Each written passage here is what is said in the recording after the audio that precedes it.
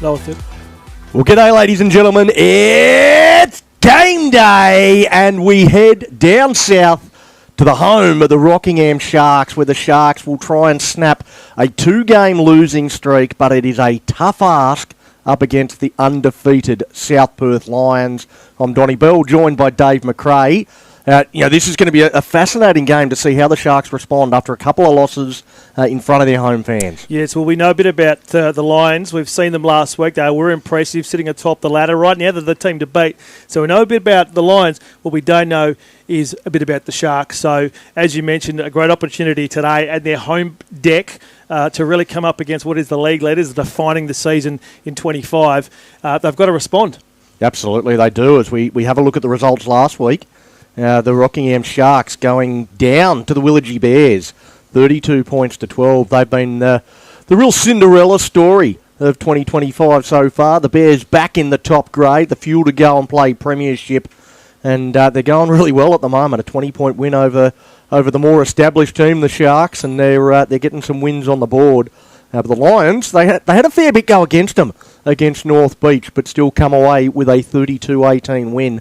Really impressive, given they were down to 12 men twice in that game. They were impressive. They were challenged, especially early in that second half. I was expecting Beach to come out and try. And at one stage, I thought they'd go on with it, but in the end, Beach were probably their worst enemies. They were given plenty of opportunities, weren't they, by South Perth early in that first half. They just couldn't capitalise, and I guess that's going to be the difference, I think, between the sides this year. If you can't take your chances, you're going to be punished, and of course, the Lions turned around and punished them pretty significantly. They certainly did. They ended up winning that game pretty comfortably and probably deserved to. They were very good in terms of the chances that they converted. They did a fantastic job. It's not quite as strong a team that South Perth have named here today. So does that open the door? Does it leave it slightly ajar for the Sharks, do you think?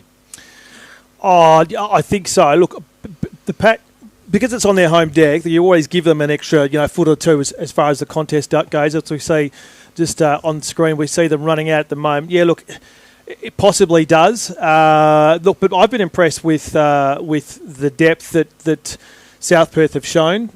You mentioned in the call last week having someone like Eddie Prowler come off the bench. I mean, that's a pretty handy bench player, someone who's pretty experienced. So look, it helps. But again, I've been really impressed with the Lions' depth this year. So if they've got a couple missing, look, it could open the door. But if they're going to win a game, surely they've got to do it here. Yeah, no, well, you mentioned Eddie Prowler. Prowler into the starting lineup this week. No Samasoni Langi, who was the star last week, as he has been throughout season 2025. But, Prowler comes into the side to partner Harry DeBeek in the halves. I think we might have Macy Simpkin down on the sideline as well. I'm not sure if we do yet. We've had a few challenges with the setup down there at the moment, so just waiting for a few things. I don't think we have Macy yet. Okay, well, but we'll just have to wait and see. We'll try and get an update on conditions at the ground, because it's always an interesting place when you go to Franklin Offshore Stadium. Quite often you can have rain coming in sideways and a lot of wind, but it doesn't look like we're contending with those conditions today. Beautiful blue skies, as you can see on your screen. The Sharks will be running from right to left. They'll kick off. Doesn't look to be much of a breeze around either. Beautiful day for rugby league. Referees are ready. The players are ready. We wait for the whistle. Captain says yes. And here we go. Blows the whistle and we get underway. The kick-off will go down, and South Perth will have first use of the football.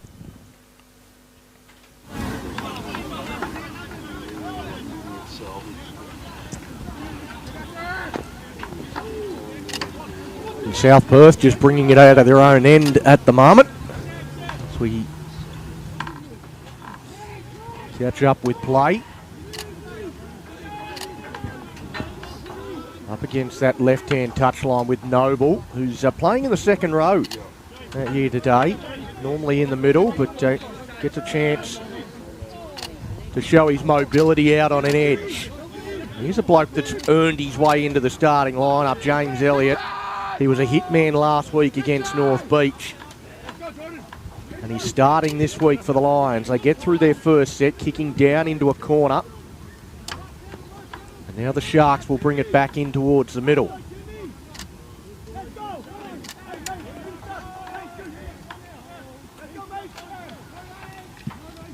The Sharks, their first use of the ball. Daniel Green involved in that tackle. Seeing a compressed defensive line as Chizuni gets out a dummy half for the Sharks. Picks up a couple of metres. He's a real Brendan Smith type, nuggety type at 9. And now Siddons, the English import. Played some rep games representing the English Lions at the end of last season and has stuck around. Loved Perth so much that he's signed up for the Sharks as they get through their first set as well. They go to the sky. A tester for Haney, who comes forward to it, takes it well, looks to attack straight away on the back of that. Gugar into dummy half. He's got a bit of a different role as well, so moving from an edge forward role out into the centres. Not something he's completely unfamiliar with, but certainly a little different to what we saw last week as Meliartha gets out a dummy half up towards halfway. Jaden Evans a dummy half, goes to DeBeek, dummies to the first runner, goes to Smith. Smith tries to spin his way over halfway. Drives up a little beyond that mark. It comes across from Elliott, he tips it on further. The Lions, they're 40 out from the Sharks line, slow play the ball. Short, well, he's gone the long pass out to Arthur, the last pass called forward. Well, it was slick from the Lions. It looked like a short ball, but it went across the face of the short runner. And the second pass, same again. Nice sleight of hand, but touch judge right in line with it, calling it forward. We saw a bit of that last night as well.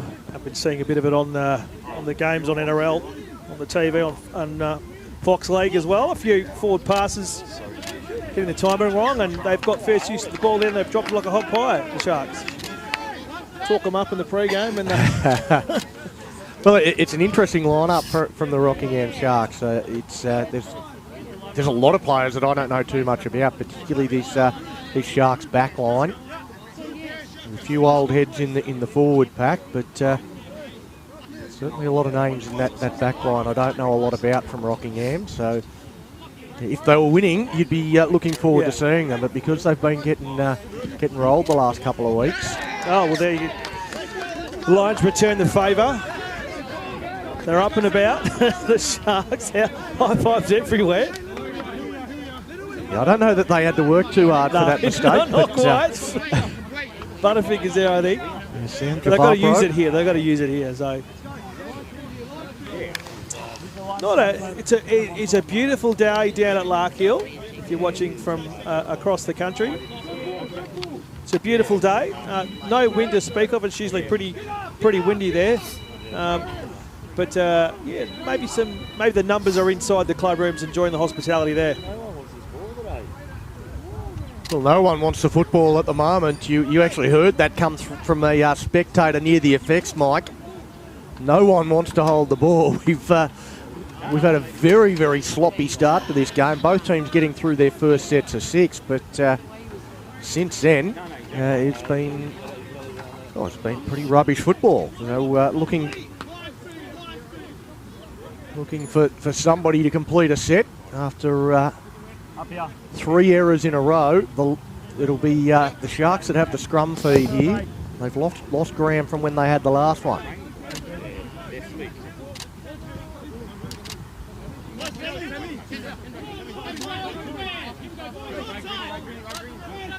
Now the Sharks. Chizuni in this left-hand corridor.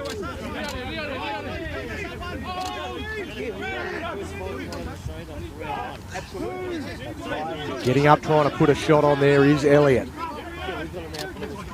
Now they work down the left. Getting up over the ad line, that looks like Brodie Gilchrist.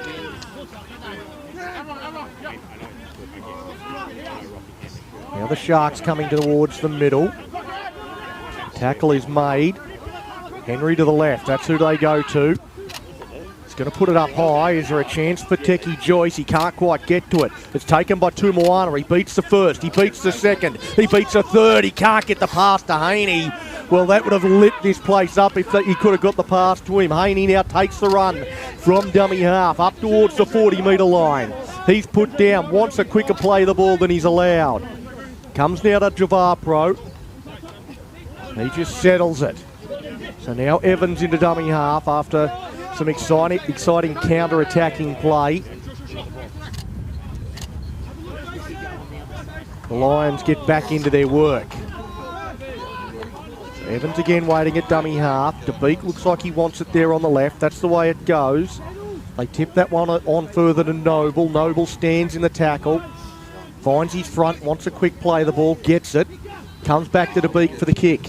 Kicks the belly of the ball. This will be a tester for Lawton. Lawton perched underneath it. He gets his legs taken out from underneath him, I feel. And that will be the penalty. That is the call. He got up high and it just looked like he had his legs clipped.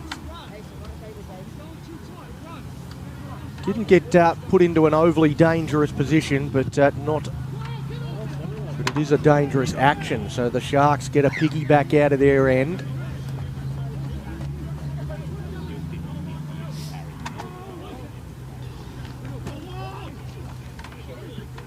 They'll start inside the Lions half. Chizurni to dummy half. Turned underneath. And another penalty, so back-to-back penalties for the Sharks.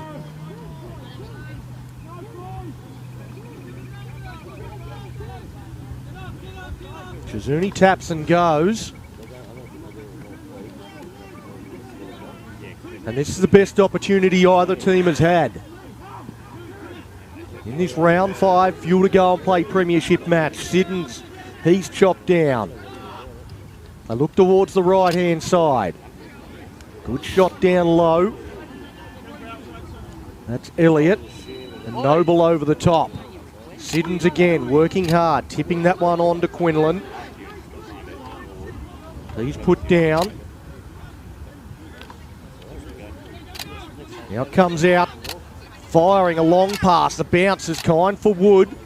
Wood comes back infield though, tackle 5. They look for their kick option. Chizurni, well, they don't get to their kick option. It's a sloppy play the ball. And that should see the ball handed over. South Perth survive.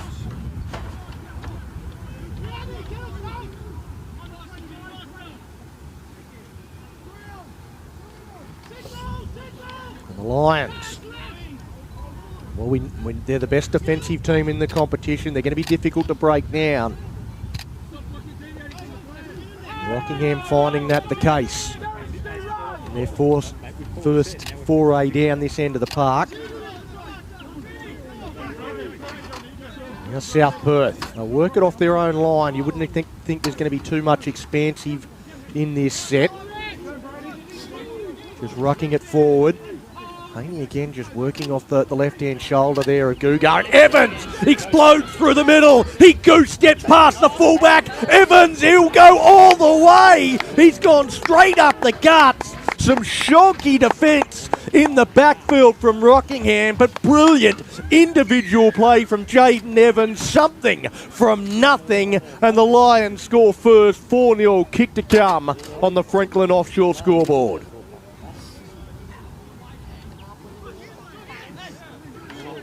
Well, there wasn't too much doing, just a little bit of lazy work at a defender for Rockingham, and Evans just found way too much space straight through the middle. Took on the fullback, a little bit of a goose step, and some arm grabbing really from Kieran Lawton. Jaden Evans shows good speed as well to run off with the prize. South Perth up 4-0. Kick to come. First 10 minutes has been a bit of a grind. And really it's just a bit of individual brilliance that turns this one on its ear. DeBeek now from right in front. shouldn't have too many problems with this one.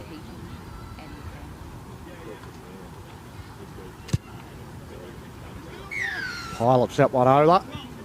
6 points to 0 on the Franklin Offshore scoreboard. 11 minutes gone.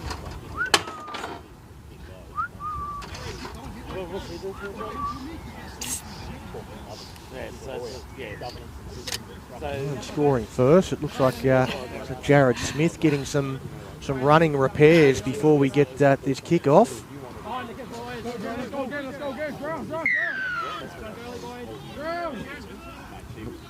sure if it's Jared Smith or Eddie Proudler. It's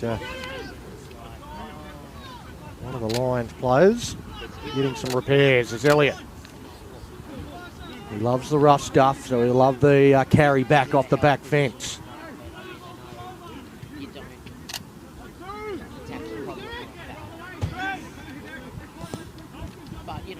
South Perth, after scoring, just looking to get through this set. It's Evans to Proudler. Gets that on to Hicko.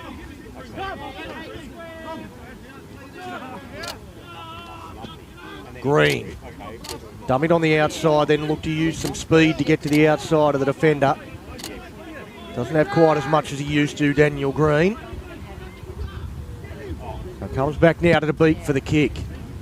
Again, it's going to be a tester for Lawton. He takes that one.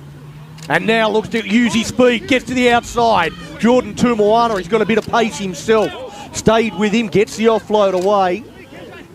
Looking to play a bit of rugby league here, the Sharks. He's dropped the ball. Not picked up by the officials. It was either going to be a penalty or a knock on there, Dave, but neither of them come from the referee. No, we don't have a comment at the moment either, so guessing game.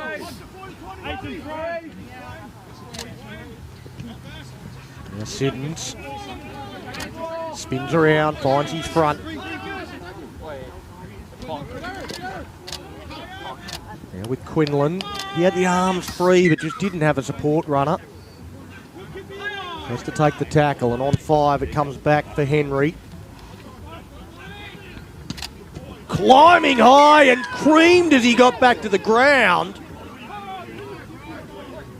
Well, the penalty goes to South Perth. I thought that was all clear. I thought he hit him as he hit the ground. Referee saying that he was still in the air when he got cleaned up. He hasn't gone to his chutchies either, so he's pretty confident on that. Well, he's in a better position than we are. I thought he got the timing pretty right, but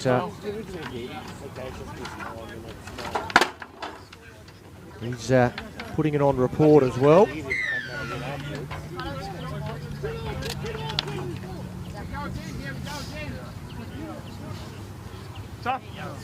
It wasn't a penalty for a late shot. It was because he claimed him in the air. The touch finder gets the Lions up to halfway. He's had some problems with his hands so far, Sam Javapro. Luckily that one is when the ball's not in play. As Smith dummies to the outside himself, almost goes straight through. He'll find his front. The Lions will be on the front foot. Elliott picks out a target. I don't know whether he picks out the right one though in Chris Siddons. Siddons, one of the more experienced players in this Sharks team, controls the ruck. Now Noble. He'll get rolled over onto his back. Evans to Green. Green gets it out to Elliott. The Sharks read that pretty well. Not the greatest of shape from South Perth, but Proudler to DeBeek out the back to Haney. Haney goes wider. They take them on to Moana now for the corner. Spins around and gets it down. Well, the Sharks, they had enough numbers there. They scrambled well. They got across to close down a dangerous attacking opportunity, or so it seemed. But Jordan Tumoana, he just wanted it more. Had the arm free and gets the ball to the turf for the second try this game. 10-0 kick to come. That's it. Oh, ours is there. We've got both. Great work. Keep your language clean. So it was nice shape on the right-hand side. On that occasion from South Perth, Travis Haney coming in, chiming into the back line. But Jordan Tumoana didn't look like he had enough room. There was enough sliding defence from Rockingham to shut that down. They just couldn't get the job done. And the Lions, they blow out to a 10-0 lead. DABSCO with a kick from out wide. Hi, Aaron. Hi, Ez. He's about 5 metres in from touch.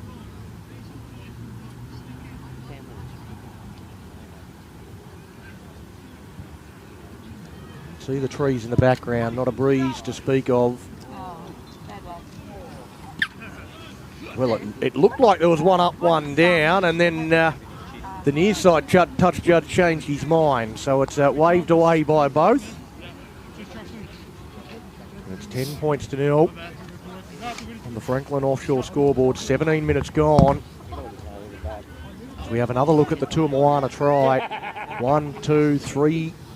3 Sharks there. Kendra Wood perhaps could have lent his weight to try and stop the ball as well, but there was enough Sharks there to expect them to have got that job done. They didn't.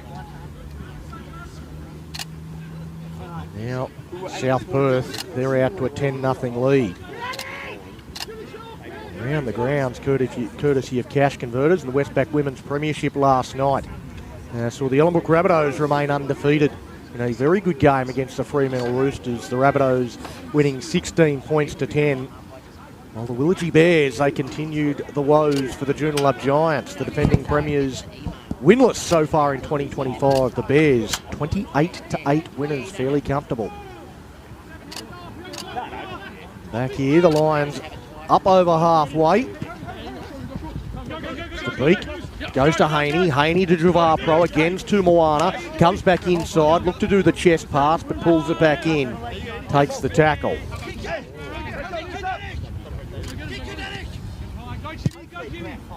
The kick from Eddie Proudler.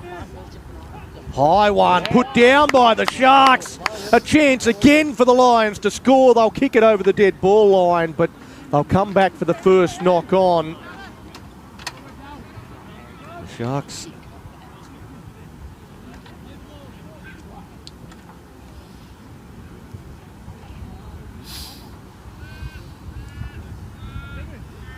are having some trouble with the high kicks. Shout out to Tommy Fry, sending us a message saying no score on the screen. It's just been updated now. The Lions up 10 points to 0. Scoring the first 2 tries, if you've just joined us, Jaden Evans, a scintillating individual effort. Went straight through the guts of the Sharks to score the first, and then Jordan Tumoana out on this right-hand side. Some good shape from South Perth, but some poor initial contact from Rockingham as Daniel Green breaks from the base of the scrum, gets it to Eddie Proudler, and you talk about shoddy defence. Well, it doesn't get much softer than that. Proudler goes straight between a couple of Sharks, brings it around, puts it down under the post, and it is 14-0 kick to come. Well, that was pretty bad, Don. If that's what we're going to dish up today for the Sharks, it's going to be a long game for them. And that you mentioned that there's some new names in amongst this team. That's not an experience thing. That's just making sure you get in your position and not be a bit lazy. And that you mentioned lazy, that was disappointing. Yeah, again, it's I don't even know how you explain it. It wasn't exactly the crispest of moves from South Perth. It was a breaking from the base of the scrum. Proudler went with Daniel Green. Short little pass off the shoulder and just went straight between two defenders. That they had to stop him in that situation. The same as they had to stop Jordan Tumoana. I think the Sharks have been quite disappointing with a few of their defensive efforts. 20 minutes gone, and it looks like they're about to be down 16 points to 0. Harry DABSCO, you'd expect he would kick this. And it looks like it's going to get worse before it gets better. South Perth, they're just doing it easily at the moment.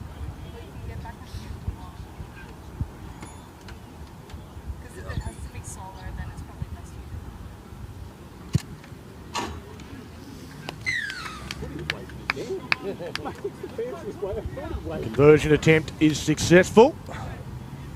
The Lions, they're out to a 16-0 lead. 21 and a half gone.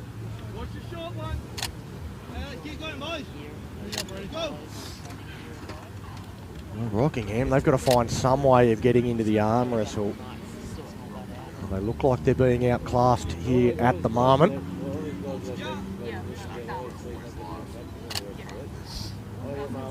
They've got to will themselves into creating a contest here at home. I say beautiful conditions for rugby league. You can't have too many excuses. You wouldn't want to be anywhere else other than out on a rugby league field today. Great conditions as the Lions get out of dummy half. And picking up some decent metres. Javapro waits at dummy half. He goes for a scurry himself. Runs into Siddons. And also Mintonelli was the other defender.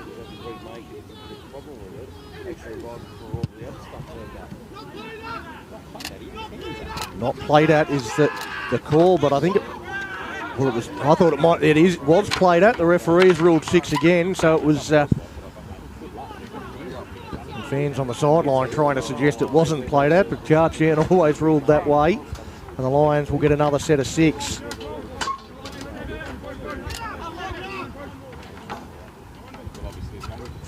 South Perth.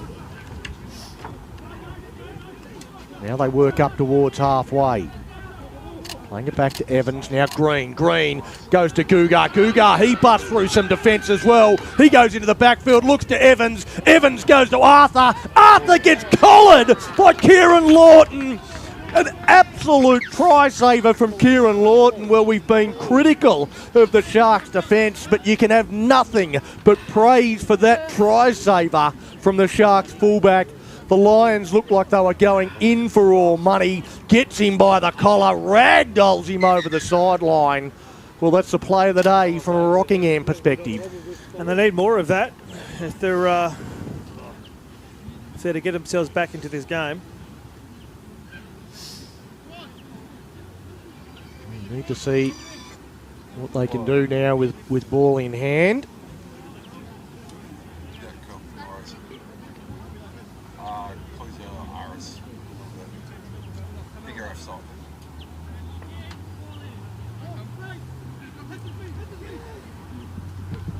South Perth that have come up with the ball, and Travis Haney is skipping through. So a golden opportunity for the Lions as Hicko tries to barge his way across. Gilchrist involved in the tackle. They try and barge over again. This time it's Elliott, and he's held up. Chizuni gets underneath him. The 150 gamer, I think Rahari Toronto is also in there, is he? And now the Sharks, they kick the ball away, and rather than being fourth tackle with a play the ball 10 out, it'll be a penalty to South Perth, and they'll have a full set of 6. So that's just, they've come up with a good play and then a ridiculously silly one.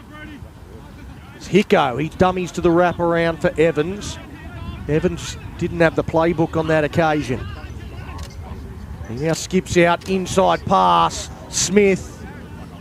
He's hit hard, nice shot from Emery.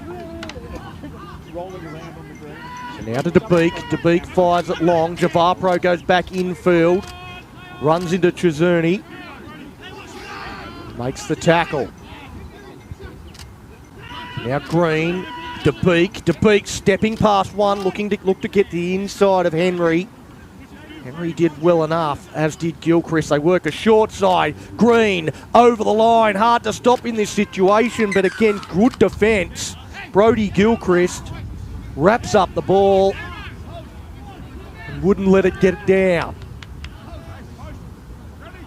So Green has to go back. Well, we saw Daniel Green score a try like that against North Beach last week. Just gets across and he's just able to drop at the hips very strongly. Now the pass comes back to Proudly, who tries to roll it in behind. Chasing through, getting to the ball and putting it down is Tim Noble. Well, there's some complaints from some of the Sharks. George Hoff doesn't like it, but Tim Noble loves it and so does the referee. I'm not sure what you could do in that situation. That's just class. That come off the boot of Eddie Proudly, did you call that? Yeah, I mean, have a look at this deft kick, and that's... Yeah, they were coming in from, mate, it was like an X. X marks the spot coming in from both angles. I'm not sure how you set up for that. I'm not sure if it was a set play, but the man, the master, the veteran that is Eddie Proudly, just the deft kick off the toe, just had the Rockingham defence in all sorts, and there's not much you can do about that.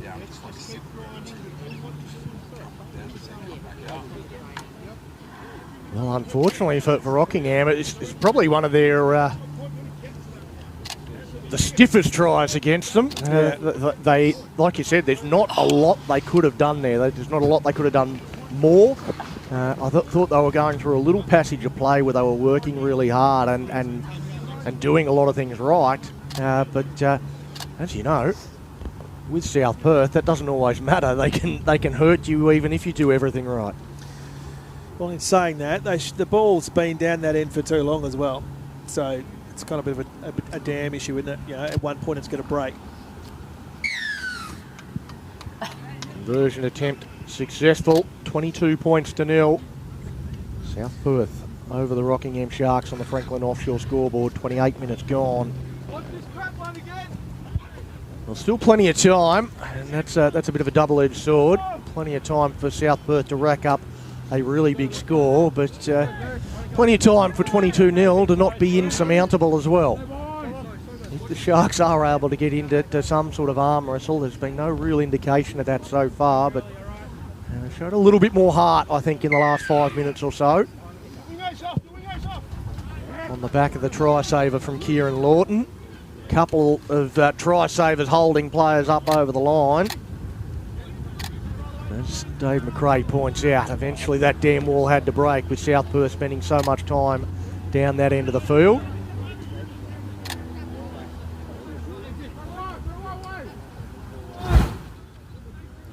It might actually be Damien Worth in the 13, not the 150-gamer Rihari Tarona. As a penalty goes to the Sharks. Well, can they put something on the board? What do you do here, Don? You don't go to the points, do you? No. No, certainly not. Is Worth. Antonelli wakes out to the left. They go to Siddenzo on the right. He runs into the most recent Lions try scorer, Timmy Noble. Keep working to the right-hand side. Tipped on, they go through and they score. Oh. Well, their first real opportunity down here, and Trey Emery slices straight through. The Sharks come from everywhere to celebrate with him. That was a nice little tip-on play. And Rockingham, well, they made that look pretty easy. Lewis Hoff with the pass, and Emery just goes straight through with ease. And the key there, Don, you mentioned it, first opportunity down there. So they just need to get the ball down there, don't they? That was a great through ball, great run, really well timed. Just keep the ball down that end, boys. And I think we touched on this last week as well. So the only questions that I had from a Lions perspective was maybe down back, maybe some questions. We know that Beach definitely had some issues in that department defensively. Very good up front. The Lions, as we've seen today, some of those tries up the other end. But, yeah, they've got to get the ball down this end to the home team to be able to get those opportunities. First opportunity, real opportunity, bang, there's a 4-pointer. Good time to do it too, 30 minutes down.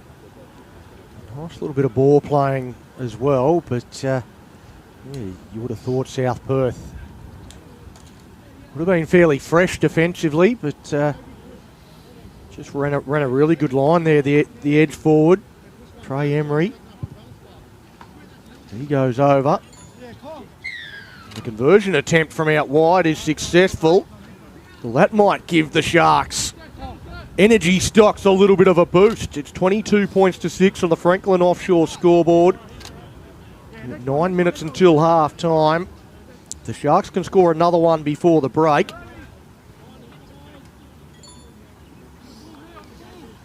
And they'll feel that they're right back in this contest.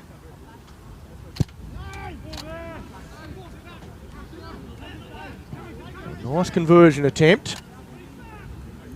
It's got to complete here, move up the ground. Put some pressure on the lines. Oh, defensively, that's good.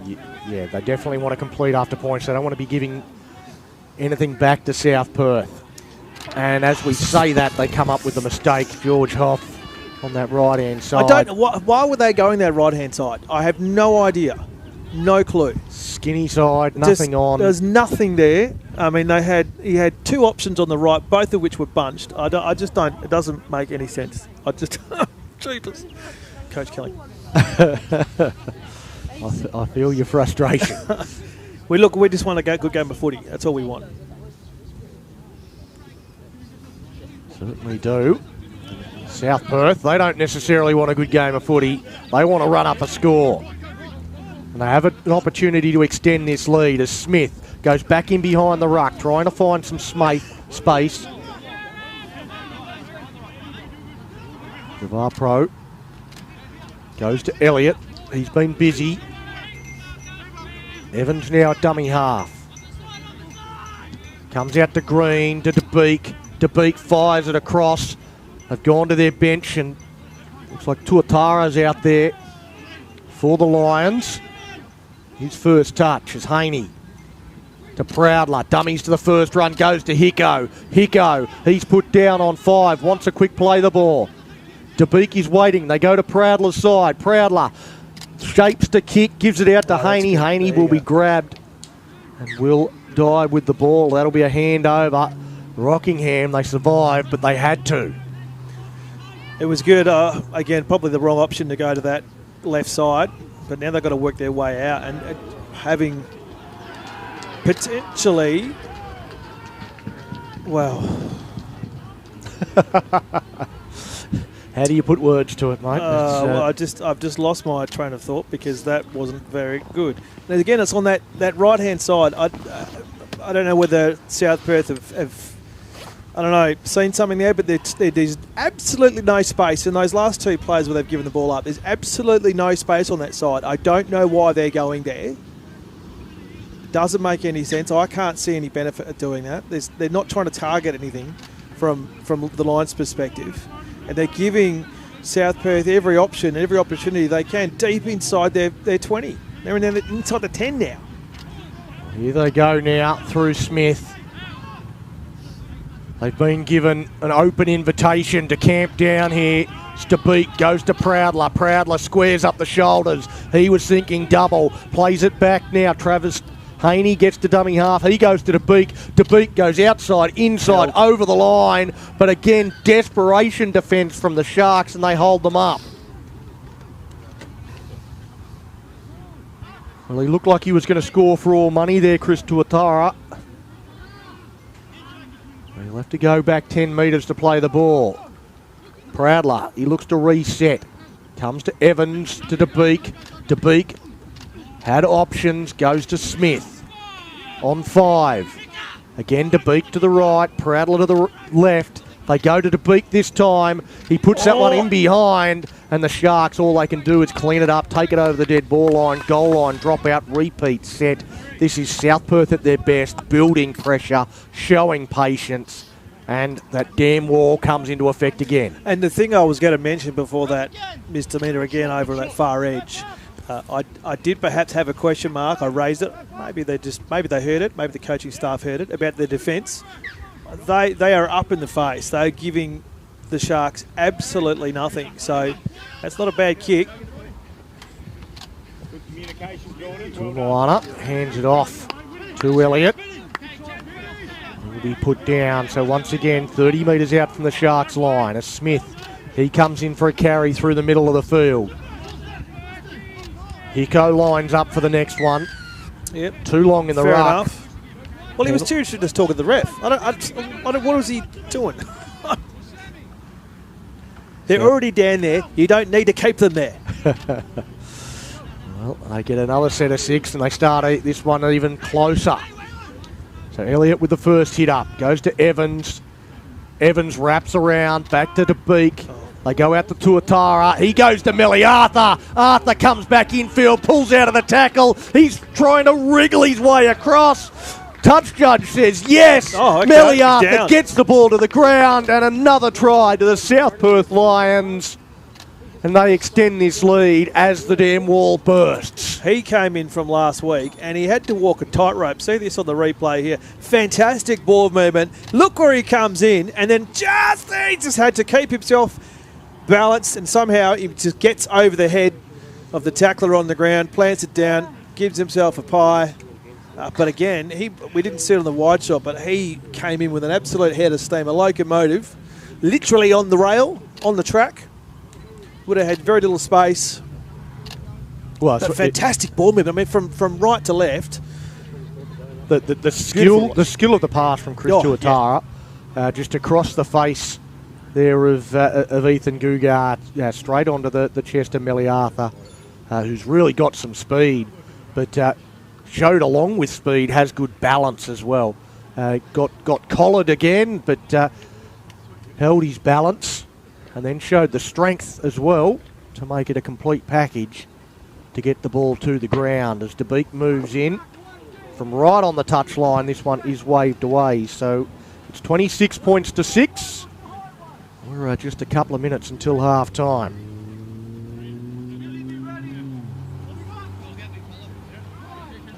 See it again on the replay there. It's hard to stop. Like a locomotive. Right now it's the Lions that are hard to stop. Go around the grounds, courtesy of Cash Converters, and the other fuel to go and play Premiership match, the North Beach Seagulls up against the Joondalup Giants, and it's the Seagulls. They're up 10 points to 0 in that one.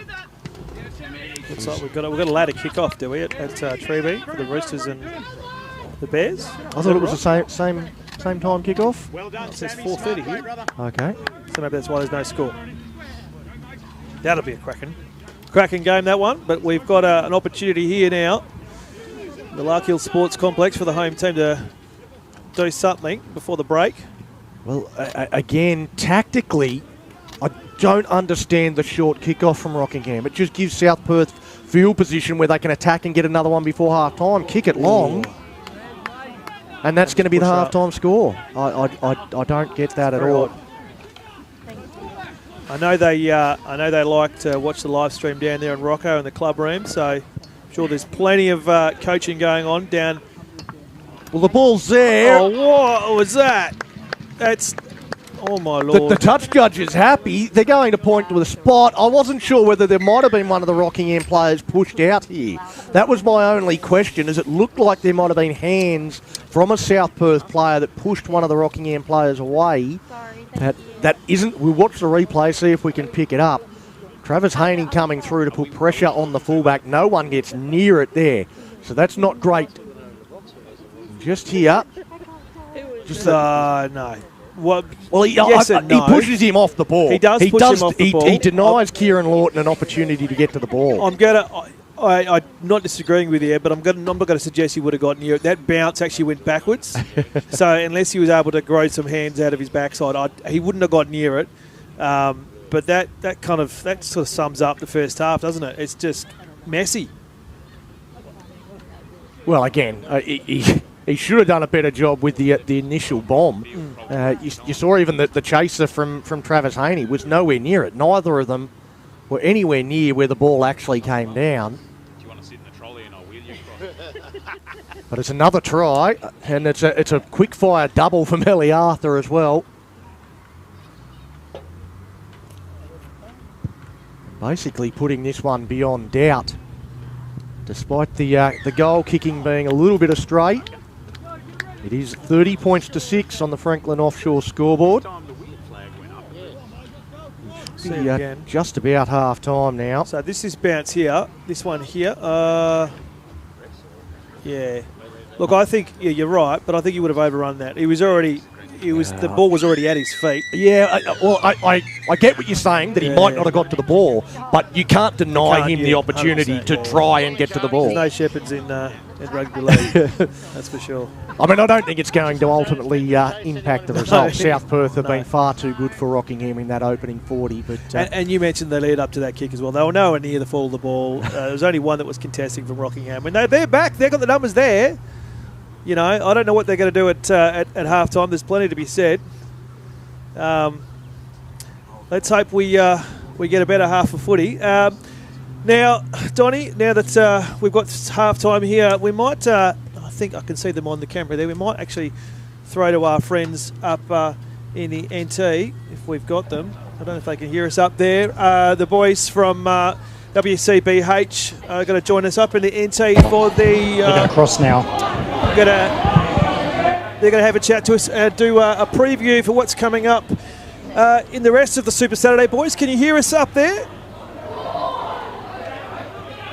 Absolutely. Good evening to you, Don and Dave, from over here in Larrakia country for NRL NT's round 5 coverage of the Tru-Flow services between Nightcliff Dragons and Darwin Brothers. It is beautiful weather conditions up here. I'm going to do a weather report in a few moments' time, but Cam alongside me. Cam, it is shaping up to be a game that we're all looking forward to. The stadium is starting to fill up, the atmosphere is building, and we're looking forward to our Tru-Flow services kick off very shortly. Yeah, good evening, Dave and Don. It's great to be joining with you again. You're crossing it just in the second half of this Gatley game between the Nightcliff Dragons and Darwin Brothers. The Gatley Shield, of course, is our reserve grade up here. And the Nightcliff Dragons, in a very entertaining game, are leading Darwin Brothers 22 points to 4. As Axel said, it is shaping up as a big evening tonight. First game we've got in terms of the live stream will be Nightcliff Dragons versus Darwin Brothers in the Tru-Flow Services Premiership. That will be the women's game. And then follow that we will have the men's game, which is the DABSCO Premiership. And we do all of that thanks to Pepsi Max, who's our game day sponsor up here. We bring you the scores, of course, for McDonald's and up on the Chemist Warehouse scoreboard. Already in the Tru-Flow Services Premiership, we had 2 games played last night, or 2 games should have been played last night. We had the Bears up against the Raiders. Now, last week with our live stream game, we saw the Raiders. They came up against that very strong, very capable Brothers team. It was great to see the Raiders get some momentum back tonight, last night. They weren't able to win the game, but they held the Bears to account.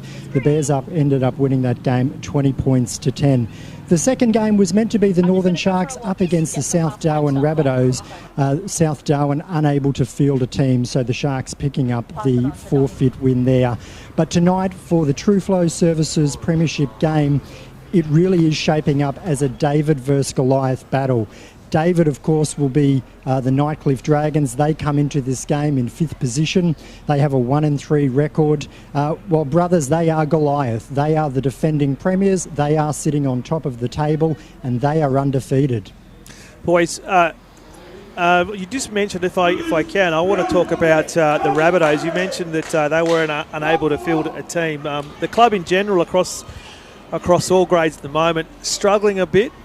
Where do you see the Rabbitohs at the moment, can you see any shining lights for them heading into the back end of the season, given their troubles at the moment? Yeah, absolutely. There's obviously a need for more players at the senior level. I believe their junior ranks are rather healthy. We saw a few weeks ago the South Darwin Rabbitohs in the DABSCO Premiership really push the Nightcliff Dragons. The Dragons winning a comeback game, 34 points to 32 from memory. Look, Darwin football, local football, it doesn't take a whole lot for a few players to change clubs, a few players to come into town with their working commitments, but we just need to somehow funnel some players towards the South Darwin Rabbitohs, because unfortunately they have struggled for the past few seasons. We do have a 6-team competition up here. 3 teams based in the Darwin area, that's being South Darwin Rabbitohs, Darwin Brothers and the Nightcliff Dragons, and 3 teams based out in the Palmerston and rural areas. Palmerston Raiders based at Palmerston, the Northern Sharks based at Palmerston, and the Litchfield Bears just based out in the rural areas. There are enough players in rugby league to go around with all of the senior clubs, but we just need to somehow work them into the South Darwin Rabbitohs, because we want a healthy 6-team competition.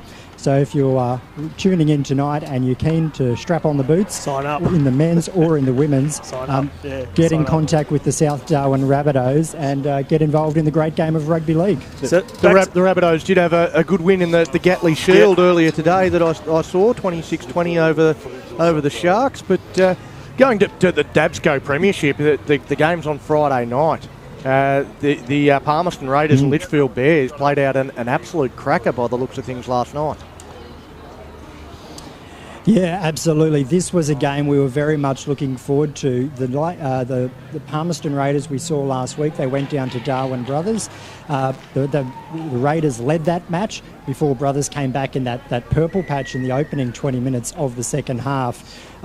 Last night, the Raiders once again got out to a big lead, and the Bears came back. And at one stage, the game was held in the balance late into the second half. But the Raiders, they did get home 24 points to 22. As we spoke about last week, there's this emergence of 3 teams at the top of the ladder of the DABSCO Premiership. We've got the Palmerston Raiders, the Darwin Brothers, and the Litchfield Bears. They're all battling each other for ascendancy. Nightcliff Dragons, they have an opportunity tonight to try and join that group of 3 and make it a group of 4. It'll be really interesting once we get to our first grade game tonight in the DABSCO Premiership. Just before we leave you fellas, so it's long odds for the challenges tonight for Nightcliff. If they are to challenge and really push the Brothers, where do you think it's going to happen? Who are the players amongst this list that could potentially have an impact? Yeah, fantastic question. I suppose success looks different for both clubs.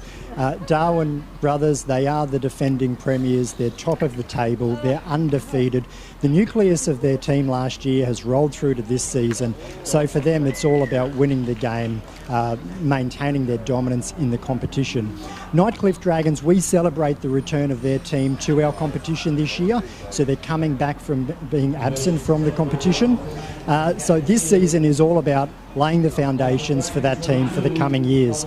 So really interested to see how their attack and defence shapes up. Will they be a team that is defence focused? Will they be a team that is attack focused? Will they have a heavily structured attack, or will they just throw the ball around and just see where the game takes them? The Darwin Brothers, they've only had 12 points scored against them in the opening 4 games in this Tru-Flow Services Premiership. That's an average of 3 points per game. If Nightcliff can get on the board with a try, well, they're running ahead of that average. So as much as Nightcliff would love to get the victory tonight, I think we're going to be measuring success from 2 different perspectives. Darwin Brothers, we have just got the sheets coming through. Once again, a very strong lineup. Last week, we were all raving about the performance of their fullback, Jacinda Summers. We've got their centres, such a strong centre partner in Callum Nonna and Morgan Keats. Ellie Nicky, she'll wear the number 8. She is the 5'8". She directs the team around the field so capably. And up front, a big set of forwards that do plenty of work. The Brothers forwards, they just get a real roll on. And then the players are able to run to the line, draw and pass, draw and pass, draw and pass.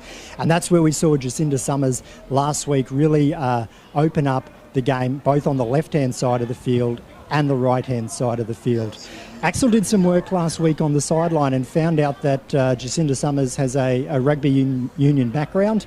And as we know, if you're a fullback or a winger in union and you get trapped in your area with the ball, the only option you've got is to kick. And we saw Jacinda Summers put the ball on the toe last week a few times. She's more than happy to turn the defenders around and get a good chase on. I think it's going to be a very strong performance again from the Darwin Brothers. And we were just in awe last week about their ball security, their field position that they were able to do, and how they starved the Palmerston Raiders of the ball last week. Look, if they're able to do that tonight, I think it will be a big scoreline for the Darwin Brothers, but I really hope that the Nightcliff Dragons can get a few tries on the board. Unfortunately, we've only got 14 players on the team sheet so far. Let's hope there's a few more players to be added before we kick off in about 10 to 15 minutes' time, because one player on the bench up against a very strong, fit, capable Brothers team. Those players are going to be working very, very hard. Boys, Dave, Don? Boys, absolutely fantastic preview of what's coming up. We're going to join you in about 40 as we see down here. We are down here, aren't we, Donnie? They're up there. Down here, the Sharks are running out for the second half. Gents, fantastic. We're looking forward to catching up with you again shortly for the Tru-Flow Premiership and the DABSCO big game later on this evening. Sounds good. We'll speak to you a little bit later in the evening. Thanks, boys. Great to hear there from Cam and Axel as we've got players and referees back out onto the field for the second half of the Fuel to Go and Play Premiership here in Western Australia. NRL-WA competition. You're on NRL pathways for this clash. The Lions leading at half-time, 30 points to 6. And it's South Perth to kick off. They've gone really deep, and there's a knock-on from Rockingham. Well, he's going to claim that it went backwards there, Crockett Henry. The referee is not going to agree. It'll be a goal line dropout. Well, they have had all sorts of problems with their hands, and it's going to hurt them on the scoreboard because they just keep inviting the Lions down here. Speaking of hands, Donna, whenever we have a situation like this, I think of a comment you made, I would have been 5 or 6 years ago, probably longer, when we did the West Australian versus England warm-up game for the World Cup.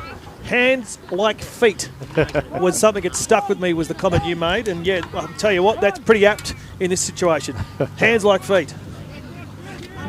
See now the Lions once again assaulting the Sharks try line as it goes to Proudler. He gives it underneath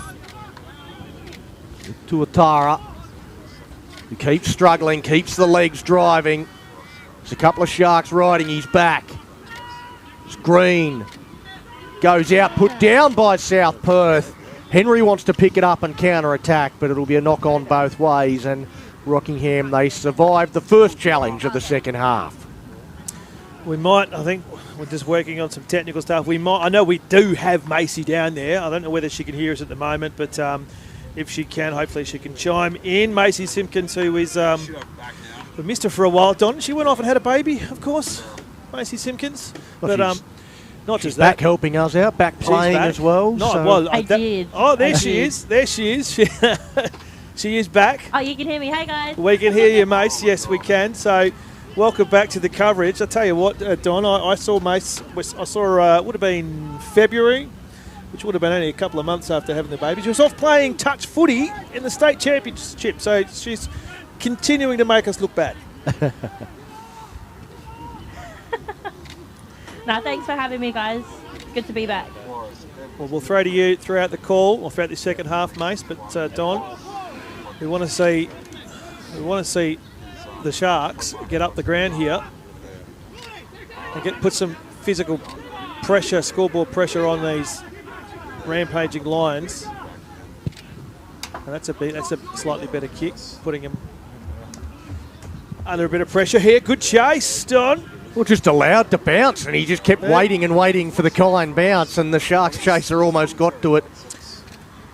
They're the fundamental easy things that they can do. They don't need to change, but they can do those things, and put some pressure on. Just put some pace on your defence, get your kick chases going well, and all of a sudden there could be some opportunities. It's a simple game, rugby league, really, and run hard, tackle hard. If you do those two things, suddenly you'll find that you'll get a bit of luck starting to go your way as well.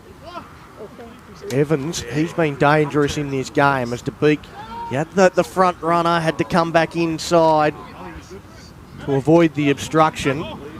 Goes to James Elliott. I don't know that anybody, that wasn't James Elliott, that's Riley Capdeen out onto the field. Say James Elliott did a mountain of work, but it looks like he's earned a spot on the pine for a little while. And now a high shot from Jared Smith gives away the penalty. Allow the Sharks out of their own end. They might go down to Macy. Macy on the ground. I mean, what's the body language and the talk like from the Sharks? Is there still some positivity out there from them despite the scoreline? Yeah, definitely, especially towards this end of that first half. I think they saved about 3 tries on their defensive line held up, and there's no lack of effort there from them. So we'll see how the rest of this half goes, but they've definitely got a lot of grit, this Rockingham team. It's good to hear. So that's what you want. It's a developing team. You need a bit of grit. When you put together... Oh! Well, Harry de Beek charged out of the line, but it's created some space to the outside. He missed his assignment. Now it goes out wide to Wood.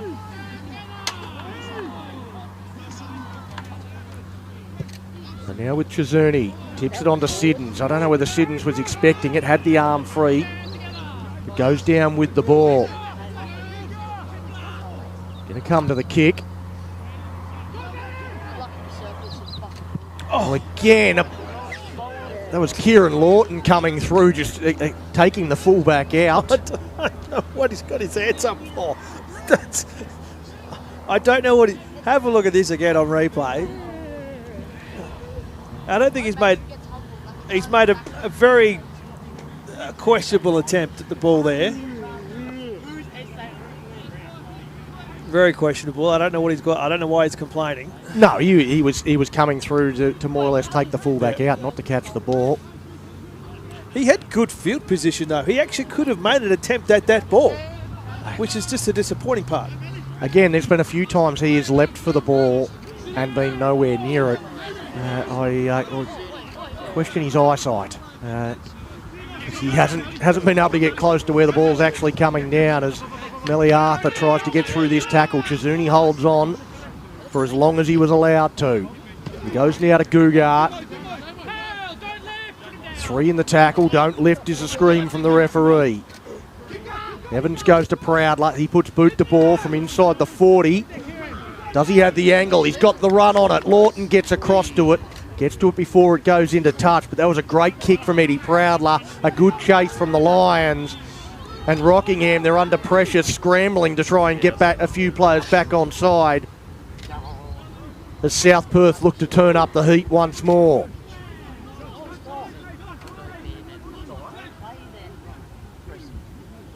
Now just trying to work out of their own end. They go a couple of passes wide. They don't find any lazy defenders though. Proudler and Tuatara make the tackle. Told to go back to his mark and play it here, James. Now Chizuni runs into Hicko.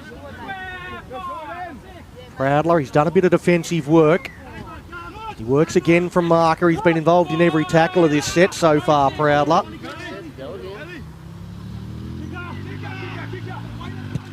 Now Rockingham, they get to their kick. Shaping that one off the outside of the boot, but Arthur takes it on the full. That's a fair kick return, gets him almost back to halfway. Haney at dummy half. He was always having a little run, comes back towards the middle of the field. You always have to be awake when Haney's got the ball in hand. Captain in behind the ruck, stripped out by Siddons. Well, they're calling a knock on. Well, I thought Siddons was all over the ball and ripped that one out. They're going to be a scrum feed to Rockingham. You see the wry smile on your camera there on the screen from Siddons. He got away with one. Well, they need a bit of luck. Just need to capitalise on it now. Perfect day for rugby league. It's usually blowing a gale down at Lark Hill, if you're watching from interstate. The windiest place on the planet. It's always windy, even when it's not. Even when it's not. Yeah, there's a breeze there, we just can't feel it. Now Henry, working to that left-hand side, turns that underneath. Captain trying to make up for his mistake in the tackle. Gilchrist, he runs at Smith, wants a quick play the ball. Smith just does well enough to slow him down. Siddons gets it onto Worth. Worth backing towards his the Lions try line on 5. I'll get to the kick. A tester again for Haney. Oh, we'll take it. Takes it well and is hit as soon as he gets back to the ground. Arthur out of dummy half, fends away from one. There's room for Melly Arthur. Gets the pass away, backing up to Moana. He's got one to beat, draw pass, gets it to Haney. Haney sets sail for the try line, ducks underneath the tackler, Kieran Lawton. And the South Perth Lions go coast to coast, speed galore, and they finish it off with Travis Haney with a 4-pointer. I thought he might have been had then, but here's the first run. And just watch this pass, watch this one, bang. That was brilliant. Must have heard that voice over his right shoulder. Just holds this ball, turns him inside out, and at this point, he's got the toe. I thought he got him, grabbed him around the neck and just ducked the head, looped under that, and it was just that wry look over his shoulder too. Just to rub it in. It's a bit of salt. Get that in you. And you saw the fist on the grass there. Frustrating. Well, you can tell that it means something to these Sharks players. Kieran Lawton was filthy, that he had the opportunity to save that try, to stop that try from being scored. And when he missed the tackle, the frustration with himself as much as anything else. I think he actually did well in that regard because, like I said, that drew him in pretty well. It was 2-on-1, and yet he still had opportunity. He still had the toe to try and almost chase him down. First try of this second half. And DeBeek from right in front. Shouldn't have too many problems. Knocks it over. 36 points to 6 on the Franklin Offshore scoreboard. 10 minutes gone here in the second half. See it again. This pass there, that is just sublime. He's got two himself there, here, Arthur. So he's just held this pass, tried to tell him, he probably actually passed that a little bit early, which just opened the door, almost run him down, just needed some longer fingernails. Couldn't get hold of the jersey. He's got a tight fit there, Travis Haney. He looked like he was looking to hear something from the Rockingham Sharks fans. He couldn't. he can't quite hear them at the moment. At 36-6. Tight jerseys. That's my segue for a Bears a Bears notation, a Bears reference, because we've got to speak about the Bears until 2027, don't we? Every week. Yes. So it's been, you mentioned that the tight jerseys, some of the old school vision from not just the Bears, the North City Bears, but also the WA Reds, the Western Reds, when they used to wear the jerseys that almost look like 14 sizes too big. How the game has changed. Now they almost paint them on in the big leagues, don't they? Well, here's a bounce that sits up. Oh, Lawton the bounce actually avoided the two chasers from South Perth.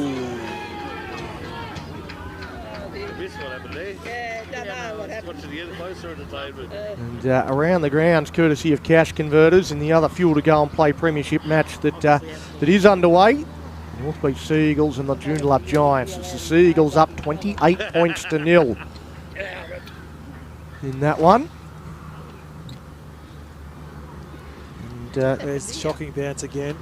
We shouldn't be too far away from a start in the Roosters-Bears game either. If not already. Again, see this tackle that goes awry from South Perth.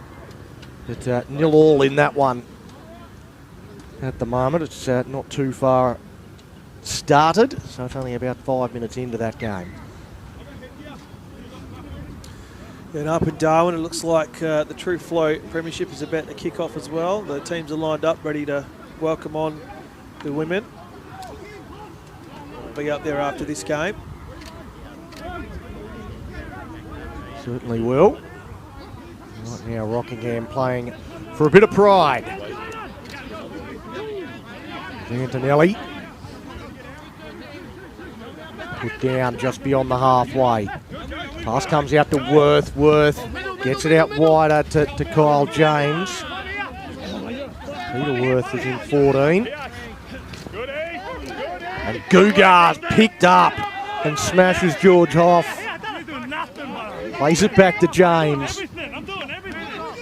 So now the Sharks, a few tip-ons through the middle. Quinlan, he's ridden down by Green. We'll play it back to Chizuni for one of the first times we see them on the front foot. Henry puts a kick through, but it's not high enough. It's too deep. Jordan Tumoana, though, he's going to get carried over the sideline. So the Sharks, they get numbers into the tackle and they make up for a poor kick. So, yeah, so they're going to get the ball, pretty good field position. Macy touched on this when we crossed her. There still seems to be plenty of energy in the Sharks camp. So for a team that's full of names that we don't necessarily know that well at the moment, obviously building something. I didn't even realise there was. I thought they were on scrum or something.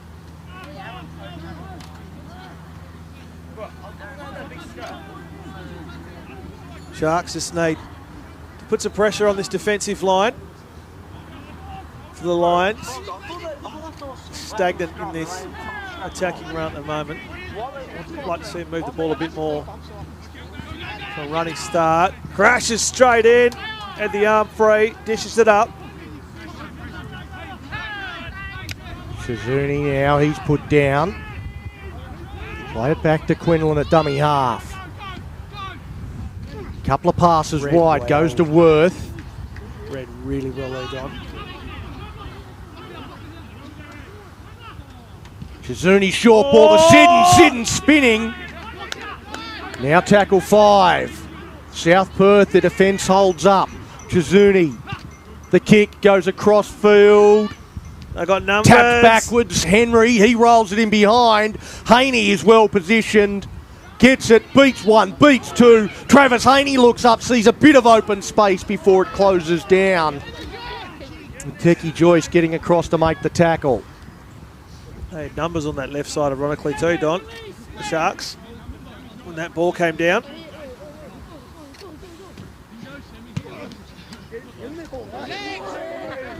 Still wanted to hit hard though, the boys in blue.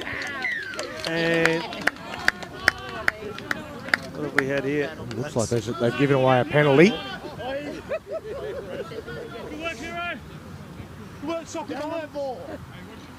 DeBeek will kick for the sideline.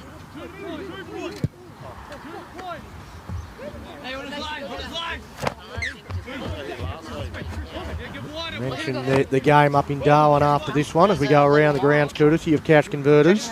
And the DABSCO Premiership last night, a couple of games, the Palmerston Raiders 24-22 over the Litchfield Bears, despite the Bears scoring 5 tries to 4. And the Northern Sharks, big win over the South Darwin Rabbitohs, 70 points to 10. And back here, it's the South Perth Lions leading 36 points to 6. It's the short ball and going through. Again, trying to draw and pass, floats one over to Arthur. Arthur has to come back infield, still can't get his hat-trick. Good coverage. Haney at dummy half. He goes across on the bounce to Daniel Green. Green goes wider. They get it out now and they set sail for the line. Trying to step back infield is Javapro. He's put down. They've scrambled well there. Rockingham, Smith, his pass, not the best. A pass out in front of Green. It goes to Hicko. Hicko puts it down. Well, that is about as unclinical as South Perth have been all day. It was a bit of a mess all over the place. Just given the opportunity now for the Sharks. Here's a good run here. What's the referee saying? There was a knock on. There was a. The hand just went up there from Kyle James, who got a little touch on it, knocked it forward. I'll hand it over.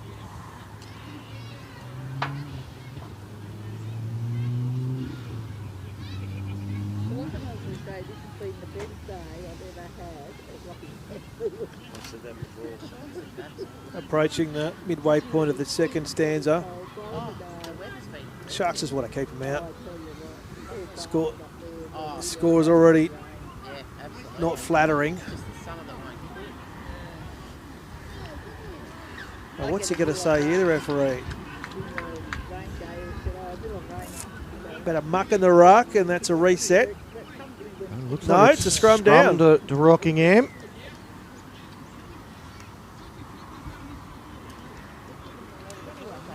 As we've said this before, Donnie, you do have the right to hold on to the ball. That's always one of my favourite sayings. If you don't drop the ball, you don't give the referee a chance to make a mistake. Not saying you made a mistake there, but if you drop it, it's every chance that they'll rule it as a knock-on. Daniel Green working hard from marker to make that tackle. Siddons. The ball's come free and he's ruled to have dropped it as well. He's claiming very passionately to the referee that it was ripped out. And we come back to exactly what we just said. We're back again. Yep, you have the right to hold on to it.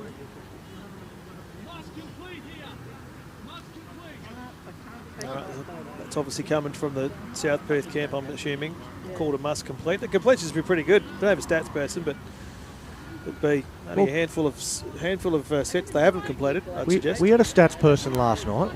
We just made it up and made it sound believable. I want meters gained. I want all that. Completion rates, time in half. Mason Hicko, he's run for 95 metres so far in this game and 22 tackles. It looks like his work is done though, making his way from the field. I might have ripped him off some stats there. Mason Hicko won't like that. He's done a bit more than that. A lot more than 95 times.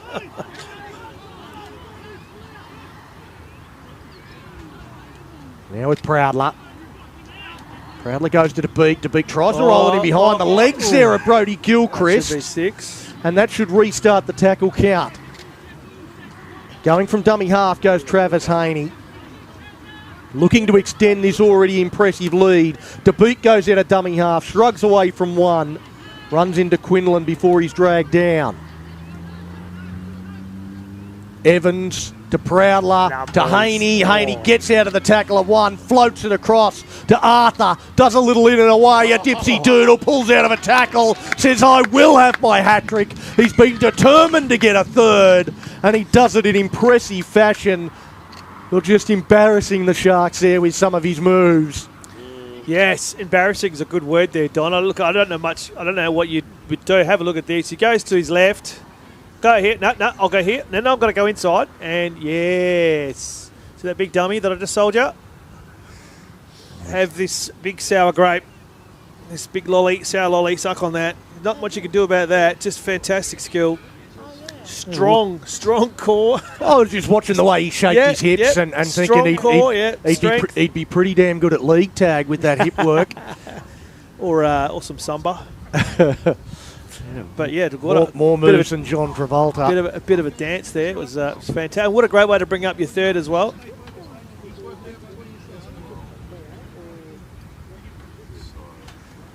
Rockingham have lost a few.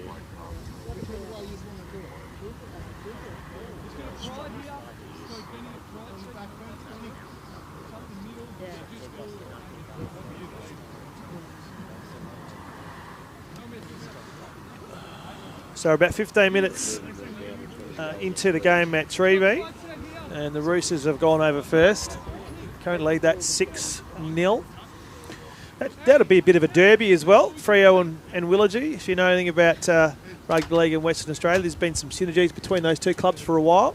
Players going back and forth between the two. So well, certainly when they were at Ken Allen, the Roosters, it was about a 5-minute walk to the Willagee Bears home ground as Harry DeBeek pilots that one over, 42 points to 6 on the Franklin Offshore scoreboard. Just see this again here. Some ankle breaking. Shrugs out of that one. And his death pass lobs it over the top and he goes left. Come with me, boys. No, I'm going to go this way right. Absolutely sold up the river, that one.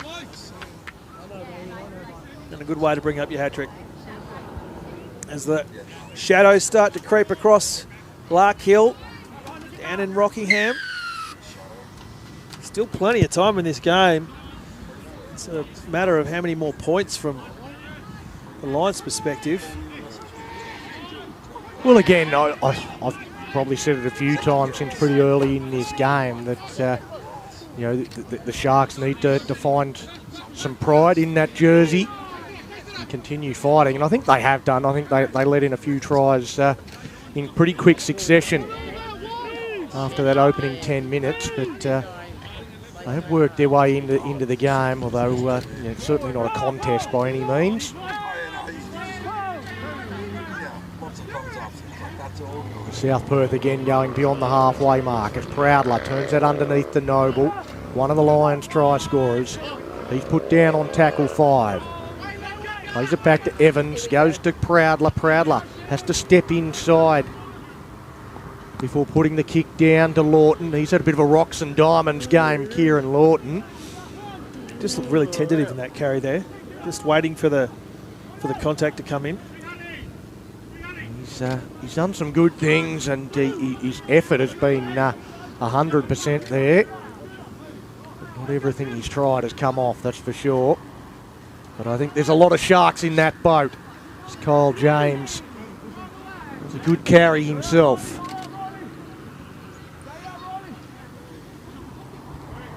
Working down the left-hand side, we might go down to Macy. Talking about the Rockingham Sharks, that it looks like it's a fairly young side. There's obviously the Worth boys and Chris Siddons for the experience, but a very, very young side overall, Rockingham. Yeah, definitely, and as you can see by the scoreboard there, with the experience of South Perth, they're a pretty well-oiled machine, so it's quite hard to come up against teams like that with such veterans, such as Daniel Green, etc. But like I said, they're still not giving up, and obviously a game of league is 2 halves, so it's good to see them continuing on, making some hard tackles, but yeah, Lions are just got all the momentum at the moment. Mace, while we've got you, we have a great shot of the grandstand there at Lark Hill. Looks a bit sparse, maybe a bit disappointing with the crowd. Is there many on your side? A lot of people like to sit along the back fence, so yeah, it would be out of view, but I did notice a lot of red and white supporters for the South Perth Lions did actually stay back, so it doesn't even seem like a Rocky home game, to be honest. The South Perth crowd is here and loud, and we know and love that about these Lions supporters. I was going to mention that, Mason Don, that there looked to be a fair bit of red and white. I suppose when you're up and about, it feels a little bit better to travel all the way to Rockingham to watch your team play. Absolutely. I mean, I don't know that there was that many there last year when they were struggling, but there's certainly in 2025 the undefeated Lions is Ben Russell. Butters out onto the field. He comes back now with DeBeek. DeBeek looked one way, comes back the other, goes to Proudler, he goes to Noble. It's all a little flat-footed. Good tackle down low. That's Jonathan Maddow out there. That one bounces through the legs of DeBeek. Green stands with the ball ready to offer, but nobody was willing to receive. It comes to DeBeek. They look for a good kick to finish this one off. It bounces off the Shark. There should be another set of 6. They might not need 6 as Tumoana's got the ball heading towards the line. He's picked up and put down. Plays the ball back to Keating. And I think the Shark's offside and a penalty. Around the grounds in the top end, Don, thanks to McDonald's. We mentioned the Tru-Flow Premiership is underway. We're going to cross to that after, as I see just on our feed, there's a kick for conversion. I'm not sure if you got that, but currently the brothers, I think if this score is correct, lead the Nightcliff Dragons 12-0. There could be another 4 points in that bag. And at North Beach, up at North Beach, 36. The Sea Eagles have advanced their advantage over the Joondalup Giants, yet to score around the grounds of WA, thanks to our good friends at Cash Converters. South Perth, a run now for Russell towards the line. We see Proudler trying to organise the offence on the left. They go to the right to beat catch pass. That was pretty, but they look to finish it off in great style. Jordan Tumoana dives in full length towards the try line. Referee and touch judge, they're all pleased with what he did. And a great try for Jordan Tumoana, but a great little catch pass on the inside from Harry DeBeek was the key to that play. Oh, Harry DeBeek again showing his years and years of experience. We'll see it again here on replay. I'm not sure if the dive was 100% necessary, but gosh, did it look good. Here it is here. And then in we go. Oh, no, he's done that well. No, it was needed, absolutely. So over on that far edge, advances it. It's now 42 points with a kick to come. But I mentioned this before the game, Don, like this South Perth side, they've had the likes of Harry de Beek, the Proutters, etc., the Greens, that spine, that structure in place for a number of years. And now they've got these numbers, they've got some youth coming through.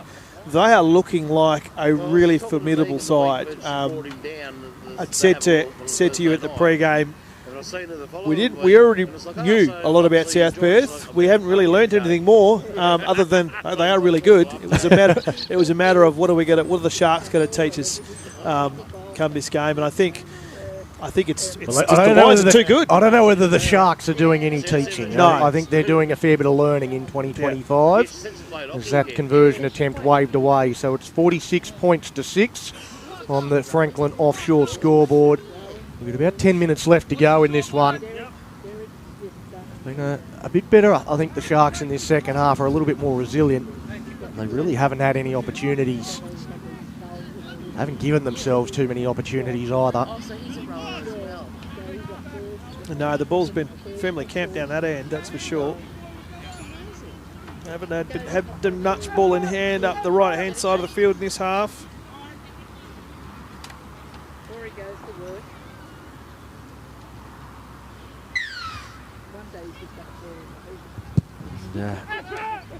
Getting some scores from the Fremantle game. 8-0 in that one. Looks like the Roosters might have taken a penalty goal to extend the lead over the Willagee Bears in that particular game.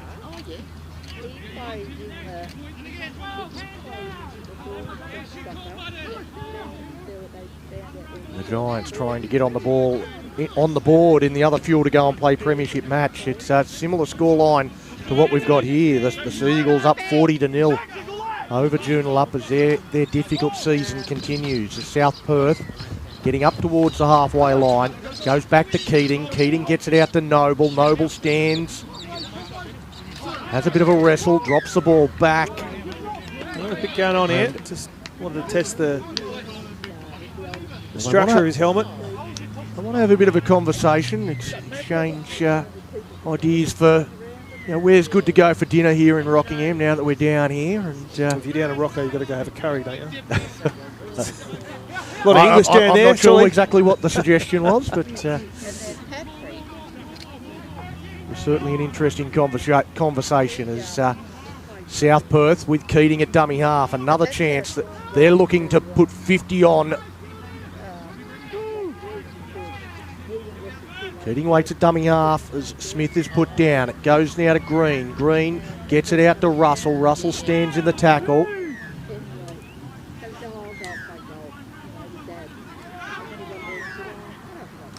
Comes out to Proudler. Proudler, he goes to the line, inside to DeBeek. DeBeek goes back to Proudler. The halves combining, look to force the pass out. It ends up with Haney, but after it's been knocked on by Eddie Proudler, he's trying to look to the touch judge for some sort of assistance, but I think he put that one down in trying to throw it out to his centre and winger. And the Sharks survive, and they won't get to raise the bat just yet, South Perth. He's still looking in really good nick, old Eddie Proudler. He must be at like 105. There he is, strapping on the knee. Well, again, I think Eddie Proudler is one of those guys that you always think he's older than he actually is, because he's been around forever. Well, he's been around since he was playing SG ball for the West Coast Pirates. That must be 102 years ago. So he's been around a little while. Still pretty handy too. Absolutely handy coming off the bench. Just that extra bow to the string of South Perth this year. They're on a mission. There's no doubt about that. Around the grounds, courtesy of Cash Converters, the Willagee Bears are in at Treeby, so 8 points to 6. Fremantle leading the Bears. A penalty goal, it might prove a pretty good decision. You don't see too many of them in local competitions, but that's a ordinary kick. Yeah. It's taken by Tuatara. The centre was offside there in George Hoff. He had to get back 10 metres. That wasn't even a midfield bomb. It was a bomb from their own 10-metre line. They were going nowhere in that set. And South Perth into this final 5 minutes or so. DeBeek double pumps, goes across, switch Javapro, ends up now with Green in the middle of the field. Green looks to step through the tackle of Chizuni, who holds onto a bootlace. Now Proudler, outside, inside play to Elliott. Rip the leg around there, Gilchrist. Again to Proudler. Goes out to Haney. Haney pulls through the tackle. Travis. Some more poor defence and some great footwork. Travis Haney gets a double. Well, he is a slippery character, Travis Haney. He's difficult to tackle, but this was a little bit too easy. Yeah, that's not good viewing. That's not good viewing. They've got the 50, and around the grounds in the top end, thanks to McDonald's, the Darwin brothers have gone over again. Just lining up a kick to convert this one, and I think they're leading by 32-0. They're only about 15 in on that one too, so the Nightcliff Dragons have a bit of work to do. Be crossing up there in about 8 minutes time with our lads Chris and Kyle, who'll be giving us the play-by-play action there from TRL Stadium. I was having a chat to Kyle earlier today, and he's battling a bit of a flu. He was not 100% sure if he was going to be able to make it, but it sounds like he's shown up, so good to see he's putting in the hard yards for us. Everyone at home, so he can bring that game to you. DeBeek looking to add some more to his personal tally. And does exactly that. So 52 points to 6 on the Franklin Offshore scoreboard. It's had a bit of a workout here today. See it again. Yeah, I think that they wouldn't want to see it again. 1, 2, 3. Oh, yeah. He's not made of butter. Well, Old Travis Haney, I can tell you that. Now, I was going to mention this a while ago. There's a bit of work going on there on DeBeek's chin. Well, he had that last week. Did he? He had exactly the same strapping on last week. Is it? The question that I have to ask is why? It's around his. Well, I'm assuming he's got some sort of cut or laceration there that he's trying to protect. He's trying to protect that and cover that up. Straight from dummy half. Tumoana out of dummy half, runs into Chizuni. And also Worth. Tuatara. He takes a nice carry as well. And now Russell goes straight up the gut, straight through the middle. Lawton comes up with a good tackle, but he gets up and goes again. And Butters, still going. Well, that'll be a very popular try in South Perth. Oh, wowee. Wowee, look at this. So Bruss through the first again. Not great viewing if you're a Rockingham supporter. Another missed tackle there. Almost took him down. Now, that was the opportunity to bring him down there. And again, yes, fantastic. But, well, fantastic for the Lions in the 17. But, oh gosh, that's not... Well, again, it's always nice when you get a guy that's he's one of those cult heroes at South Perth, and well, he doesn't play first grade week in, week out. He gets an opportunity in the top grade today, and for him to score a try where he runs 50 metres, busts through 3 and 4 tackles, that's one that will that'll get a run in the clubhouse, I think every week for the rest of the season. Yep, and you can see how much it meant to his teammates as well. They were over the moon that he got over and got a pie. We might cross down to Macy. You said there's a bit of South Perth, a few South Perth fans on the sideline there to watch this game. How did they receive that try from Butters? Oh, that was definitely a crowd favourite, I think. I think it was a bit unexpected as well. I don't think he expected it either, crashing like that. But I don't think he runs this far at training. There's one point here where I think it's this point here he realises I'll get down, and he's up again. He's like, I'm not being held. Brakes are here. He goes, oh, hold on, I might be on here. He's had a dash. He's had a look to his left, and he's like, I can go. I can go here.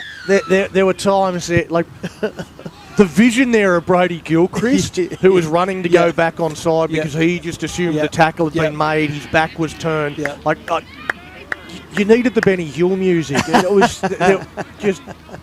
it was comical. Oh, wow.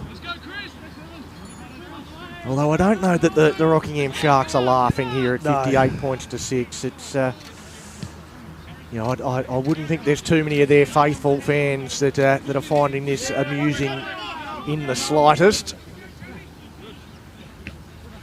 There's Arthur.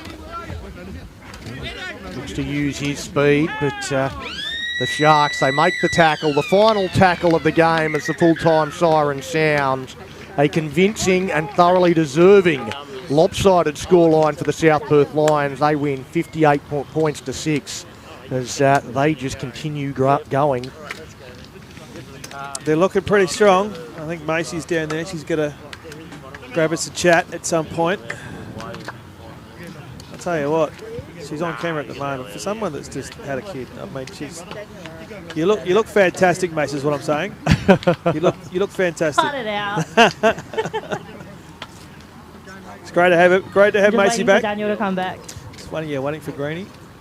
Gonna have a chat with Daniel Green, one of the veterans, the tractor. He's again had a fine game. One of the few that didn't get on the score sheet though, so maybe ask him about that. That's got to lift his game. We'll go down to Macy, who's got Daniel Green. Yeah, I've got the number 13, Daniel Green here. Daniel, the Lions remain unbeaten. What do you guys need to do to continue that throughout this 2025 season? We need to be tidier. We did well today, and missing Sonny, who's a big part of our side. But yeah, we've still got a lot to work on defensively, and we let in a try today, which we weren't happy about, just on a drop ball. But yeah, lots to do. It was good energy, good feeling. So it's nice compared to last year where we won one. So we're pretty happy. Yeah, definitely. You mentioned last year. You've still got your veteran backline yourself. Spine, DeBeek, and Proudler. Has that made a difference?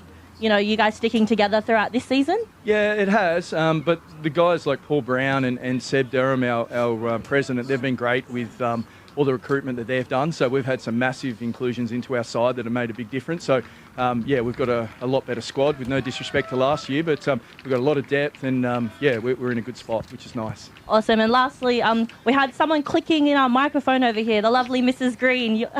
It must be nice to have her back, get a good win in front of her. Yeah, it's all right. She's a pain, but yeah, she's all right. No. Congrats again on the win, and all the best for the rest of the season, hey? Thank you very much. Thank you. Thanks, mate. Thanks, guys. Greenie. And just touched on a few things there, Don. Again, the depth of the squad, which I've mentioned and we mentioned a few times. But also, I forgot. I mean, last year they won nothing. I mean, they finished last. They finished last. Yeah. You know, and to come from that point and to be undefeated, I know it's only round 4 or 5. They are setting themselves up, and they are taking everything that's thrown at them. They are answering and some. This is a team that obviously I've been lucky enough, or you may have been lucky enough to be involved in the local game for a couple of years now. There's times where they've been close. Of course, there was the grand final 2 years ago. They have a club that has been close. They've had veterans in here, first name veterans that anyone in the competition in the rugby league community would know, and they're on the cusp of something here, and they don't look like they're getting too ahead of themselves either. No, I mean that experience keeps you grounded. So even though they might be playing well, they've got enough experience in that squad to keep their 2 feet on the ground. They know that it's a long season, and yeah, there's certainly some dangers in peaking early. But I think if you've got any negatives, you're scratching around for them. They've been sensational to start this season. They've barely had a misstep. They're the best attacking team. They're the best defensive team in the comp. They've beaten everyone that's come before them so far, and they've done it comfortably. And 58 points to 6 here today. It doesn't get much more comfortable than that. They're looking pretty strong. Before we head up north for our call in the Tru-Flow Premiership, we just might do an update around the grounds here in WA. Thanks to, I was going to say the wrong one. Thanks to Cash Converters. Currently the North Beach Eagles 40 points over Joondalup Giants, who are yet to score. We could assume that that's pretty much the full. It is the full-time score. Yep. And we are probably approaching half-time of the Roosters Willagee game, and the Roosters have gone over again. They currently lead 12 points to 6, and what is I'm going to call that a bit of a derby. So we'll keep an eye on that one. But for the moment, as we open up the comm, we see some of the highlights of the game here today. And again, how many highlights do we need to show, Don? Because it was highlights galore as far as South Perth are concerned. So as we line up, we'll just watch the rest of this. The boys upstairs, up north, are ready to take over the Tru-Flow Premiership. As we see some of the highlights now. Look at this great run. That, for me, was just a fantastic pass. I caught it and it happened. And Travis Haney, very slippery character. Didn't quite have the speed in the old legs, but was slippery enough to get underneath this tackle. But there's certainly going to be plenty of highlights that... I think that the last one might be the most popular of the highlights from Benny Russell going across. But here's the hat-trick, the shimmy shake from Melly Arthur. Shakes the hips and gets over for his hat-trick. But it is the South Perth Lions with a massive 58 points to 6 win here in the Fuel to Go and Play Premiership. Head up and... might go up to Cam and Axel, who are ready to preview the games up in Darwin as the Tru-Flow Services Premiership, the game that's underway. So Cam and Axel, how's that one going so far? Don, Dave, good evening to you once again. Before I hand over to Cam for a bit of a preview on the game that is certainly shaping up to be a good one, I just want to cover off on a couple of little things from around the ground. The Tru-Flow Services Premiership match officials tonight: referee Jesse McGuire coming out of New South Wales, and touch judges Jesse Burns from Queensland and Cora Doyle, our very own Territorian touch judge in this beautiful 29.4 degrees. Humidity is about 39%. And the winds are gusting up around the 9 kilometres to the southeast. So really starting to make a change for our kickers and putting the challenge on the fullbacks to catch the ball tonight. As I cross over to Cam here, he's going to give us a preview of the game. Yeah, I saw Cam just watching the great try that we just saw there from Brothers. Yeah. I was hoping you'd get to see that. Jacinda Summers from last week, she's doing it again here tonight. We've just seen an amazing try. It's just on half-time here, about 28 seconds left in the first half of this Tru-Flow Round 5, Tru-Flow Services Premiership match, Round 5 between Darwin Brothers and the Nightcliff Dragons. It's 48-0 with a kick to come. Everything we spoke about in the pre-game unfortunately seems to be coming to fruition for the Nightcliff Dragons. They are really struggling out there. They're tired. They're not giving up, but they are tired. They've only got one on the bench.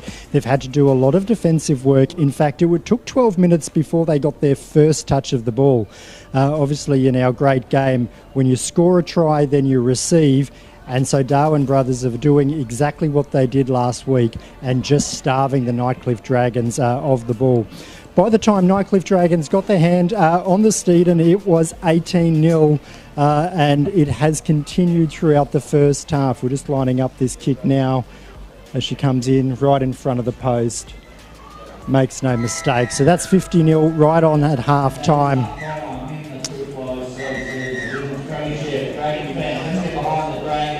Just as we hear the ground announcer announcing half-time here. Just walk next door, boys, and tell One of Tony the great Who, things gi- once... who gives Tony Crow a microphone, boys, honestly? Just seriously, take it go off him. take it off him. Just walk next door and tell him to shush. Well, he's had a lot of work to do in the first half because there's been plenty of tries from brothers. When they've been receiving the ball back, they have been bringing it back to the 40-metre or to the halfway, and just about every single tackle they are completing in opposition territory. Once again, it's just an expert display in starving the opposition from the ball. We think the count is 4 or 5 sets that Nightcliff have had the ball in the first half. So in 30 minutes, they have had to make a lot of tackles. They're short on the bench. The girls have not given up, but they are really doing it tough out there. Boys, sorry, just clarifying. Did you say 50 points on the board at halftime? 50-0 in the first half, in a 30-minute first half game, so more than a point a minute. It has been one-way traffic. But like I said, Nightcliff, they haven't given up. We've just seen, even late in the first half, 2 great tackles. Savannah Bolt, she's playing for Nightcliff, as is Rachel Clooney's Ross. Both great tackles. Savannah Bolt was a very heavy tackle. She put the brothers' defender on the ground and forced the mistake. And Rachel Clooney's Ross, she could have given up, but she made that try-saving tackle with less than 5 metres to the line. They're not giving up, which is tremendous to see from the Nightcliff Dragons. As we spoke about in the pre-game, like there's 2 different perspectives that we need to look at this game. Darwin brothers, dominant, top of the table, undefeated, defending premiers. Nightcliff Dragons, they rejoin the Tru-Flow Services Premiership this season, which is great for our game. So for them, it's all about getting back out on the field, building that group of girls, learning each other's style of play, getting more players down to the club and building for next season and the season after. So it's not all negatives for the Nightcliff Dragons, but it is tough when you're out there playing and the opposition, such as brothers, they just keep coming. They just keep coming. Some absolute standout performances in the first half. Bianca Scrimgeour, she's wearing the number 12 jersey. She's playing hooker. Her work at acting half in just getting that forward momentum has been phenomenal. The brothers forward pack just keeps running. Zoe Kernoff doing a lot of work. Cussie Wapu, she's wearing number 6. She's playing prop. A lot of work. Ellie Mickey in the number 8 jersey at 5'8". She's giving great service to her outside backs. And every time Jacinda Summers gets the ball, well, something's happening out on the field. Well, boys, let's hope that they can find something in the second half. We've just got to take a quick break, allow you guys to get reset. We're going to do some technical stuff on this end. We'll be back in about 5 minutes' time, hopefully for a better second half for the Dragons. But again, it's fantastic to see you boys, and we're looking forward to the second half of the Tru-Flow Premiership. Just to reiterate, heading into the break, it is the Darwin brothers 50 trailing or leading the Dragons yet to score. Axe and Cam will throw back up to you soon. Thanks, Dave and Don.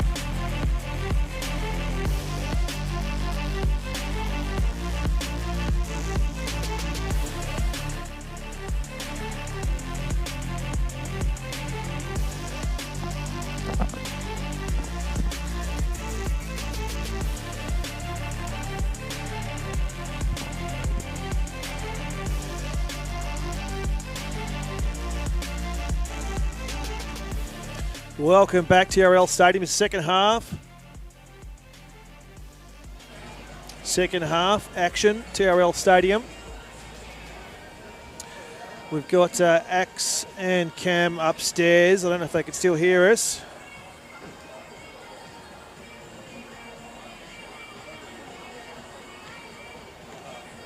But second half, if you're watching now, it is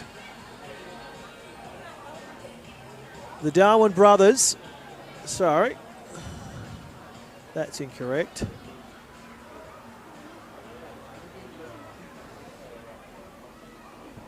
It's the Darwin brothers leading the Nightcliff Dragons 50 points to 0.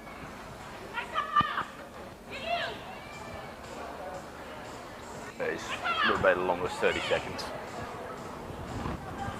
It's a referee on comm there by the sound of things.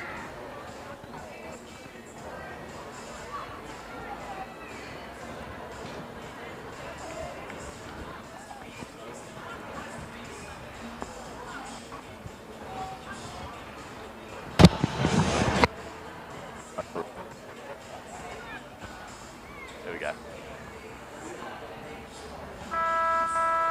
Ready? On table, hot ball!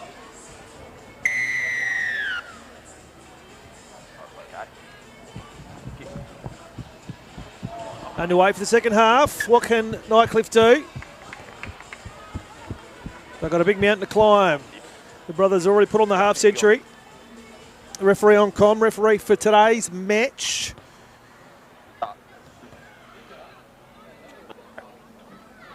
Alright, here we are. Jesse Maguire from New South Wales. Ably supported by another Jesse Burns from Queensland, and the local Corey Doyle from Entee. So again, really well served the game up the top end from referees all over the country.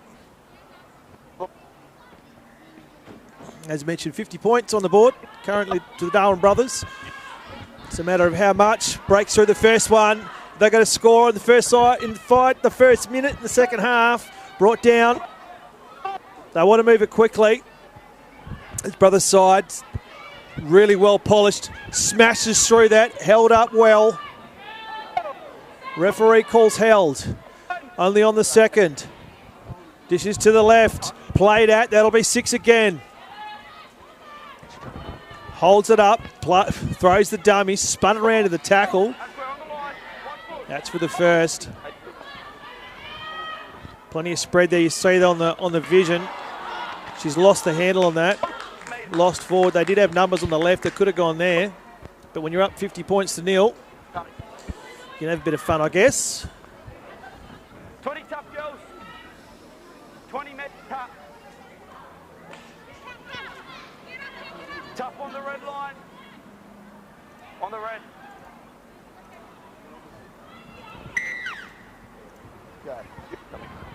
And the restart.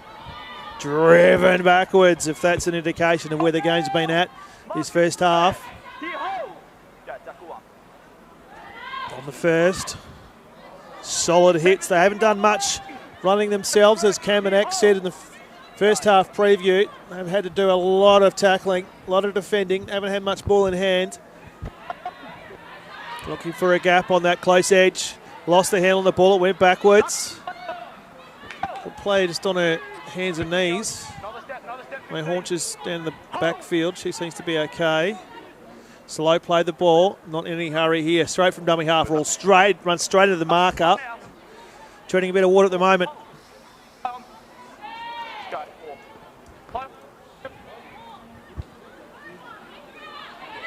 Dragons does well to stay in there.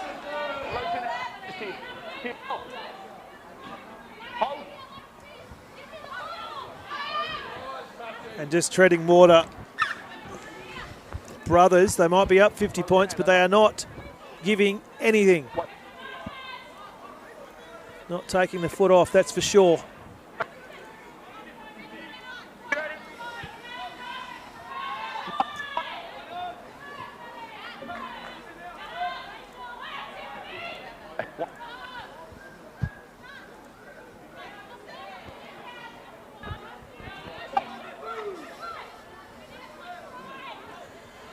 Here we go.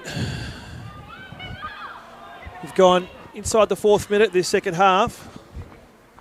That's a big hit there. Bit of a lackadaisy pass. Brothers again, numbers on that far edge. Huge overlap. Gessie just plans it down. Easy try, easy as you like. And that's the first one inside the first 4 minutes. The Brothers advance their score of 54 to the Dragons.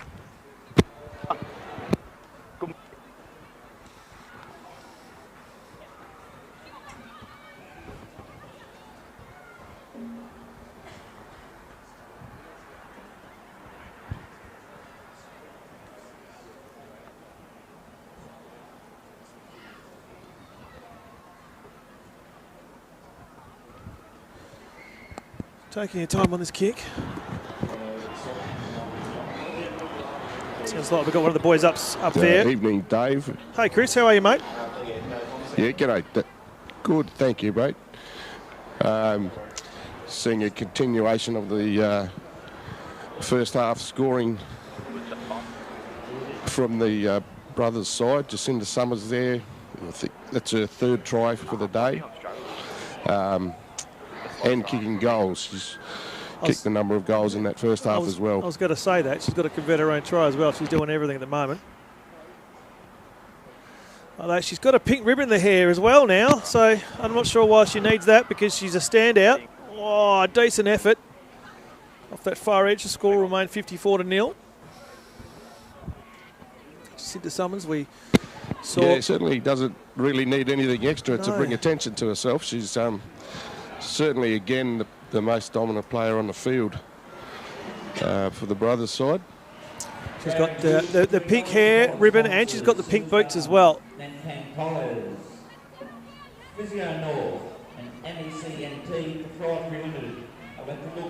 So, debate about what will be a win for the Dragons in this second half. Obviously, 50 put on the board. I think a win will be ensuring they don't allow another 50.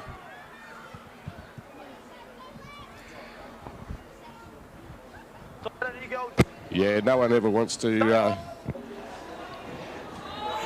concede that sort of a score line.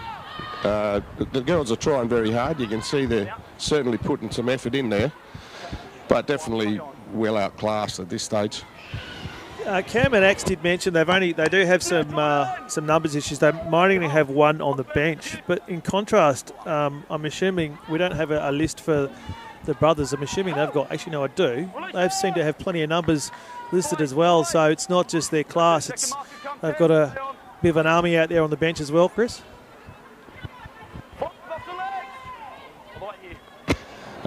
Success attracts numbers. You can see that in the whole Brothers club, from their juniors right through. Their senior sides are both the men's sides and the women's sides, as you can see here, have got plenty of numbers. So that's what success does for you. 15 there. Started that run, I should say.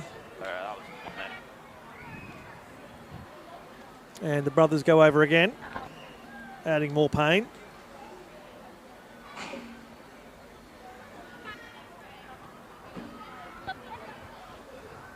Mate, Toby's drunk. Yeah, and as Cam and Axel were speaking about, you know, this is a very new Nightcliff side.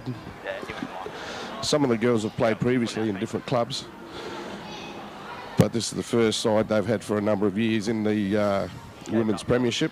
So it's going to take them some time to gel, whereas they're up against an absolute behemoth of a side in this Brothers women's side. Very difficult, especially when you can see the form they were in the first half and last week. Yeah, slowing them down. If Nightcliff can keep it below 80, would be good. But they just need to keep trying, keep working with each other, and it's a long-term thing. Things will come. Natalie Grant converting that one. We've got I might need to get you to update the team list for us, Chris. I've got 2 12s for the brothers. I'm guessing one of those 12s was the try scorer, who's wearing the 13. But 60 points to 0 on the Tru-Flow scoreboard.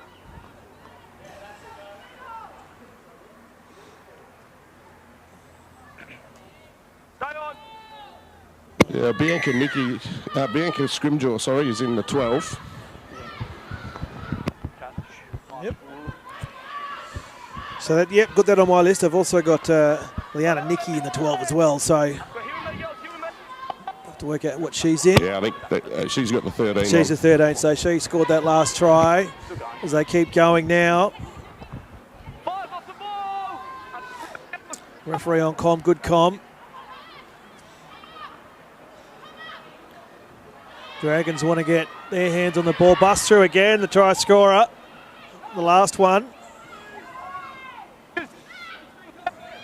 They'll almost look forward, but they're going to go. Holds it up well.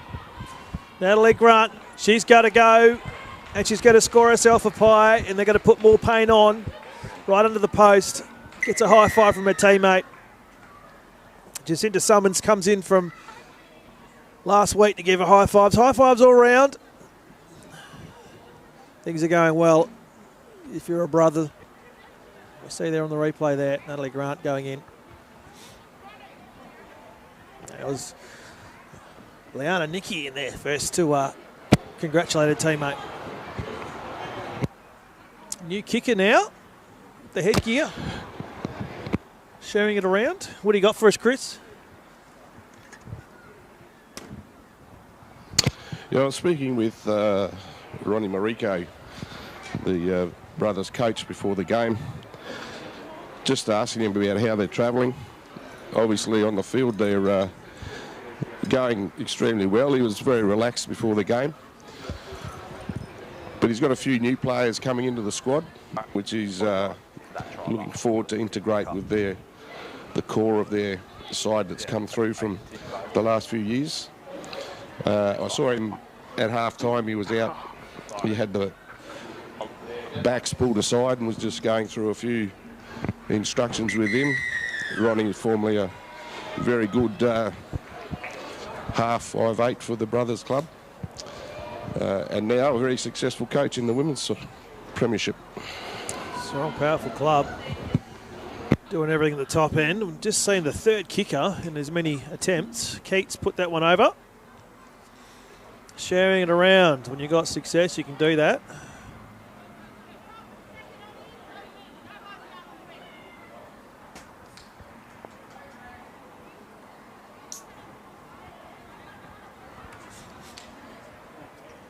Guts here.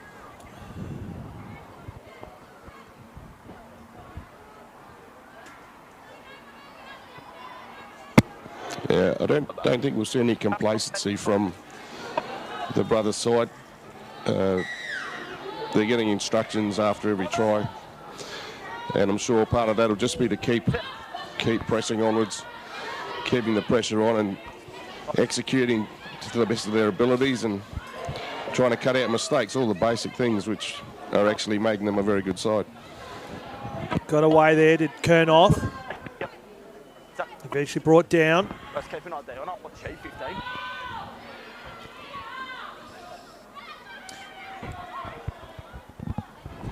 It's just a matter of raffling at the moment for the brothers. They go over again, this time the 17. You might know the athlete in that jumper, Chris. I don't unfortunately have a 17 on my list.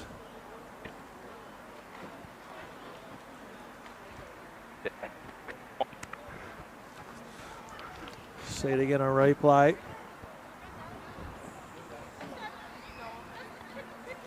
And we're up to the 70 mark, so we've put on 20 points in 13 minutes. Yeah, like next time we'll take it off. I reckon we'll see what we get. And the fourth kicker at as many goes, Lily Alia, I believe. coming off the bench.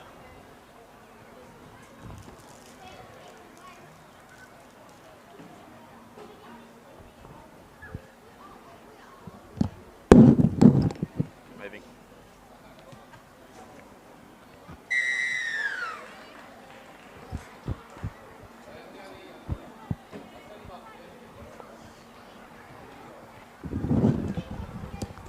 See it again on replay. Seem to be a real tight-knit group too, the brothers. Halfway through. Hence their willingness to share the ball around, whether it be going over the line or converting the kicks, converting the tries. As we heard in the pre-game, or the preview, Axe and Cam, it's pretty good conditions up there at TRL Stadium. Perfect for some rugby league. Yeah, it's a lovely evening, Dave. That last conversion was taken by Leanne Alia.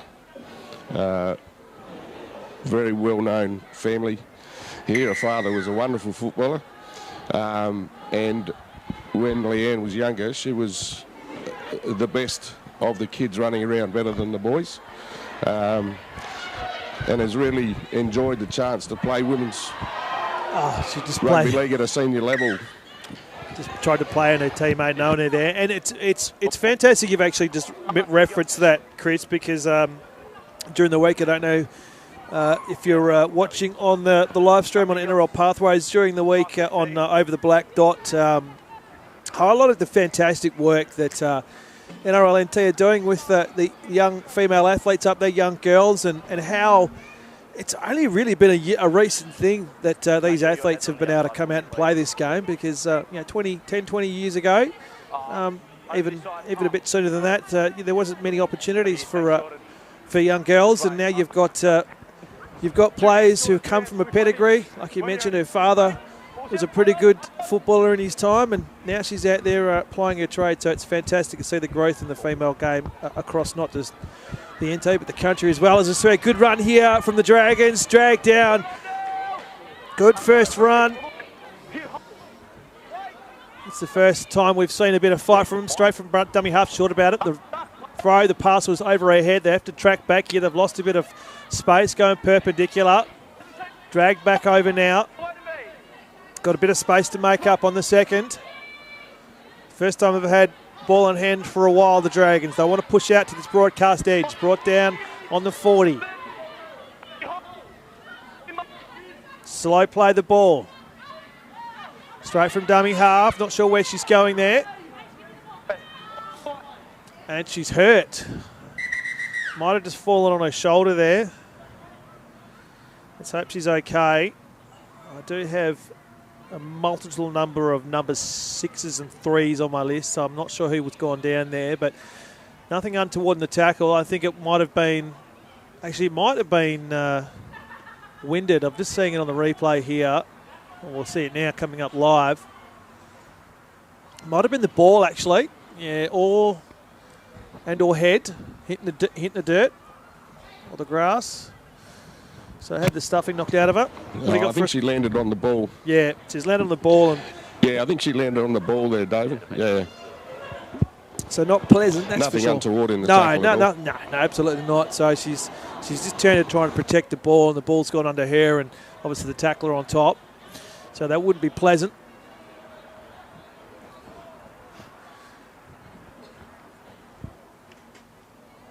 Would have had the stuffing knocked out of it.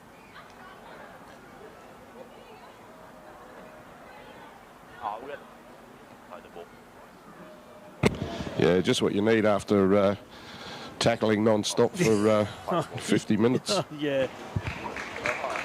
She's going to come off for a rest. Don't have a number 8 on my list, unfortunately, for Nightcliff. So you hear the referee there on the 4th. They made some reasonable territory here, the Dragons. This is the first opportunity I've seen them with ball in hand in this half. That's a good drive there, still going. Off the 5th, this is the last now. Here comes the kick. Oh, does she know it's the 5th? I don't think she does, because they're going to lose it here. It's the changeover. I think they've got their count wrong there. She gets up thinking she's still got the ball. I don't think she's... Yeah. She lost the count, unfortunately. Bad comms there for the Dragons, but that was probably the best passage of play we've seen the second half, I should say. Inside Dragons territory, the brothers, how far they got to go.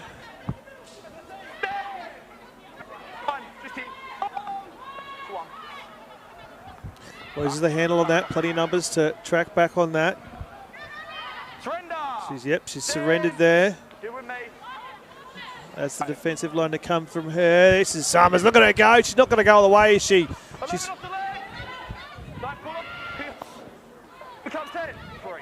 with the yellow headband, the yellow boots. She's hard to miss. She says easy as a miss because she goes over too often, Donnie. Give me a raw smile in the box. Can the brothers go over again? Bashes, crushes through, smashes through. Still going. The big number 8. Ellie Nicky is going to score under the posts. And as I've seen in this second half, again, something from relatively nothing, just testing the line. This young Dragons outfit, just opening it up like a can opener. She put the ball under her wing. There's only one way she was going to go. That was straight in front. And they are sharing it around the brothers. Here comes a pass. There was a gap there, and she's just gone straight through. She wasn't going to be caught. Pushes off. Nothing the number 6 could do there.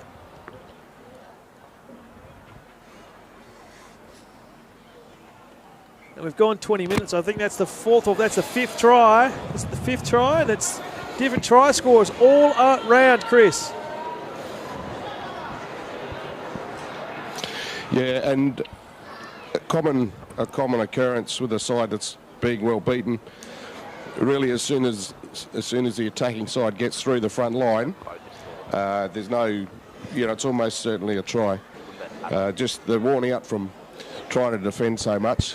They just haven't got the energy to chase with any great enthusiasm. Well, as you mentioned, mate, it'll be really tough as that's converted by Summers. It'll be tough to back up for another 30 when you've been defending for most of it. I think the boys mentioned in their pre-game they might have only had ball in hand about 3 or 4 times, so they've been doing a lot of defending. So say it again and replay.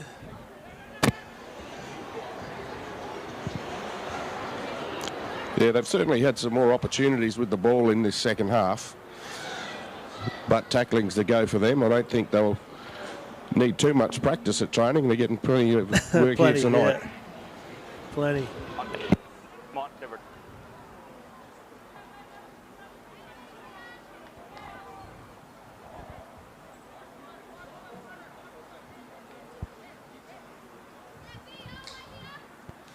So we've got about 8 minutes remaining in this one. Behind the ball. Can the Dragons score something before the final whistle? They've gone out to that close edge. She's made a meal of that. That might be an opportunity. So they're going to get the ball inside Brothers' territory. Can they use it? They've got 6 tackles to go. How far can they get? When they have had ball in hand, they looked okay. They've had some good runs, although the last set, I think they lost count.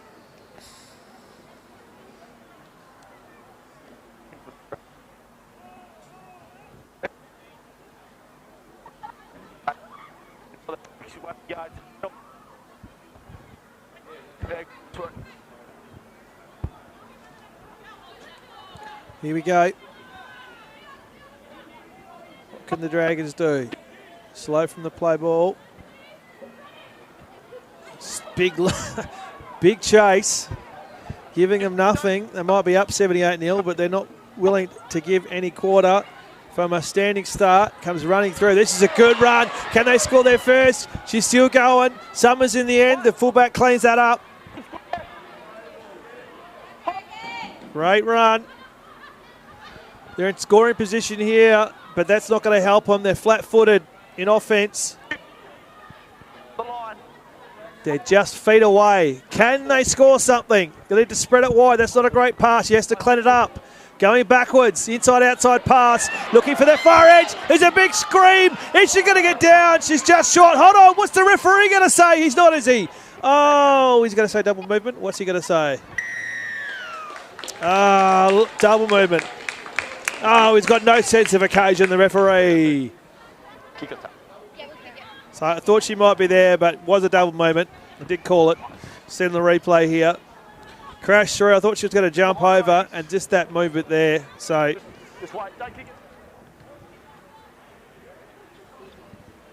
think he had to get support from his assistant there. He looked to his right. So when they've got ball in hand, they actually look like they could test the line. They haven't had many opportunities. It's just you're coming up against a ferocious offensive side like the Brothers. They're going to give you nothing. Take everything in their wake. First run here, Nona does well. Inside the middle of the park now. Tries to crash through. Still tackling other Dragons. 5 minutes remaining in this second half. Ducking, weaving, dodging, diving is the 7. That's Natalie Grant for the Brothers. Eventually she's taken down on the second. They've got numbers on this far edge. Huge numbers. They can hold a raffle. They don't need to because they're going to push through. She's going to come round closer to the sticks. And it's another one for the rampaging Brothers. 82 points on the board now. They had a massive overlap on that far edge.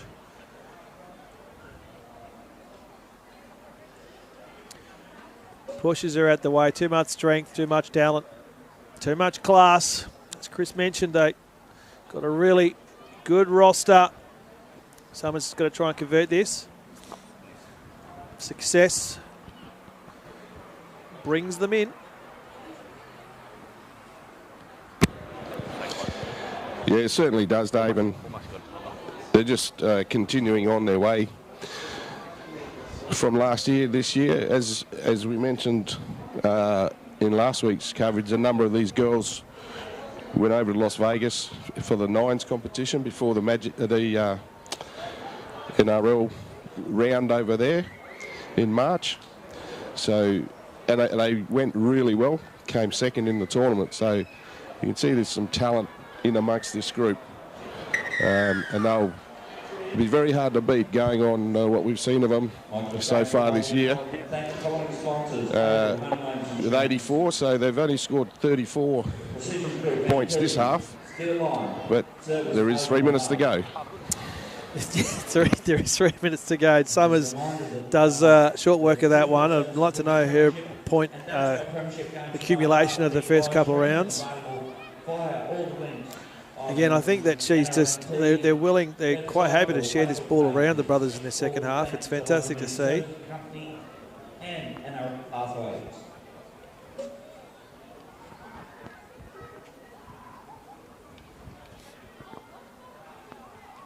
Just take it a bit more towards the middle. A bit further. Yeah, that's fine. Thank you. Stay on!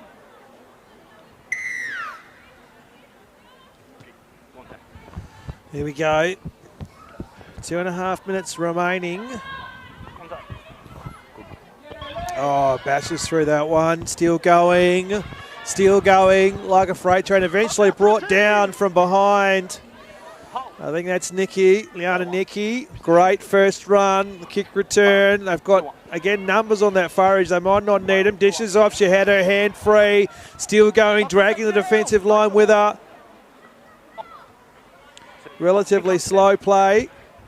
Again, numbers on their far edge, but she just ducks her head, barrels through to Zelly Nicky, and adds another. So we are getting very close. And Chris, I'm a bit worried here because I'm not sure our scoreboard will take 3 figures. Formatting might be off. Well, it's not something that's happens that regularly, luckily. I'm sure we've got the technology to cover it, but I think I think time will beat the girls to the century. Well, yeah, look, but I'm going to... You go, mate. Yeah, I was just saying I was going to vacate now, hand over to Cam and Axel, and I'll be back for the gents games in 15 minutes or so. Mate, we'll look forward to joining you again there. Yeah, it's only about 50 seconds plus change after this kick, probably less than that. So I know that the brothers are probably keen to get the century, but from the Dragons' perspective, it's probably not an achievement that you want hanging around your neck.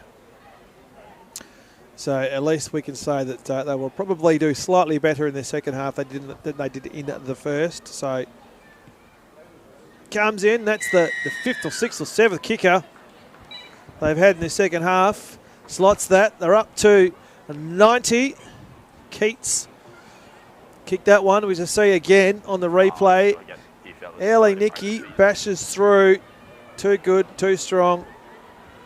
Under the posts. Well, behind the posts, I should say.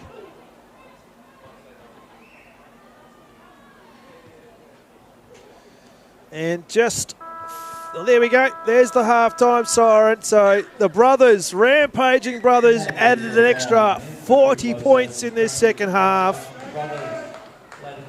They're an impressive outfit. Steep learning curve for the Dragons. They'll only get better for it. And that's our second iteration of rugby league here on affiliated territory and states. Hope you're listening, Tony Crow. Super Saturday. We've got the DABSCO Premiership coming up now. As we see the highlight, the congratulations. Thank you. Thank you. Thank you. And plenty to like if you're a Brothers fan, continuing on from where they were last year. She said she went to introduce herself. I said that's another one as well.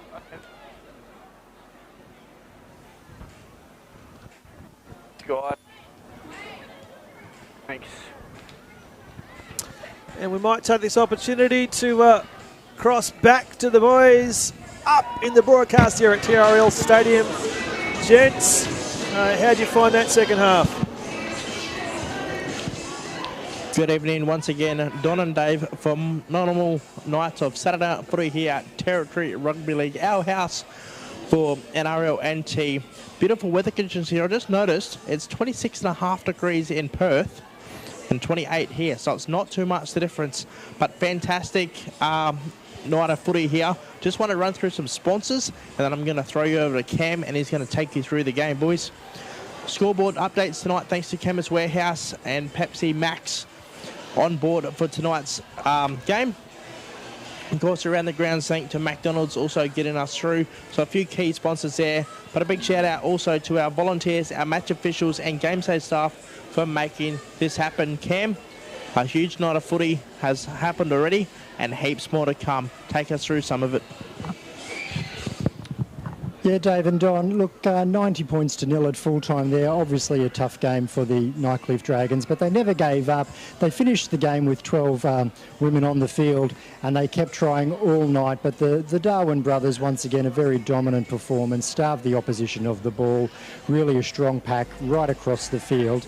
But the Nightcliff Dragons can hold their heads up high. The women, they played their hearts out all night. They didn't let their heads drop. They kept tackling, and they came so close down in that left-hand corner to getting over the line. But Darwin brothers able to hold the Dragons to 0 and keep their defensive record intact.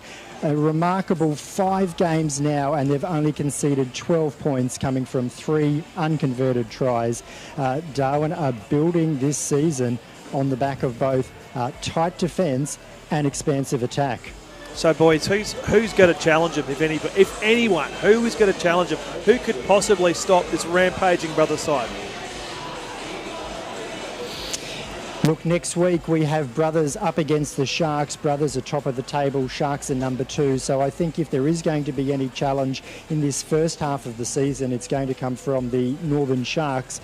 So in round 6, we do have 3 games on the card. Brothers up against Sharks, that will be 1v2. We've got Bears up against the Dragons and the Rabbitohs up against the Raiders. To wrap up our round 5 of the Tru-Flow Services Premiership, we've seen the Bears defeat the Raiders 20 points to 10. We've seen the Sharks win by forfeit over the South Darwin Rabbitohs, and we've seen a big score here tonight, Brothers 90, the Nightcliff Dragons 0. If you don't mind, we can pivot into the DABSCO Premiership game, because it won't be long before the men are out on the field for their round 5 clash, and this is shaping up as last year's minor premiers, being the Nightcliff Dragons, up against last year's premiers, being the Darwin Brothers. Darwin Brothers have had a very strong start to the season. As we said earlier, they are in that group of 3 that have established themselves at the top of the ladder. Brothers, the Raiders and the Bears. Nightcliff Dragons, a very slow start. They would have been disappointed with their opening 2 rounds, but in the last 2 rounds they've got back-to-back wins. So tonight they are going for win number 3. A few changes to both teams if we have a look at the team sheets. Probably the most noticeable change to Brothers is their coach. Leon Cleal is away. So Joseph Carbone, who's a very well-known name in rugby league circles up here in the top end, he will be holding the clipboard for Brothers tonight. The other noticeable omission for Brothers, there's no Trent Kernoff listed on the team sheet. We'll keep an eye out to see if he is a late inclusion into the team, but he's very much the heart and soul of the Brothers forward pack, and he's explosive with the way he plays. He's the player who can bust a line and get some second phase play happening. He's a player who can bust a line and slip a ball. So someone else in that Brothers forward pack is really going to have to stand up and take the role that Trent Kernoff usually plays. For Nightcliff Dragons, well, they've got some changes as well. No Warwick Williams tonight, no Jesse Norris. Brenton Motlop, he will take the field wearing the number 13. He is the captain. Last week, a great performance by him up against the Northern Sharks. He picked himself up 3 tries. But I just want to draw your attention to number 22 in the Nightcliff Dragons, Shawnee Walker, very well known up here in the top end around league, around union, around touch football. He's been playing for many years. Really excited to see Shawnee take the field for Nightcliff Dragons tonight. He has the ability to break the line very quick and slip a pass. So what number was that, Cam? Yeah, number 22 for the Nightcliff Dragons, Shawnee Walker. Okay. He would be one of the more well-known players that's across the codes up here. So really looking forward to seeing him play. He is an exciting player to watch. Probably in the back end of his playing career now these days, but still capable of making something happen out on the field. Absolutely, yeah. As the play-by-play didn't have that name on my list. So we've seen the first dummy of the day from the Nightcliff Dragons mascot out there on the field. Just did a dummy to do a backflip. He said, I can't do one of them, so he pulled out of it before he gave it a crack. But nice to see a bit of theatre out on the field there at TRL as we wait for the teams to take the field. But with the results last night, there's no matter what the result is tonight, it's not going to change the ladder. But if Nightcliff can have a win, as you said earlier, it sort of puts them up with makes it a top 4 rather than just those top 3 pushing out in front. Yeah, absolutely. The Raiders 24 over the Bears 22, handing the Litchfield Bears their first loss of the season. The Northern Sharks had a big win over South, 70 points to 10. Last week we see the Dragons coming into the game with a 58-16 win over the Northern Sharks. So they come into tonight's game in good form. The Bears last week had a 68-0 win over Souths. And Brothers, of course, that was our live stream game last week, a 22-12 win over the Palmerston Raiders. The Raiders led at halftime 6-0. Brothers were able to absorb that pressure, and we spoke about this last week. There was about a 20-minute period in the second half that Brothers turned it on, 3 unanswered tries, and they took control of that game. You mentioned the ladder coming into tonight's game. We've already adjusted the ladder positions for last night's games. Bears are leading. They are on 8 points with a 4-1 record. Raiders are sitting second also with a 4-1 record. This game is between 3 and 4. Brothers are sitting third. Dragons are sitting fourth. Sharks are sitting fifth. They have a 1-4 record. And Souths are sitting at the bottom ladder. 0 wins, 5 losses as the Nightcliff Dragons come out onto the field. It is their home game tonight, so a lot of Nightcliff supporters in tonight. Brothers 2 taking the field now. Just having a look out there on the field. Do we see Trent Kernoff take the field? No sign of Trent out there on the field, so it looks like he won't be taking the field tonight, so I'll be really looking forward to see who will stand up in the Brothers forward pack. I really like the way that Elijah Coombs plays. He is a front rower, but he's a ball-playing front rower, and if you know him from his junior rugby league days and his junior touch football days, he used to actually play in the halves, so he is a capable front rower of holding the ball, throwing a pass, making something happen. The stage is set really for an exciting game. 3 versus 4 here. Last year's minor premiers up against last year's premiers. Brothers in that top group of 3 and Nightcliff Dragons desperately looking to make that a group of 4 rather than a group of 3. Well, we've just seen the toss. And the game is just about to kick off. Gents, again, fantastic. Fantastic points from yourselves. I've just had an update. I asked the question how much Jacinta Summers has got. She's apparently 40 points, including 7 tries up till tonight. So I was going to say that was before tonight. That was before tonight. So, she probably added another 30 tonight. So. Yeah. So we're just for the kickoff, gents. Again, thanks for joining us. We're looking forward to crossing to you again at the end of this game and see what you got for us. But we're underway in the DABSCO Premiership, Donny. Nightcliff Dragons with first use of the ball. This is a massive clash. 3rd versus 4th. And the Dragons, they bring it back. And the brothers, they stand up straight away. Jonas Nicky involved in the tackle. Bouncing away from the first attempted tackle there, the Dragons. Strong carry. Now inside pass to Walker. Walker stands in the tackle. Thrown down onto his back.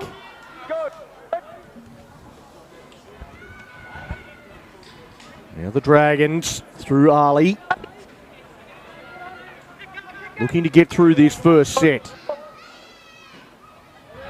Right on the ad line. Great shot underneath the ball from Mao.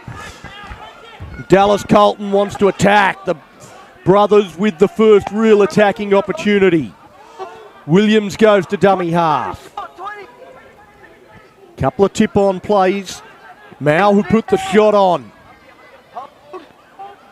Settles now in the centre of the field. Now with Coombs. Coombs gets rocked by Walker. Now brothers looking to put some shape on. They go wide. It goes from James. James goes wider. Just tripped up.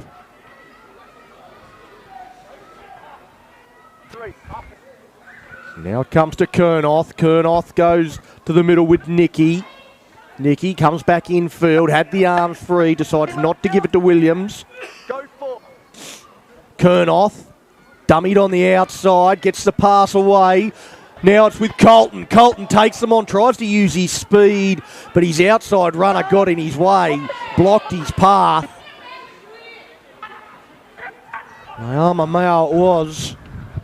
Now Kernoff dribbles one in behind. It sits up kindly for the Dragons, and they get back into the field of play. Got one. One's good. 10 hands away. Hold. Yeah, Buckley. One. Sorry, 2. So the Dragons, they stand up to the test with the first Roll out now, Marcus square. Hold. opportunity as Byers. 2. Sorry, 3. Pass there from Shirley, just a little bit behind the runner. Hold. 4. Takes the momentum out of that set. They look to fire it wide. They're going to attack from deep inside their own territory. The Dragons drag down. That's Muhammad. The kick will come. Butcher goes to the sky. A tester for James. He takes it comfortably, made it look easy. He looks to attack straight away. Going between defenders. Will get a quick play the ball. Kurnoth gets dragged down well after he gets the ball away, but the brothers, they slice straight through. Well, that's a scything run. We'll play it back to Rubu. Rubu comes to the middle of the field. Pollard. Pollard chopped down. Good tackle down low from Shirley. They work to the right-hand side. It's with Coombs. Coombs steps off the left. Beats one. Pulls out of that tackle. Couldn't get the offload away. Williams to dummy half, goes to Kurnoth. Kurnoth, he dummies to the outside, spins out of one. Looked to reach out but couldn't quite get there. He's just a couple of metres short. Williams, they look to go to the right. Well, the wingers overrun it, so they have to come back infield. Well, that just breaks down and they'll hand it over. Well, oh, they should have scored there.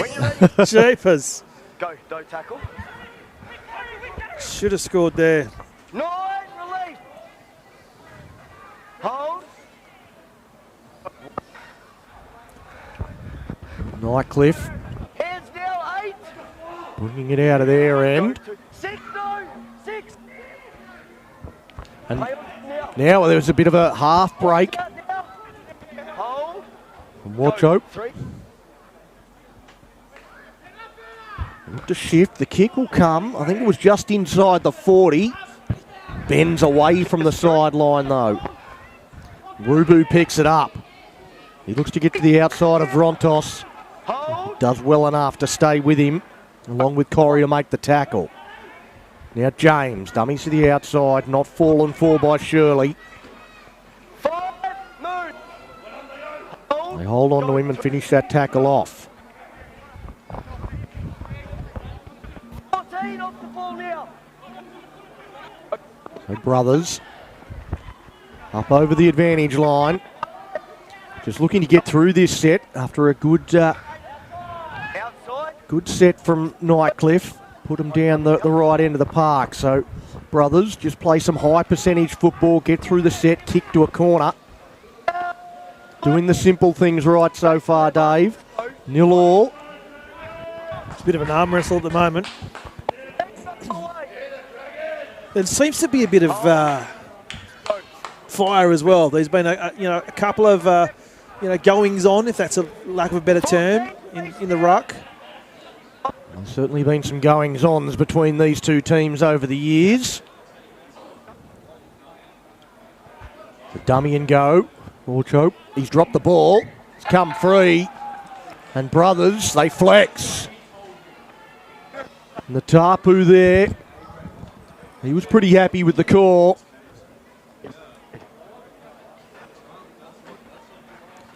Around the grounds, thanks to McDonald's, in the last game of the Fuel to Go and Play Premiership here in Western Australia. The Willagee Bears, they've come from behind to beat the Fremantle Roosters 26 points to 20. No way. The scoreline probably flatters Fremantle. It was like 5 tries to 2. It's the year of the bear, Donny. Oh my Lord, they are up and about. It's a big win against, that's a big scalp for the Bears, but back here in the DABSCO Premiership, we're at 0-0 on the Chemist Warehouse scoreboard. Brothers working up through the middle of the park. Pass comes out to Kurnoth. Kurnoth, he's looking to position numbers, but couldn't quite get them to run the lines that he wanted them to.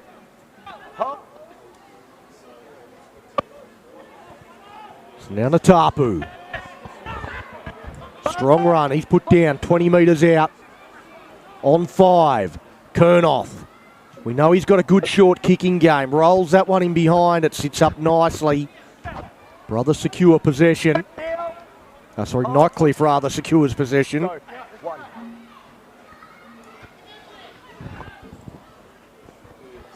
as they try and bring it out of their own end.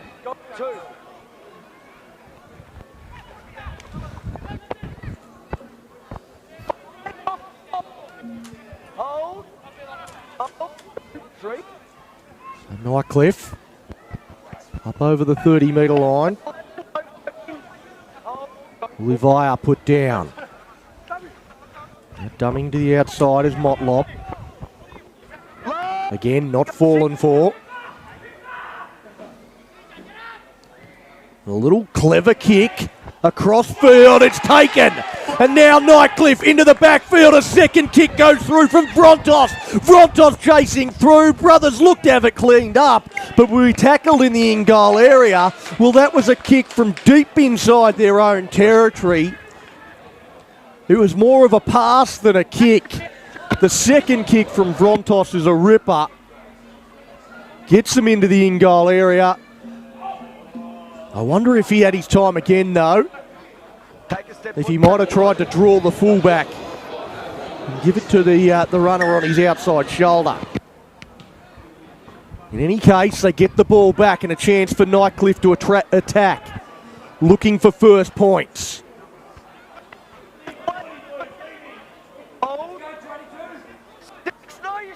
And now they work down this left-hand side. A good pass goes across. They have to go back infield to Latua. Latua towards the line. He's just short of his target. Goes to Shirley. Shirley to Motlop. Motlop just takes it forward. Didn't have a runner inside or out. So just looks for the contact. A settler for the Dragons.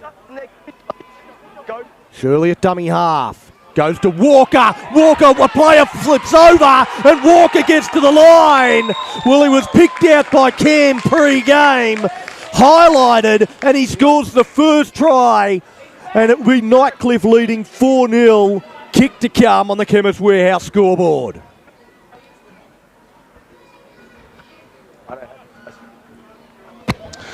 Yeah, some good work there by Nightcliff, Donny. The number 6, Robbie Butcher, orchestrating that earlier kick across field that you were talking about. Brontos did have someone on his inside, but there was a fair bit of cover coming over, so the result turned out well for them with the kick into the end goal and chase, and then scoring almost immediately off the dropout. So great result for the Dragons. There's Sean Walker, a player that was highlighted in the pre-game by Cam. He said that he's a bit of a veteran and has been around a fair while, but he's looked dangerous with every touch. Chris. Yeah, Shawnee Walker, been around for quite a number of years. Deceiving pace for his size, very hard to stop. Often plays in the back line when required, and in the changes between there and the front row, a bit like I used to. I remember you really control that middle third of the field, Toy Boys, so one of the best I've ever seen in the middle third. Yeah. As a referee. Same sort of physique. Same sort of physique. You put a lot of trust and faith in your touch judges, which is what I always loved when I was on your line. I had a bit of work to do.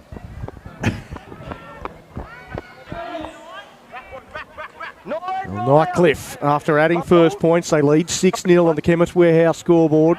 12 minutes gone. The try scorer, he's got his tail in the air. Goes on a nice little carry there. Morrison makes the tackle.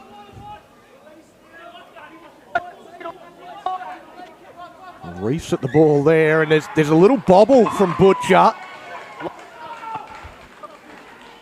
Well, he was complaining that it was stripped at by Warrison, and I think he had a point. The touch judge, rather than going his way, has gone against him and said a little bobble, knock on the ground, and Brothers a chance to strike back.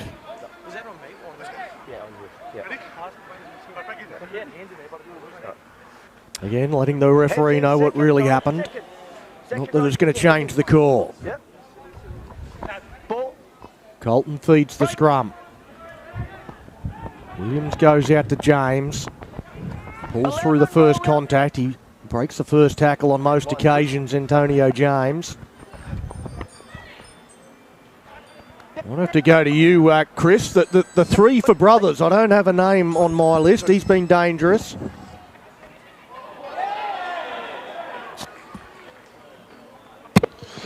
Number 3. Yes. Nicky Yaron. Nicky Yaron. He's looked dangerous a couple of times. His Brothers. Now through Natapu.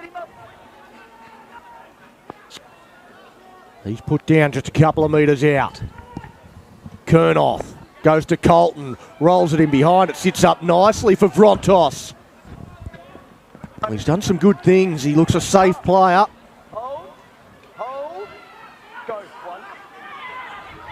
There's now Nightcliff. Well, the Brothers, they've had some opportunities so far in this game, but haven't been able to turn them into points. Nightcliff, really only the one chance that they created themselves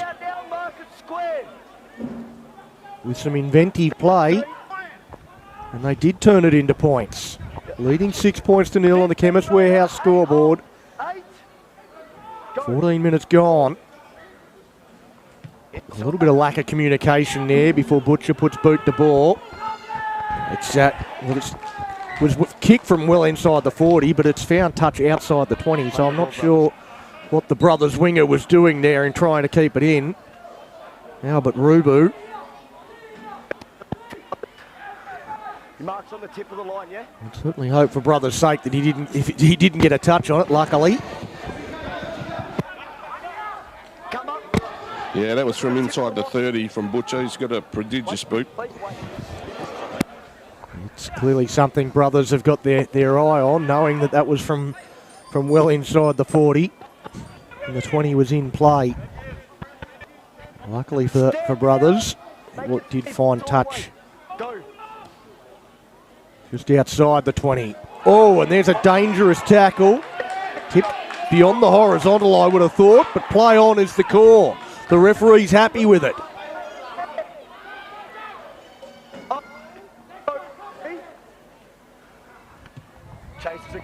And now with Kernoff. He puts boot to ball. Sits up nicely for the Dragons fullback.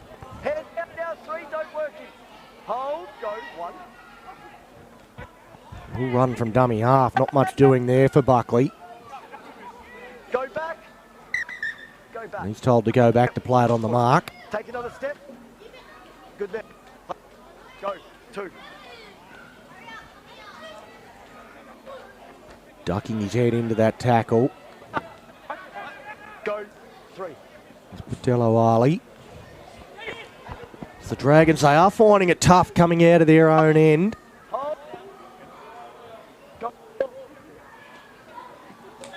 And now floating one across, and again finding some space for Vrontos. He comes back inside, he tangles with Rubu. Rubu's got him by the collar, drags him down, but again it's that combination of Butcher and Rubu. Butcher puts the little chip over the top and Brothers defuse it. Colton back there to clean it up. They're creating some chances down that right-hand side.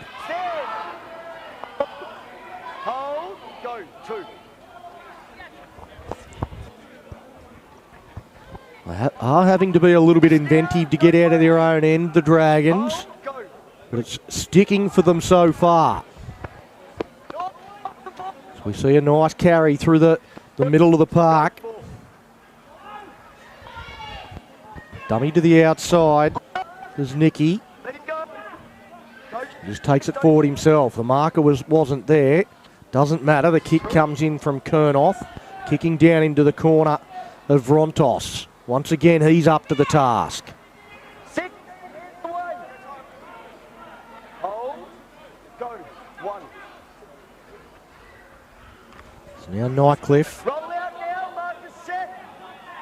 Once again, just trying to work it out of their own end. Brothers have been fairly clinical so far in terms of where they've handed over possession. Work, boys. Here we are.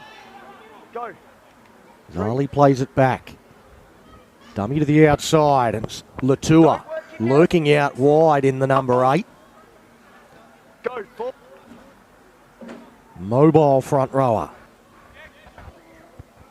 Watch out.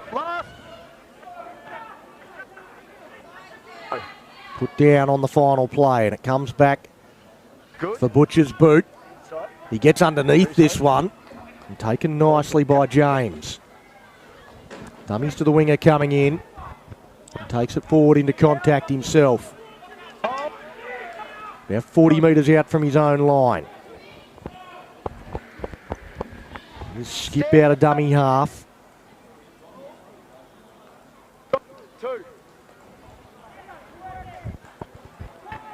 Now Yaron.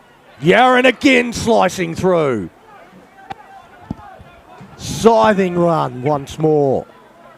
Plays it back to Nicky. Nicky dummies one way, comes back the other.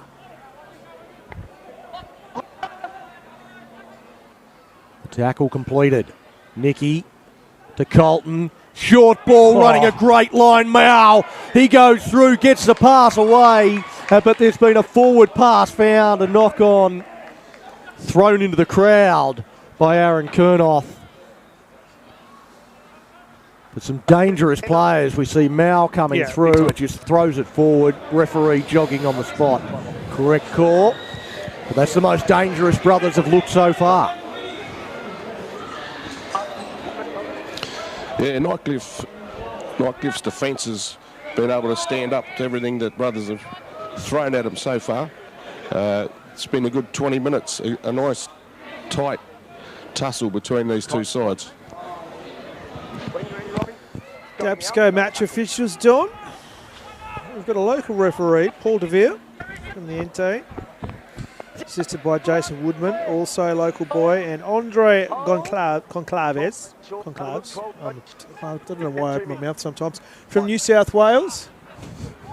So local team on the ground. I'd reckon we could find a few people in this household that might have the same question as to why you open your mouth sometimes. Yeah. Not sure why.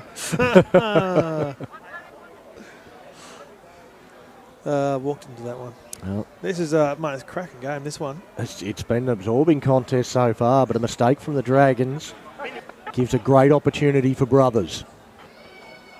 Second.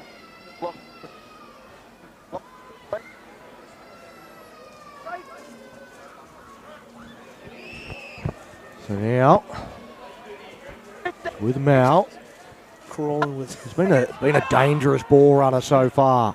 Goes to Colton, across to Rubu. Rubu, well, there was plenty of Dragons there, so he goes back in field. Pushing up at Butcher, and Butcher's not too happy about it. Got plenty to say too. The touch judge saw that, and the touch judge comes in with his flag up. I think it was just the open palm to the face there of Rob Butcher. And that's what the penalty's going to go against brothers here. And that's a cardinal sin to give away a penalty when you've got the ball. Especially that close. And that's exactly what's going to happen. Captain.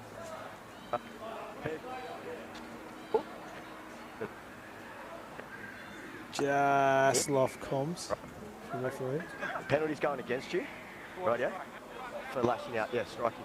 No net for it. Right, yeah? Yep. No, mate. that never works. But sir, what about that one? I always love that, eh? They always, whenever you penalise them, it's like, oh, the same thing happened 15 minutes ago. What about that time? Yes. Like, we're not talking about that like time. The old, it's like the, I know you are, but what am I arguing about? But it mentioned that there was a bit of spice. Oh, we've got some. There was a bit of spice in this one. Technology doing us in at the moment. There's some audio issues, but Nightcliff taking it up the centre of the halfway line. Keep coming, brothers. Hold. Now a good run out of dummy half, but some good defence as well from Brothers. Shirley goes to Butcher, gives the short ball. Corey put down. And he's put down the ball as well, so a mistake from Nightcliff. Well, they're making too many of them. You don't want to give Brothers too many opportunities.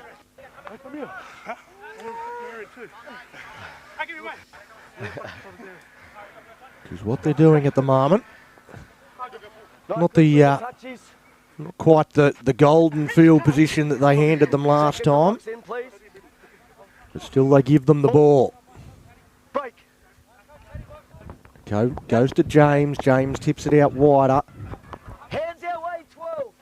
Hold. Go. Dribbles along the ground to Yaron, and they're going to say the marker's not square, so it's going to be a penalty to Brothers. Yeah. Can't reach around the ruck. Good comp. Can't reach around the ruck. No reach arounds in Darwin.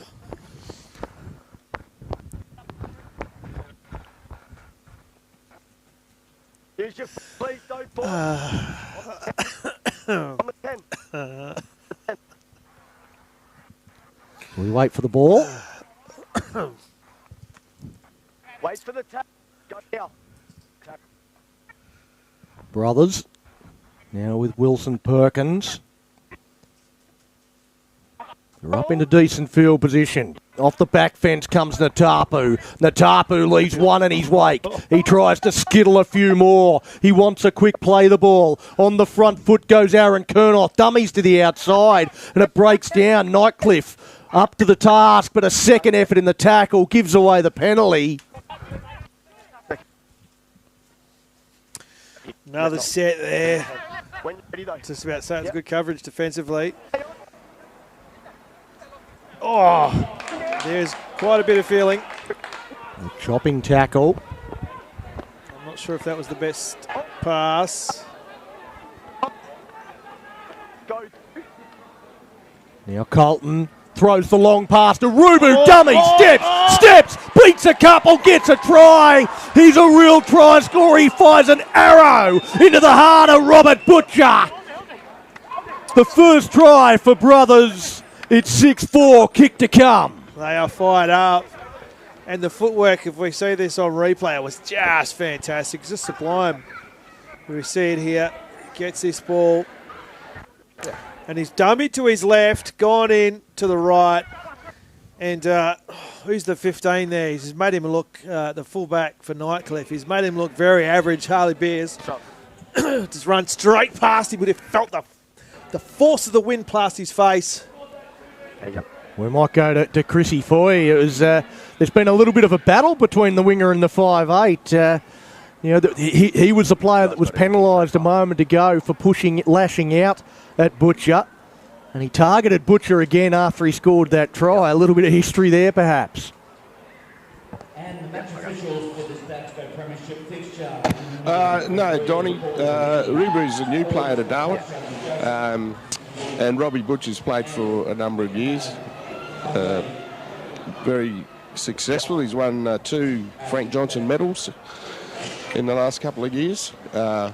He's a convert. Well, not a convert. He still plays rugby union. He's a very successful rugby union player as well with the University Pirates. And they've got a bit of a hook up with the Dragons. There's a number of their players out playing in this game tonight. Who luckily we have the union in our off season, so players can play both codes. But no, Rubu's very nippy, good try scorer, good ability to sniff out a try. But yeah, no history of anything between those two players other than tonight. Yeah, well, this would have been the first time they played each other. It's a building rivalry, but. Not often you see a winger and a half as we see this try again. Just some dummies to the outside, a couple of steps. He gets up straight away and targets Robert Butcher.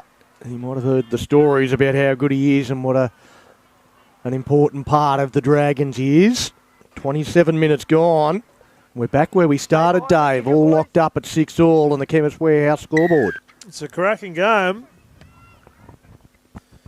We've still got 13 minutes plus change in this half. Brothers, well, there's only one side of the Nightcliff Dragons chase there, but then they play the ball, no one at dummy half, and the experienced Shawnee Walker just dives on it, says, thank you very much, I'll take possession for my team. If you guys don't want it, we'll take it. It looks like Nightcliff don't want it either. Nobody wants it. Nobody wants it, no. Is it the rugby league gods? Getting involved there.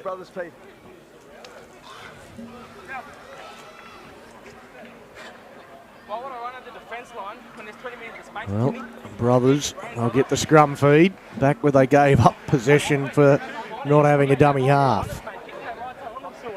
Seconds down, locks down, please. Ball, please, half. Break. Kernoth goes out to Yaron, fends away from one, gets to the outside, looks to use his speed, fends away again from Warchope, who comes again. And a second effort there to drag him into touch. That did call held, I should say. So that's got to be a penalty. That's a pretty easy one to give. He was tackled in the field of play, and then an extra effort to drag him out.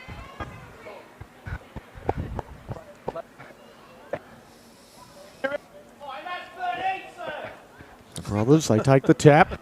Wilson Perkins gets that on.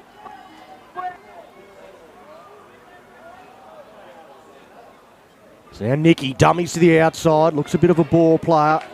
Outside, inside. Takes the tackle. Williams to Kernoth.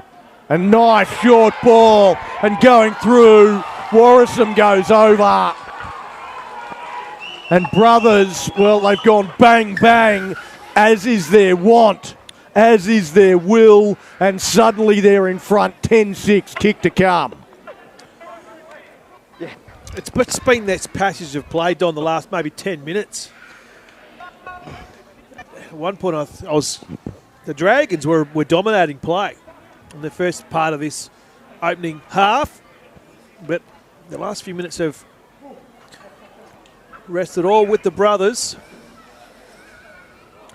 Just some ill discipline, I think, from the Dragons as well. They've let them in a few times, giving away some penalties and losing the handle on the ball.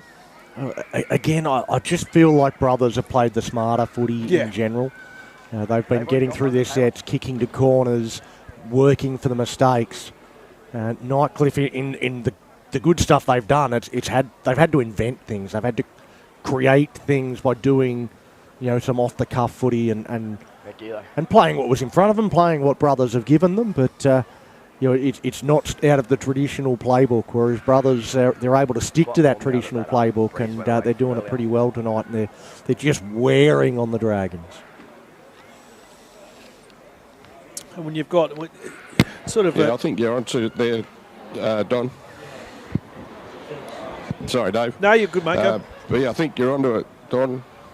The Nightcliff attack is sort of focused around the dummy half and Robbie Butcher, whereas there's 5 or 6 people in the Brothers side that can spark something, and they're just Nightcliff are running out of defensive options when they've got so many attacking people coming at them. It's another very nice strike, but that one hitting the upright, so waved away. It's 10 points to 6 on the Chemist Warehouse scoreboard. If we have another look at this try, just a nice little short ball for Warrisum goes through to score and put Brothers in front for the first time in this game. This is going to be I feel like this is a really big, 8 or 9 minutes left until half time. Really important period of time now for the Dragons. We've seen Brothers put on back-to-back tries. Again, they go the short kick off and ruled as a knock on. You can hear the crowd really agrees with that decision, Dave. I tell you what, it's a good place to be up in Darwin on a Saturday night watching footy at TRL Stadium. Great weather, great atmosphere, great crowd.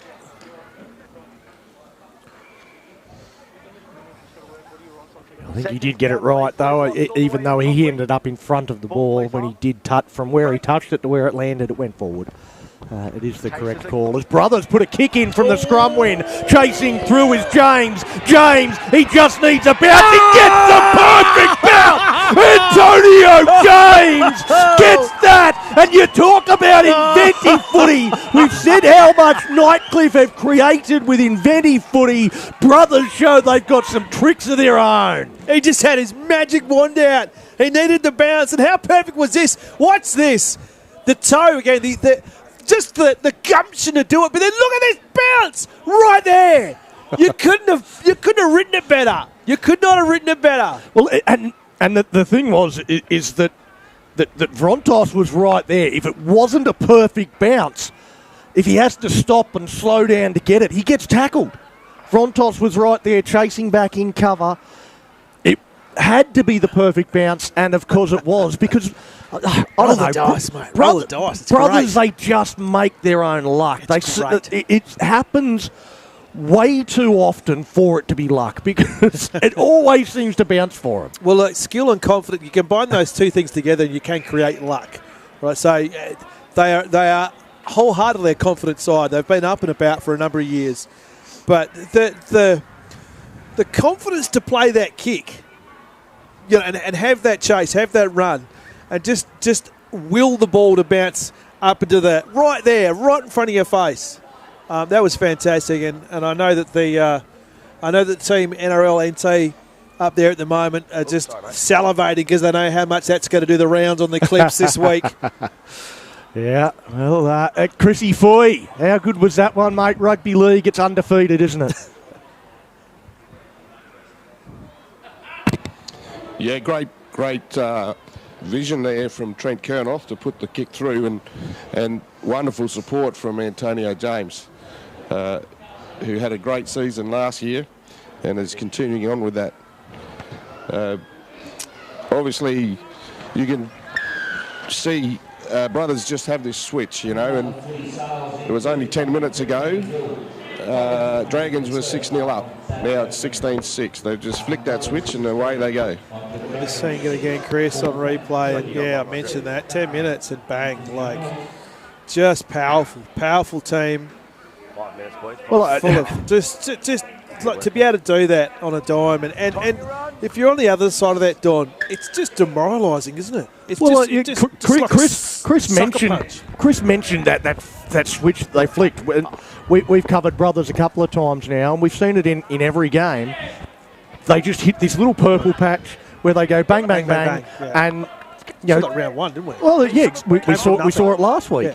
Yeah, they were down at half time, and they came out in the second half, just went bang, bang, bang, and all of a sudden the game completely changed. We see just sharing recipes for I don't know, beef Wellington. Well, that's actually no. Can't talk about beef Wellington. It's a penalty. I won't go there. Mushrooms and stuff, you know. Yeah, okay. They just call it a tip tackle, is it? He is, yeah. He's gone past the horizontal. But yeah, tries in the 27th, 31st, 35th minute. It's 3 tries in the space of 8 minutes for brothers, and suddenly the game has completely changed. Gone from 6-0 up. Dragons, you know, looking on top and going really well, to all of a sudden they're going to go in behind by at least 10 at half time, you would think, and another opportunity for brothers as further ill discipline gives them another opportunity to extend this lead even further. It's Kernoff. He goes to the line, gets it out. It's with Coombs. Coombs, he's put down. Butcher tries to control the ruck. They're trying to get something back going in their favour. Williams. It's Ryan Williams. Connor Williams at dummy half. He goes to Kernoff. Kernoff shows the ball a couple of times, trying to bounce out of the first attempted tackle from Warchope before he hits the deck. Now it's with Yaron. Yaron kicks him behind, cleaned up by Byers. Byers, can he get back in the field to play? No. I don't think he will. No, great chase. Another 6 from a dropout.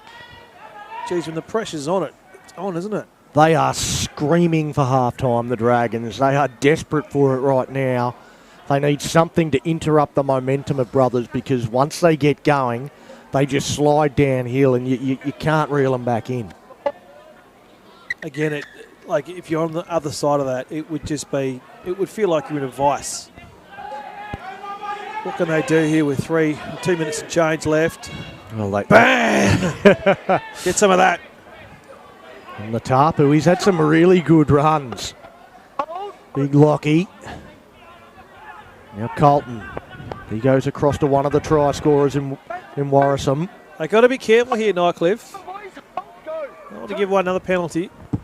Colton to Kernoth to Yaron. Yaron going back infield. He busts out of a couple of tackles, gets a little offload away. The flick out to Warrisum. He puts a boot towards it as well. Play on, says the referee. Williams still going towards the line. Eventually he does get the communication from the touch judge that there was a knock on there from Brothers.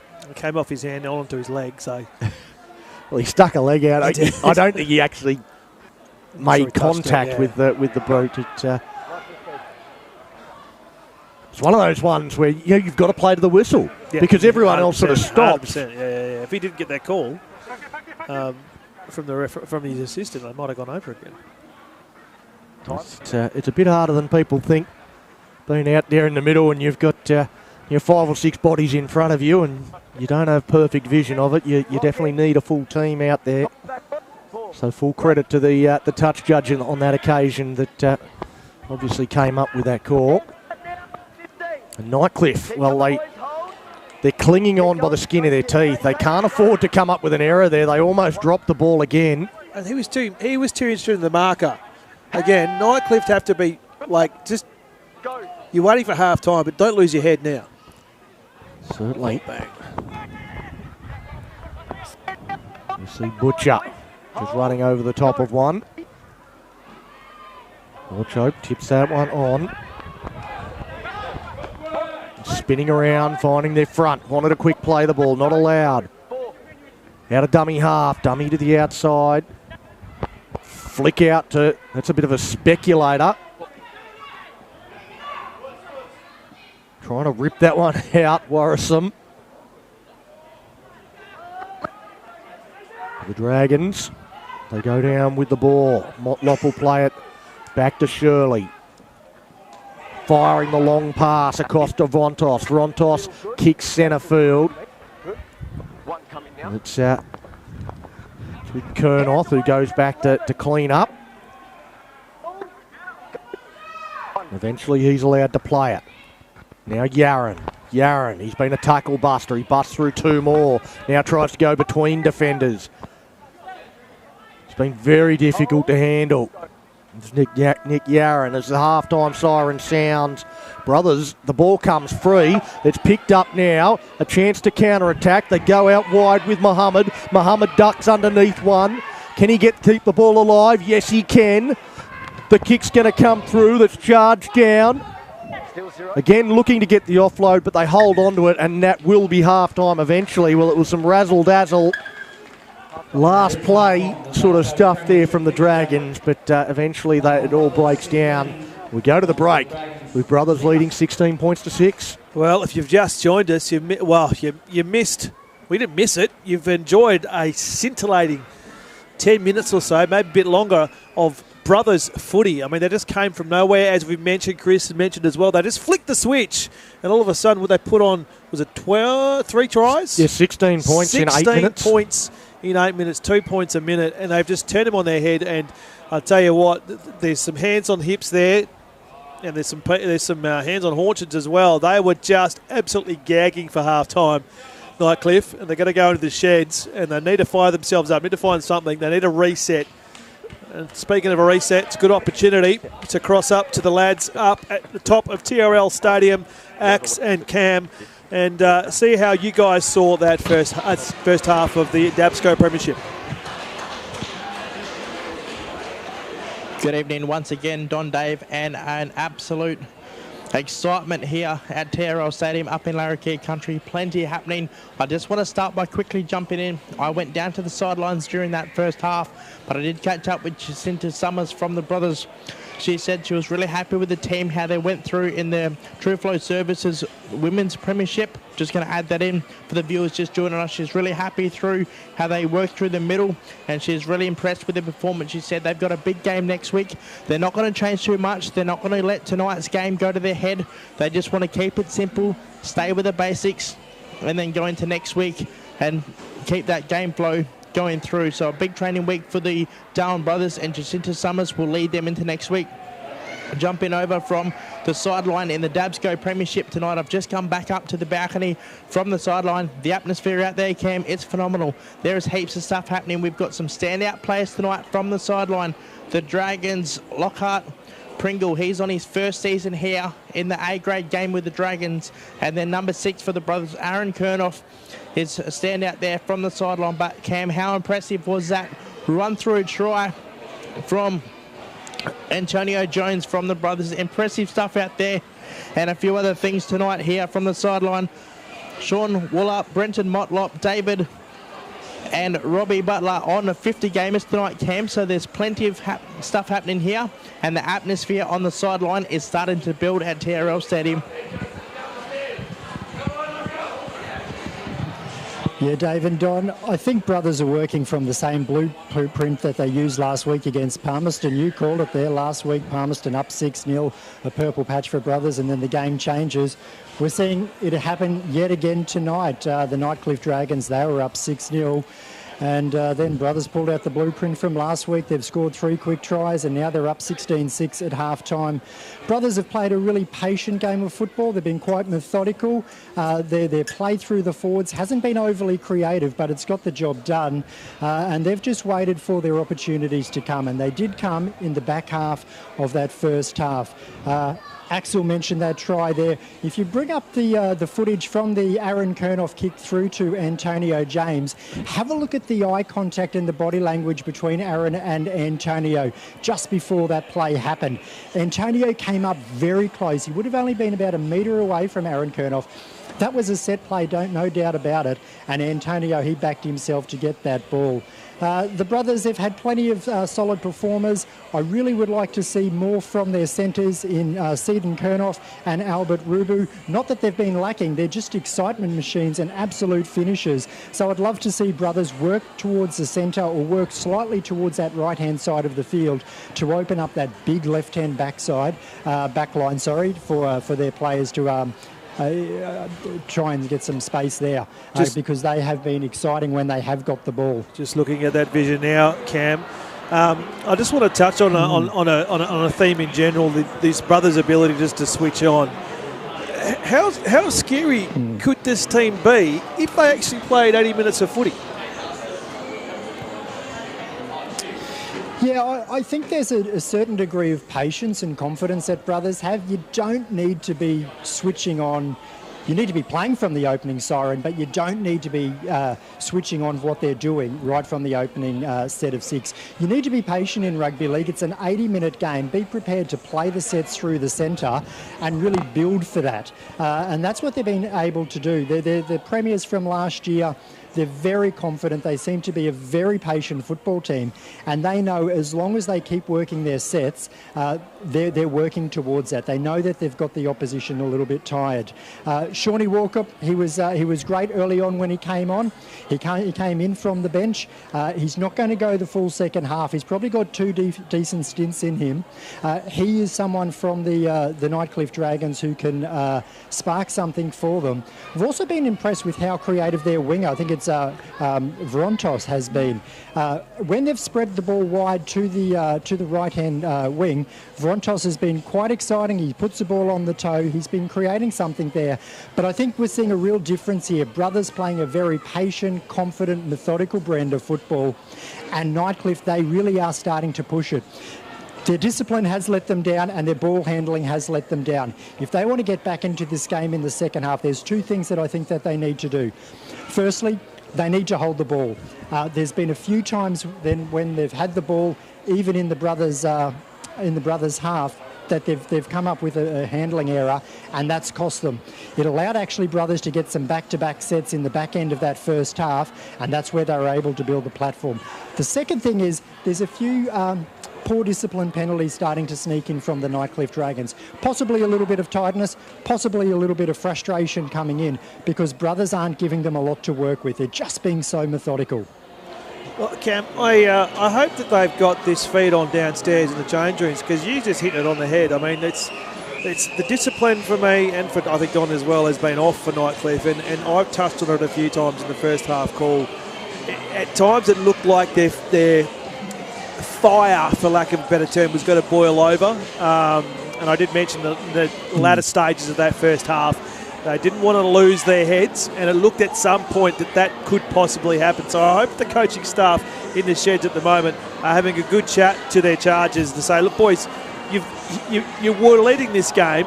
Don't lose your heads. Worry about the ball.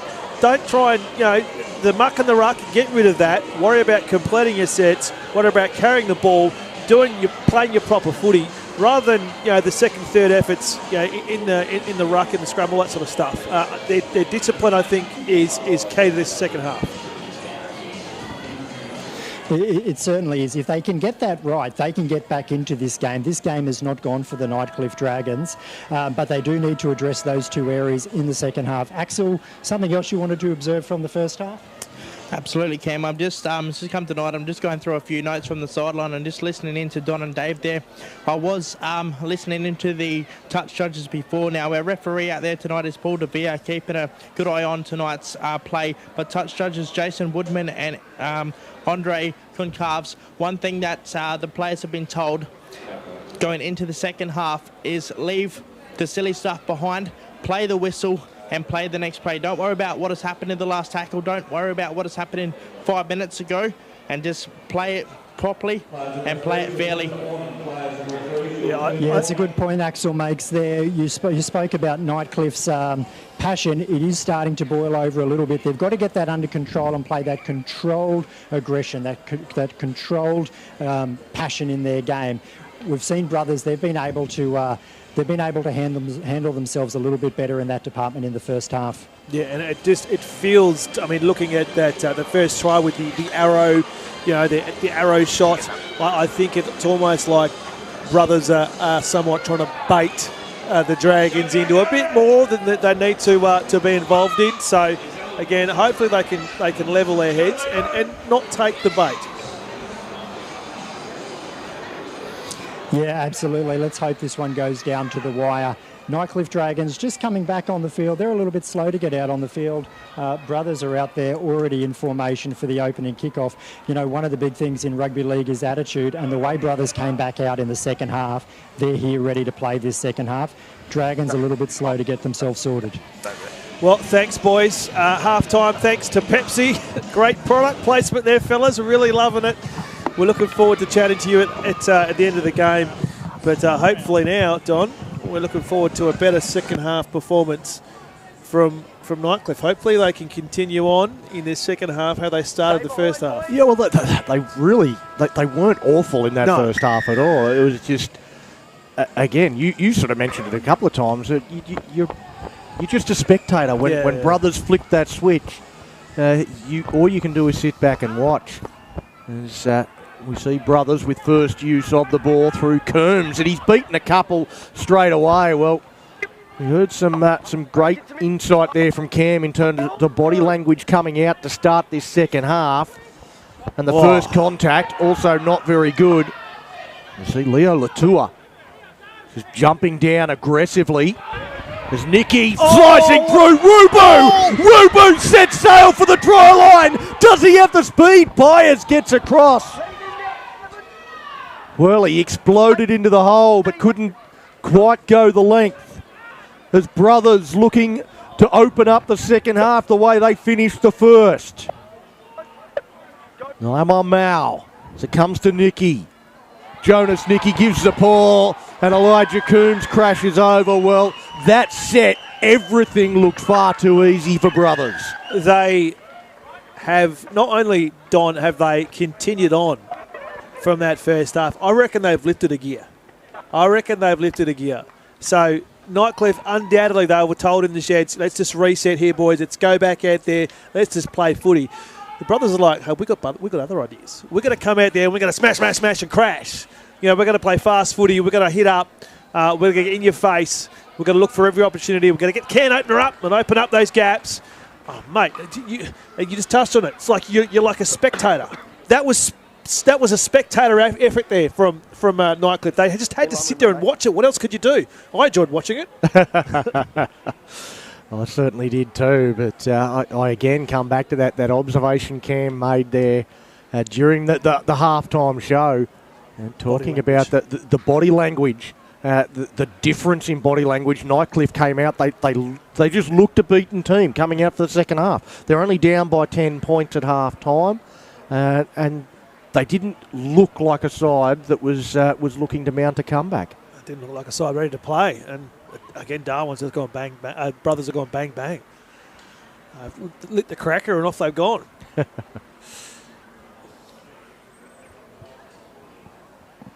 Well, a kick from right in front should knock this over, and Brothers extend their lead even further. 22 points to 6. We're 2.5 minutes into this second half. See it again. Just turns. All created from that first run. It's a great ball as well. Great through ball. The communication of this side is next level. I mean, and Cam mentioned it. That fantastic try, that kick from the scrum, the communication between these players and their teammates is next level. That they can just have that trust to put those plays in. And again, I think that run that set that up was another great example of that. I think Chris Foy made a great point in the first half of the difference between these two sides, where Nightcliff sort of, there's a couple of key players that they rely on. If they're not firing, the Nightcliff aren't firing. Where Brothers, they've just got 5 or 6 ball players, creative players, X-factor players out there that they can just go to so many different weapons in different parts of the field, and in different situations they can all work. We see them get through a set, a little bit more conventional, that set from Brothers. Nightcliff, let's see if they've got any fire left in the belly, the Dragons. Oh, just giving them nothing. Absolutely. They're giving them less than nothing, Don.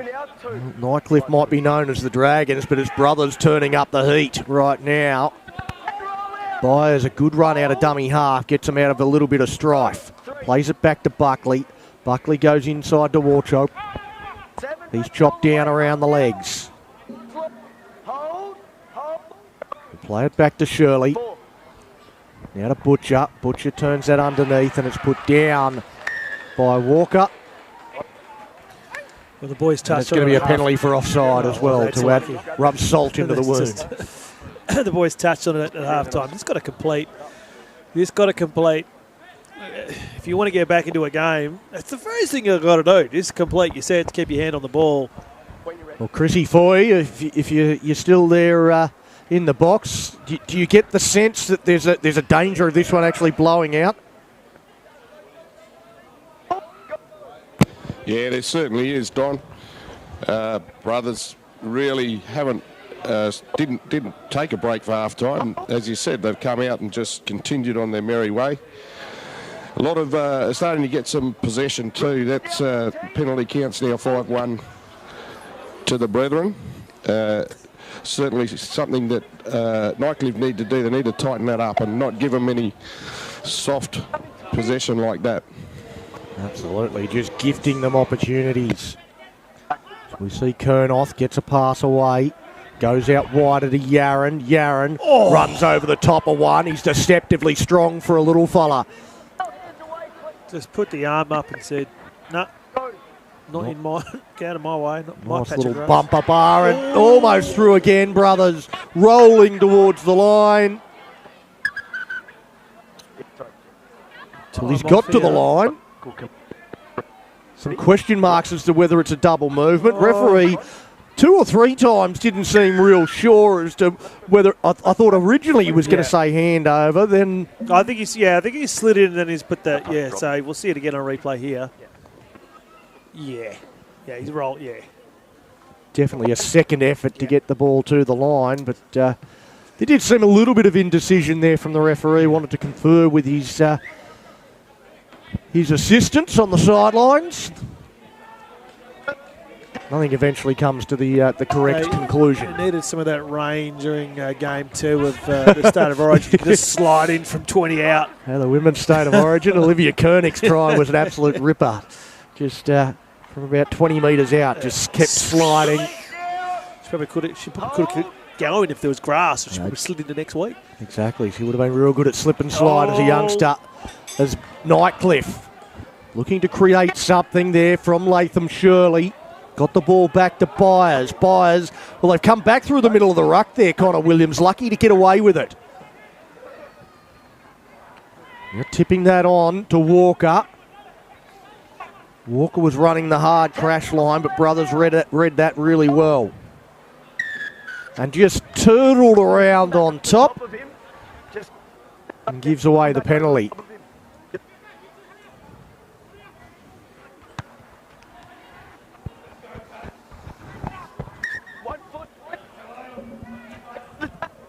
So good position here for the Dragons. They just got to complete here. It's got to go straight from the tap. Oh!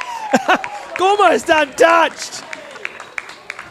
He took it. I thought it was the best option, but he obviously saw the defensive line wasn't set. As we see here on the replay, he's just tapped and gone bang.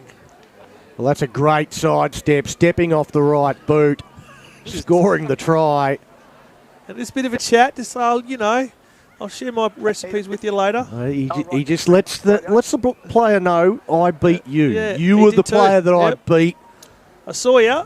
Just reeled you in. If he keeps coming to me, it comes up. So a bit more of that, and they're well back in this game. So kick to come, narrowed up to 12. Still manageable. They can continue on.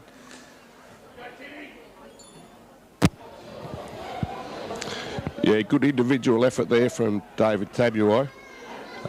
He needed to do something. He's actually cost his side a few penalties with some over-vigorous tackling. But that's a good individual effort. And hopefully the rest of his teammates can get behind him with that and push forward from there and close the gap on the brethren. Well, it's a good start to a comeback.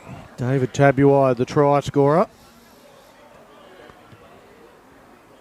Not a bad effort. Kick from out wide, waved away.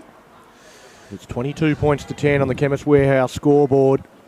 Still plenty of time left. There's over half an hour still remaining on the clock.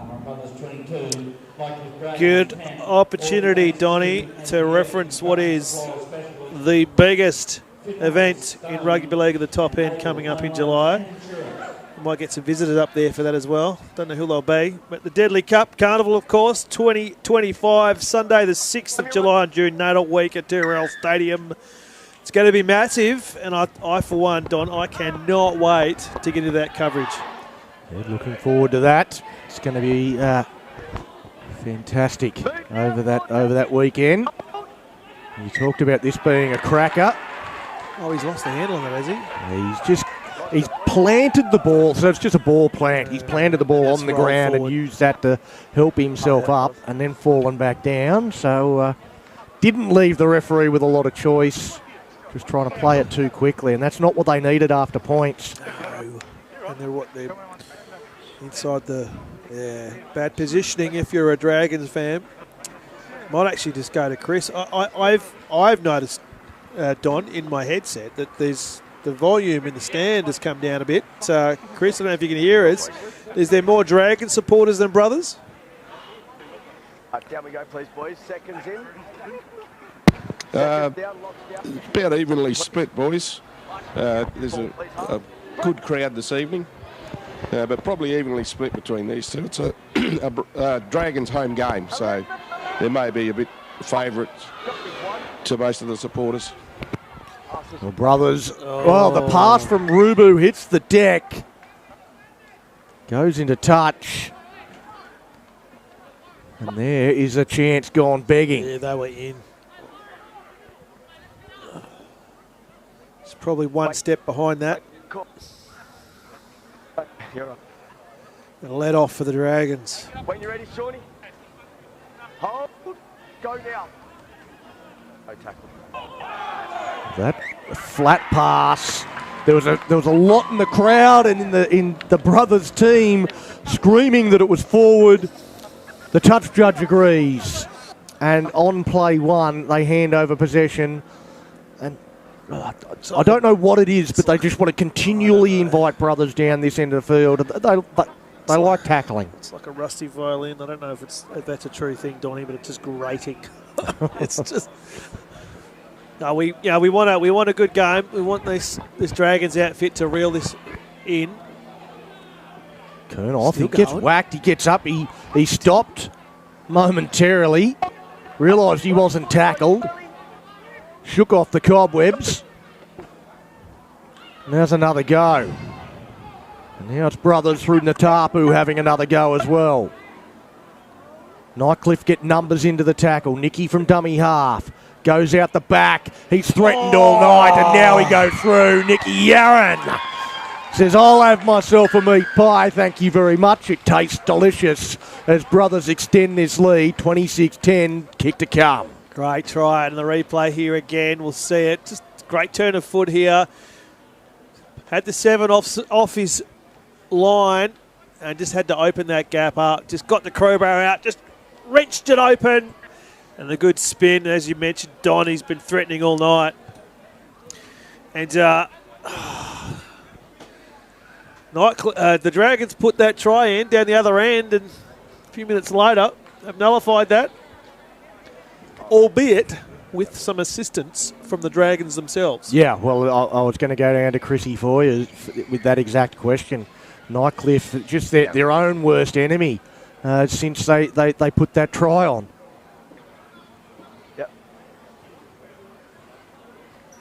Yeah, certainly are not doing themselves any favours here.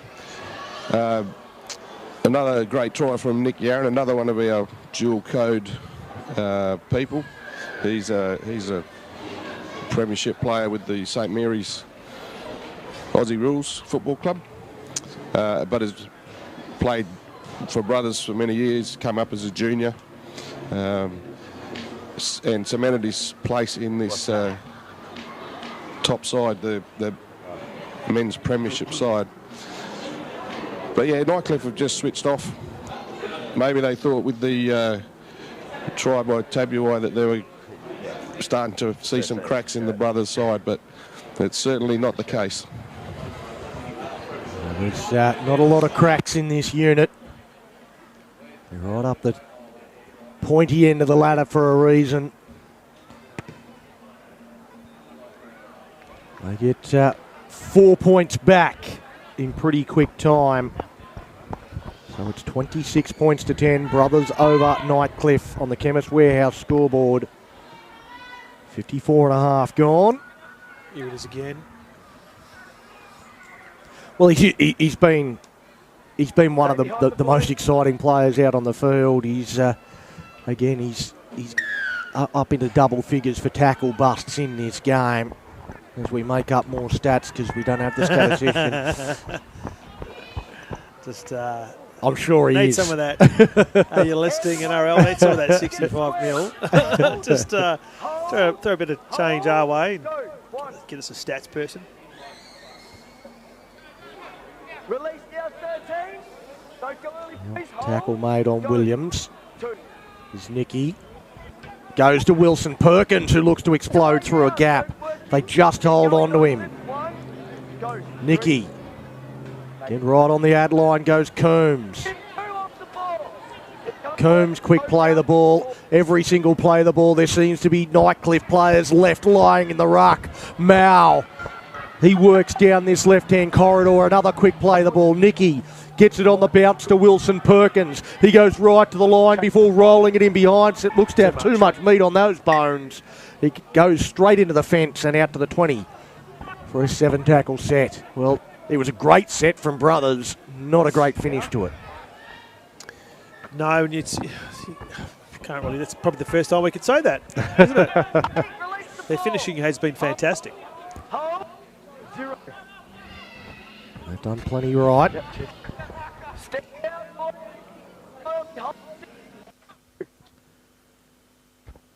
Now Nightcliff getting up towards the halfway line. The brothers have come up with the ball.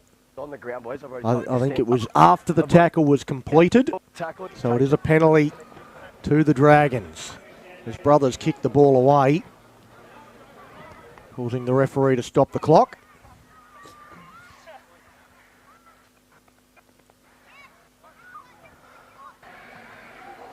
They had to go a long way to fetch it because they kicked it basically down to their own try line, brothers. We're going to have a chat here, are we? Calling out Aaron Kernoth. And as tended to happen all night tonight, when we need the referee most, that's when the com drops. Yeah. I think he's got it on his back pocket. So there you go, turns around now.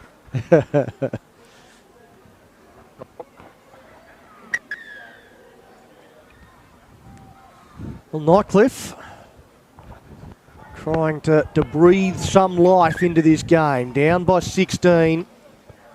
On the white line, boys. White. Points at a premium. Is your foot? 13, no. And now it's Walker charging onto it. Looking to set the platform for his team. Tabuai jumps into dummy half. He has made a meal of it. I wonder if there's any brothers players that want to come over and remind him of what he just did. I'm sure there's a few, Don. He certainly wanted to talk a lot when he did the good thing scoring the try. He doesn't want to have too many conversations right just now. Just to rub it in, we're going to watch it and rewind it back again. Let's see that again. Let's see that again. Oh, that is... Lordy. That's not pretty viewing for David Tabuai. No.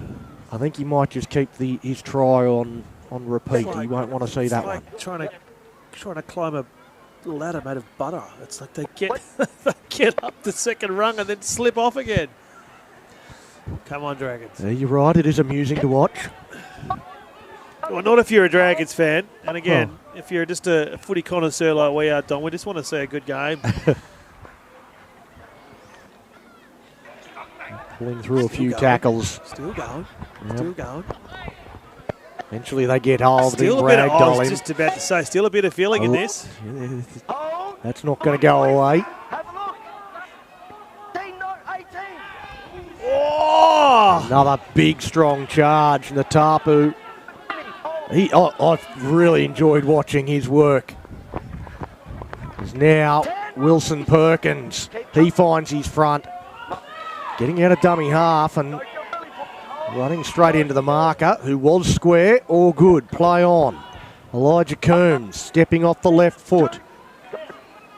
Goes to Kernoth. Kernoth able to run a long way, kicks before he gets to the line. A tester for Byers, who takes it well. Does very well. Pulls through a couple of tackles Still as going. well. Did very well to keep the handle on that one too, I thought. The pressure came on him. It was a good effort. Milking. Go. And now Nightcliff up towards the 40-metre line. Hold. 14, have a look. Getting into this final 20 minutes. We're getting towards rabbit out of a hat type territory. Hold. Go. 4. Does Nightcliff have that in them as Shirley? Right on the halfway line. That's where they'll play it. Walchope goes down the blind side with Butcher. Butcher just puts the big kick up. Taken by James. James looks to the outside. Pulls out of the tackle of Corrie. Now Yaron. Yaron again gets out of one tackle. Hold, go 2. Now Rubu. Rubu tracking across field, steps in, busts out of the tackle of one. Broke through it completely, says the referee, so it's entitled to keep going, but doesn't get too much more territory. They look to work down the short side with Kurnoth. Kurnoth to Yaron. Yaron tips it on, and Brothers go into the backfield. They take on the fullback, and again, a great bit of play from Harley Byers. A real try-saver, but it might be just delaying the inevitable as Aaron Kurnoth goes over, and that should be the match winner for Brothers. Kurnoth scores. It's 30-10, kick to come. There's still 20 minutes to go, but that should seal it for Brothers. You'd think so. 20 points up. And just again, I feel like a broken record. It's like trying to climb a ladder made of butter. I don't know where I've got that analogy from, Don, but it's just they get there and they slip off. Not if they slip off, they drop their bag as well, and then the Brothers go down the other end, and then bang, another one. All right, so you're probably not seeing what we're seeing. Well, I might give that a go tomorrow. That's what I'm seeing. Coat my ladder in butter and film it. Like it'll be rather amusing. Make sure you do it in your Dragons shirt and put it on your Mad Dragon podcast. I know we've been joking about stats, but I'd really like to know how many handling errors tonight from the Dragons. And then not just how many handling errors, how many points have then come from those handling errors? You know, the set after or the second set after. Like, it's just... There's handling errors and then there's handling errors. Yeah. Like there's been a couple of just completely fundamental, unforced errors from Nightcliff that inexplicable. What was it? First tackle. Oh, that's right up, 5 out. First tackle, and he's just, I don't know what he's done. He's just dropped them all. Chris, up to you, mate. Yeah, not a statistician, but I've got the scrum count at 8-1 to Brothers. So, and they're all off knock-on. So yeah, there you go. That might help you out a bit. That does give a pretty decent indication with the fact that when the ball goes over the sideline now, it's mostly a handover rather than a scrum. So, pretty much all of those scrums are going to be from errors. 8-1. That's significant. You consider the amount of points they've put on as well. Not a statistician. That was David Middleton stuff there from Chrissy Foy. That was pretty good. That's very good. So he's just asked if he came on it. He said that he reckons... Anthony Green, mate. Well, I hear there's a job going, Chris. So. Disagree, but...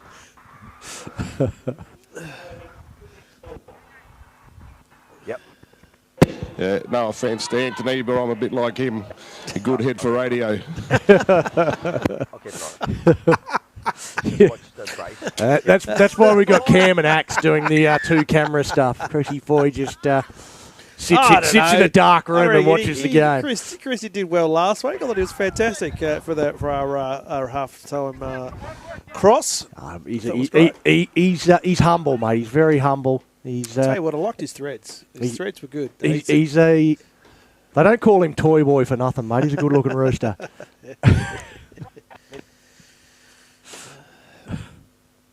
Well, what have we got the last? What do we got? 17 in the game.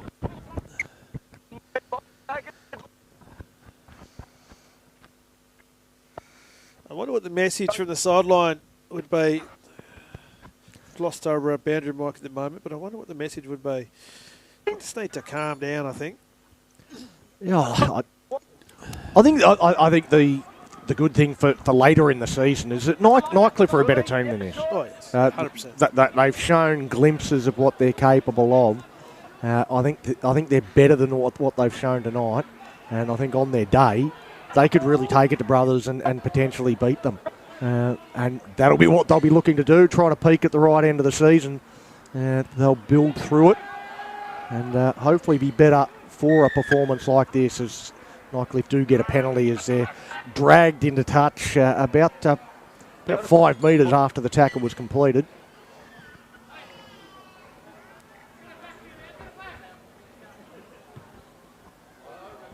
They put that one into touch.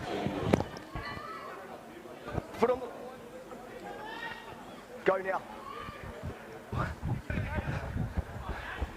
Now that the Dragons, just with a leg lifted and another penalty. Well, back-to-back penalties. Evening the count up, perhaps.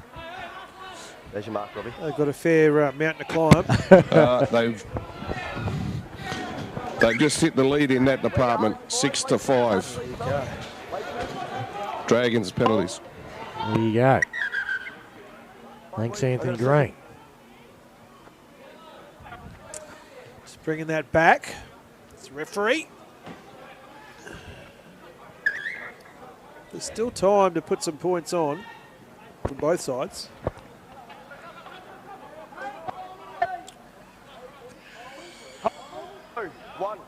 The Dragons certainly looking to add a bit of respectability to the scoreline. That one handed off to Walker, who rides through that contact so well, stands in the tackle, a real handful. They just can't get him to ground. Right at the end, they managed to lift the leg and put him on the deck, but it was a real fight to get there. Butcher gets it out to Vrontos. Vrontos right up against the touchline. Flick pass back in, but I think he put a foot on the sideline before he flicked it in. He knows it. He's not complaining too much to the touch judge on this occasion.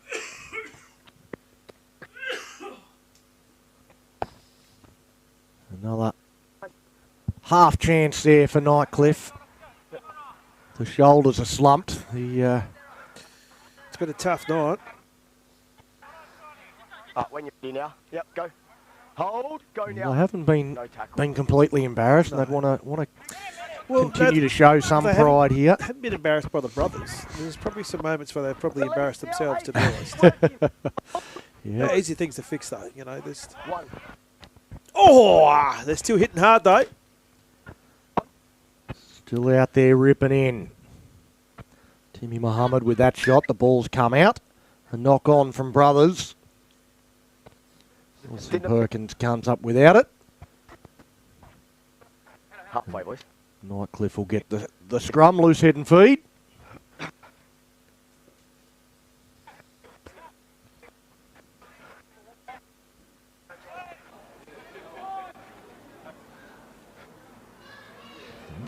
Still 12 minutes left on the clock. Time for a couple of tries either way. It could end up a massive scoreline, and it could end up a closer scoreline than perhaps it should be, depending on how this final 12 minutes goes. Shirley goes to Butcher. Butcher goes wider out to Tabuai. Tabuai throws away one defender. And Colton just does enough to stay with him. Holding on there, Tabuai.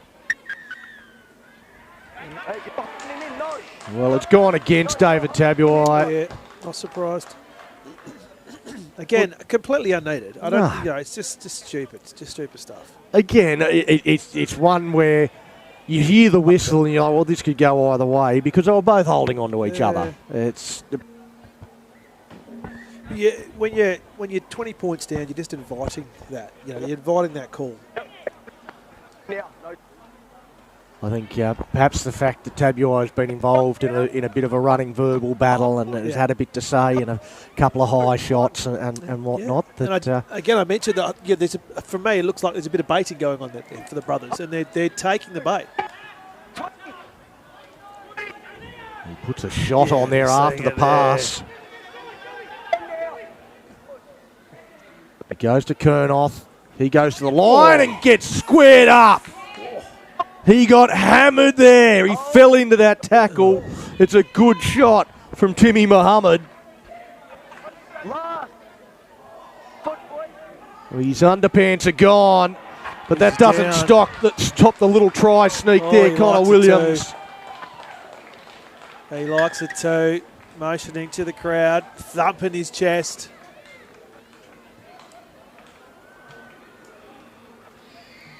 It's party time now. Well, as a number 9, you definitely love these ones where you just catch a lazy defender out of position, diving over from dummy half. It's easy, it's soft, but it's what dummy halves live for. And just an opportunity to let your opposition know how you scored that try from dummy half. It's the worst place from a defensive position for the opposition to score a try. And he's must have some supporters. Maybe it's not supporters, maybe it's opposition supporters in that far end there. Just motioning to him. What do you got for us, Chris? Yeah, just another pretty comprehensive performance by brothers, and noting that their coach isn't here tonight. He's away, and they're missing a number of senior players as well. It's actually pretty impressive. But the way that Aaron Kernoff particularly has marshalled them and driven them around the field has been very impressive. And I note that they're a pretty self-controlling team. When they won the grand final last year, Leon Cleal, the coach, was also away, actually at his son's wedding. So they're able to do it with instruction, but they can get out there and perform and make decisions on their own as the game ebbs and flows. Very impressive. Well, that's an all-rounded team, isn't it, boys? Like just to allow, obviously the leadership spread across the group. They've got leaders everywhere, not just on the park, but also leaders that can take control and step up when people like the coach aren't there. That's an impressive outfit. Certainly is. As they look to use the ball, they're going to try and have some fun now, throwing the ball right across the line, straight from the kickoff. And now a penalty against David Tabuai. He had a bit to say after the penalty was awarded as well. It's for a shoulder charge. He's not then going to stand there and tell me to fuck off. He just did. He said my name, all right? He's been sent off, David Tabuai. Fair enough. Apologies for the language there, but yeah, 100% it's a send-off. Is that a sighting as well? Well, you'll have to go to judiciary. He's been sent from the field. Yep. And, well, you don't need to be a lip reader. No. You heard straight from the referee exactly what it was that he said. And the camera, well, it picks up the images perfectly in terms of what was said, and he's been sent for the remainder of this game. Yeah, speaking of judiciary, that vision won't go down well. No, I don't think that's going to help his case. It's not going to help.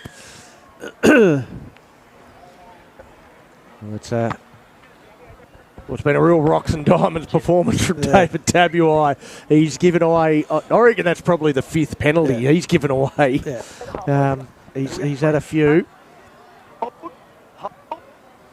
And now he's been sent from the field. He did have that very good try, but I don't think that cancels out a lot of the negative stuff that he's come up with so far today. Quite.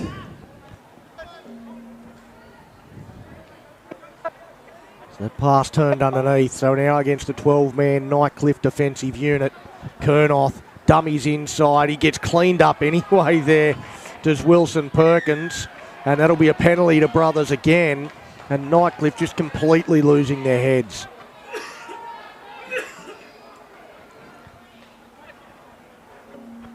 The amount of ill-disciplined stuff from the Dragons, it's got to have you grinding your teeth if you're a Dragons fan. Like it's hard to fathom. Well, again, coming into this game, 3rd and 4th on the ladder, and clearly the gap between 3rd and 4th, if this could be an outlier performance from the Dragons' perspective, but clearly the gap between 3rd and 4th is very wide. So got another opportunities, just dragged down by his legs. So still a chance as Colton now takes on the line. He goes over. It's party time. Yeah, he's absolutely right. Brothers are having a party.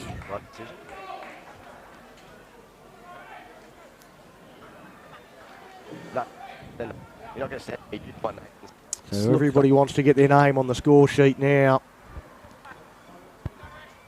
So 40 points going into this game, Don. So in the 4 games they played previously, they'd only amassed 98 points. So best defence in the comp, only conceding 60. So that's a significant win against the fourth place team when you're sitting in third. You've amassed 40 points, almost half of what you've done in your first 4 games. Well, again, I mean, I think we heard Cam and Axe sort of talking, in the lead up to this game, talking about the Nightcliff Dragons as not being in that top 3. They're not in that top 3. No. They're the bottom part of that bottom 3 teams. Yeah. They were looking tonight to maybe make a statement to go up to, they're a genuine contender as well. They've won 2 in a row, but they've lost to every team that's above them on the ladder. Yeah. The 2 teams they've won in the last couple of weeks were against South Darwin, who it was 36-34 that game. They didn't smash the Rabbitohs. They probably should have. They had a good win last week against the Northern Sharks, and that might have given you some thought that they might be a contender here against Brothers and might give them as much as they could handle. But Brothers have just been far too good, comprehensively winning this one. Still 5 minutes to go. And, it could get worse. The Nightcliff, they've got to the point where they've stopped playing footy. They're starting to do some silly things out there. And Brothers, they're just going to continue to play footy and rack up points. Just the simple things, especially when your opposition's falling apart.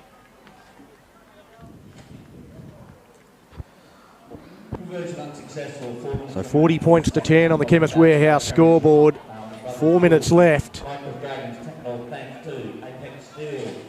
Nightcliff making their way back to halfway for another kick-off, because they are down to 12 men for the remainder of this game, with David Tabuai sent off. Only a few minutes ago, so they haven't been down to 12 for too long. Just part of a long string of ill-disciplined acts. As again, they look to use the ball, make sure all of the Nightcliff has to chase through. Nicky gets a pass to James. James tries to find some more space. He's been a bit quieter in this second half, Antonio James. They've given a few other players a chance. As Natapu looks to skittle some more. They handle him pretty well that time. He's pretty tired in the 77th minute. It's Nicky, double pumps. Well, getting that one out to Pollard. No one at dummy half. It's knocked on by Nightcliff. He was standing to the side, not square, just diving into the ruck. So, again, a pretty easy penalty for the referee to give.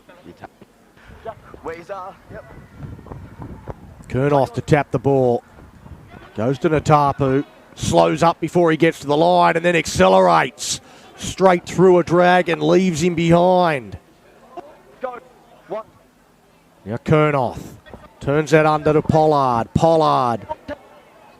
Again, there's 2 Dragons that are left lying on the ground. Kernoth outside. Dummies to the inside. Goes himself. He gets his second. Thumps the ball into the crowd. Well, he loved that one. He had Nick Yarron on his inside. He drew the defenders away and just goes through himself. A good try for Aaron Kernoth. And surprisingly, in this route, that's the first time that somebody's got 2 tries. And they've really shared it around, Brothers. Well, they have 2. Well, there you go. It's similar to the female cohorts before that. They were happy to share there. That in the second half we saw it was multiple tries to different players. So clearly talent across the board. Well, that might be just about all she wrote. Well, this game will see Nightcliff drop to 5th. And, of course, the Sharks had a big win over the Rabbitohs, so they'll move up. No, so they've already added. They already have. They've already added all the other points, so it doesn't change the ladder anything at all. It was just the results from last night sort of made sure that nothing changed tonight from this game. And sitting atop of the Bears. Yeah, despite the loss last night.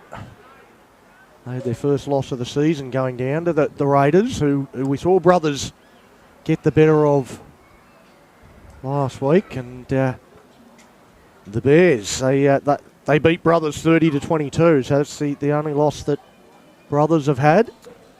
The 3 teams will be equal on top, and it's just for and against separating them.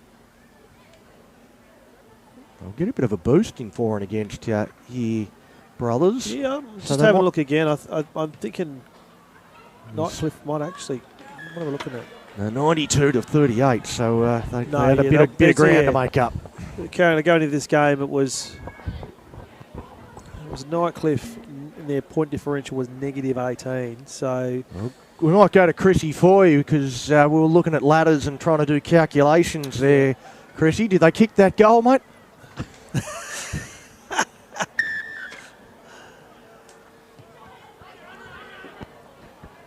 I think he might have clocked off. He's gone for the night.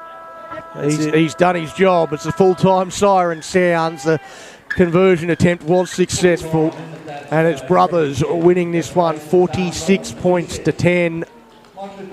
Well, I mean, they deserve the win. I think Nightcliff are a better team than that, and I think there was times there tonight where they just lost their head. They made some silly errors, and you know, it's Brothers to just sort of come away with a pretty comprehensive victory. I think everyone would probably argue they're a better team than that. Again, at times they're their own worst enemy. Yeah.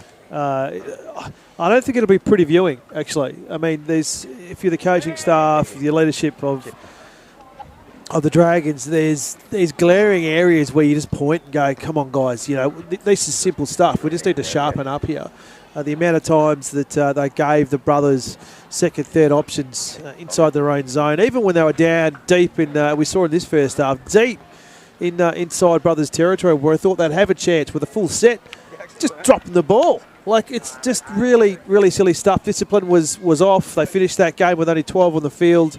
There's not a lot of work to do as far as footy is concerned. It seems to be between the ears. Yeah, well, I mean, that's the beauty of rugby league, though, isn't it? They go back to the top of the draw. I'm pretty sure they take on Litchfield next week, the Bears, who are top of the table, so it doesn't get any easier, but they get another chance to respond to what's going to be a fair bit of criticism that they're going to cop out of this game. And we've got the boys from WBH up at the top of TRL Stadium, Cam and Axe, ready to give us their wrap. Boys, do you have anything positive to say about the performance there from the Dragons, or are you sort of sitting in our camp as well? We think they're probably their own worst enemy tonight. Don Dave, I'll jump in there the best I can. I'm lacking a lot of NRL knowledge here, but look, from what I've seen, I'm going to give him absolute credit. There's a little bit of silly stuff at the start of the game from both teams. The referee, Paul DeVere, he pulled that in. He spoke to the captains, and full credit to both teams pulling it back in and playing the game how it should be played. But look, 100% credit to the Dragons tonight. They didn't give up. They were consistent. They made a few errors, but didn't let them slow them down. They were consistently pushing forward, and getting the job done with what they had to work with. They went up against an incredibly hard team, being the Brothers, and Aaron Kernoff. He leads them Brothers well, and the Brothers came out with a strong game plan. We've seen them strong through this year, and we always know they're going to be a hard team to beat. So the Dragons did well with what they had to work with tonight. Just seeing some of the highlights here, boys, and there was a fair few as far as the Brothers are concerned. And I spoke to Cam at the back end of that half. It sounded like the volume or the tones, for lack of a better term, at the stadium sort of dropped off a bit there. I thought maybe that it was full of Dragons fans there, but it seems the volume's back up now. How did the crowd perceive that game? Yeah, it was a Nightcliff home game tonight, so they probably had a few more supporters in earlier on. The stand has started to empty the closer we got to full time. Dave and Don, I think you're spot on around your analysis of the game. The discipline and ball security from Nightcliff really let them down. I suppose to put a positive spin on that, they end the game knowing exactly what they need to work on for next week and for the remainder of the season. They're not finishing the game at 100%, and this is about as good as they get. No, they absolutely know where they need to work on. A few times they got a bit carried away and they gave away those silly penalties. That's easy enough to fix if you can bring some discipline more into your game plan. The ball security, well, they've just got to hold on to the pill a little bit better because there was times where they would score the try and then the first set of 6 after scoring the try, they would make a mistake and allow Brothers to go straight back onto the attack. At halftime, we were talking about what was it about Brothers, around how they start the game. I was fumbling with my words then. I think I've arrived at the word intensity, that they've just got this ability to build that intensity across the game, and we saw it again here tonight. They were tremendously patient in the first half. They turned it on, as you said, and built that intensity. They played percentage football. How about this? No coach Leon Cleal, no Caleb Nicky, no Trent Kernoth, yet they didn't miss a beat. There were plenty of players who stood up for Brothers, and it just shows you they've got strike power and leadership across their field. I thought Elijah Coombs and Cairo Ahmad up front were sensational for Brothers. They really answered the call to fill those gaps that Caleb Nicky and Trent Kernoth usually provide. Aaron Kernoth at 5'8", well, he controlled that game. His kicking game was spot on. He was busy around the ruck, giving good service to his outside backs, but also working with his forwards and making sure that they kept bringing the ball forward. But I want to give a shout out to the centre, Nicholas Yaron. How many times did you call the number 3 during that game? I thought he had a really strong performance, and he counteracted the other side of the field. Seaton Kernoth and Rubu, they're usually the Brothers finishers, and Antonio James at fullback. Once again, safe as houses performance, but how good was it when we saw Antonio inject himself into the attack? Oh, boys, you bang on there. It was fantastic to watch. I forgot. Again, we need a stats person, Don, to record how many metres gained and how many runs, etc., etc. But just before we threw to you boys, I said the work for mine, from the Dragons' perspective, is all between the ears. There was some losing heads, especially in that second half. And you mentioned Cam as well when they ran out. You highlighted their body language. If they've gone to the sheds to reset, you need to be coming out with your head up. You need to be coming out with fire in your belly. But it was a complete turn on its head. It was the Brothers that came out from first possession and went bang, bang, bang, bang, bang, and really put the heat on. So for mine, is all the work needs to be done between the ears. Yeah, absolutely. I wrote 4 words down to describe the Brothers' performance tonight: attitude, intensity, confidence and patience. That's what they demonstrated. For the Nightcliff Dragons, what do they need to work on? Discipline, ball security. And I thought they played a little bit of rush football. I thought Brothers increased the speed of their play the balls. Nightcliff did try to follow them, but that's where the errors were coming. And you're right, there's an attitude adjustment that Nightcliff can make, and they can do that quickly. They're sitting 4th on the ladder. We have a top 4 final system here in the DABSCO Premiership. So they're not at the level of your Raiders, of your Bears, of your Brothers. They're one notch down from that, but they want to keep in front of the Sharks. And we saw last week they had a big winner over the Sharks.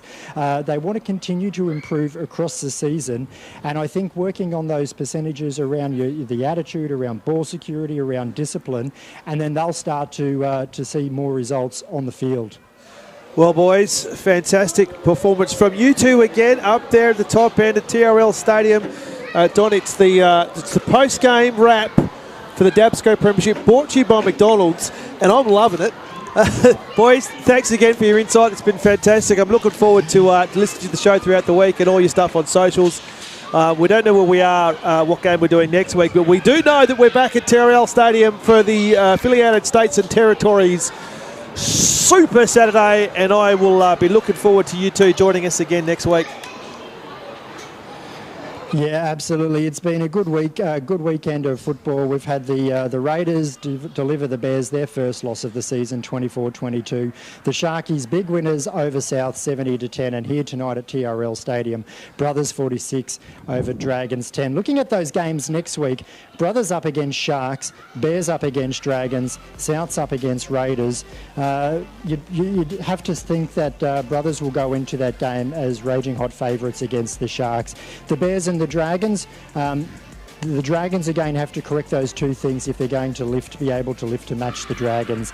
And we've got Souths up against the Raiders, the poor old Bunnies. Hopefully they can get some points on the board next week, but the Raiders, they probably will be too strong for the Bunnies. But it should be a good weekend of football next week, and we can't wait to join you again. And just remember, you can catch our full wrap-up on WCVH, Darwin's 97.7, Saturday mornings between 9 to 11 with Axel and myself. And Axel, you want to wrap us up today?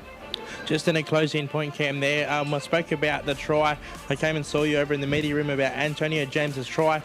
You talk about players out of position, but talk about our host or TV presenters out of position. The camera operators before, they caught me out. They've noticed I've spent more time down there at the canteen tonight than up here in the broadcast box, but how good are the hot dogs up here, Cam, in the Territory? If you're at Territory Rugby League, get down and get yourself a hot dog. They are masterclass, and that's where I've been mostly. Well, I probably should have been on the sideline, but boys, it's been fantastic being on board tonight, and I just thought I'd leave you with that. Well, that's the final word from us over here. Back to you, Dave and Don. Thanks, boys. Cam and Axe from WCBH 97.7 in Darwin. Make sure you're logging on and tuning in throughout the week to get their wrap. From what I understand, they are the best too when it comes to sport in the NT.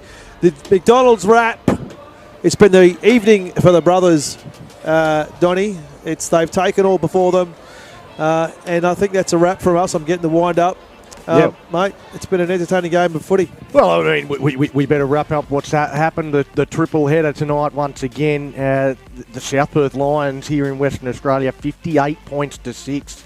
They were very, very convincing.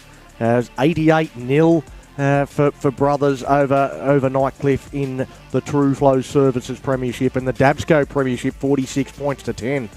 We couldn't buy a close game in the Super Saturday fixtures. Thanks very much to you, Dave McRae, also Axe and Cam from WCBH, and Chrissy Foy, our man in the box. Thanks very much for joining us. We'll be back to do it all again next week. See you then.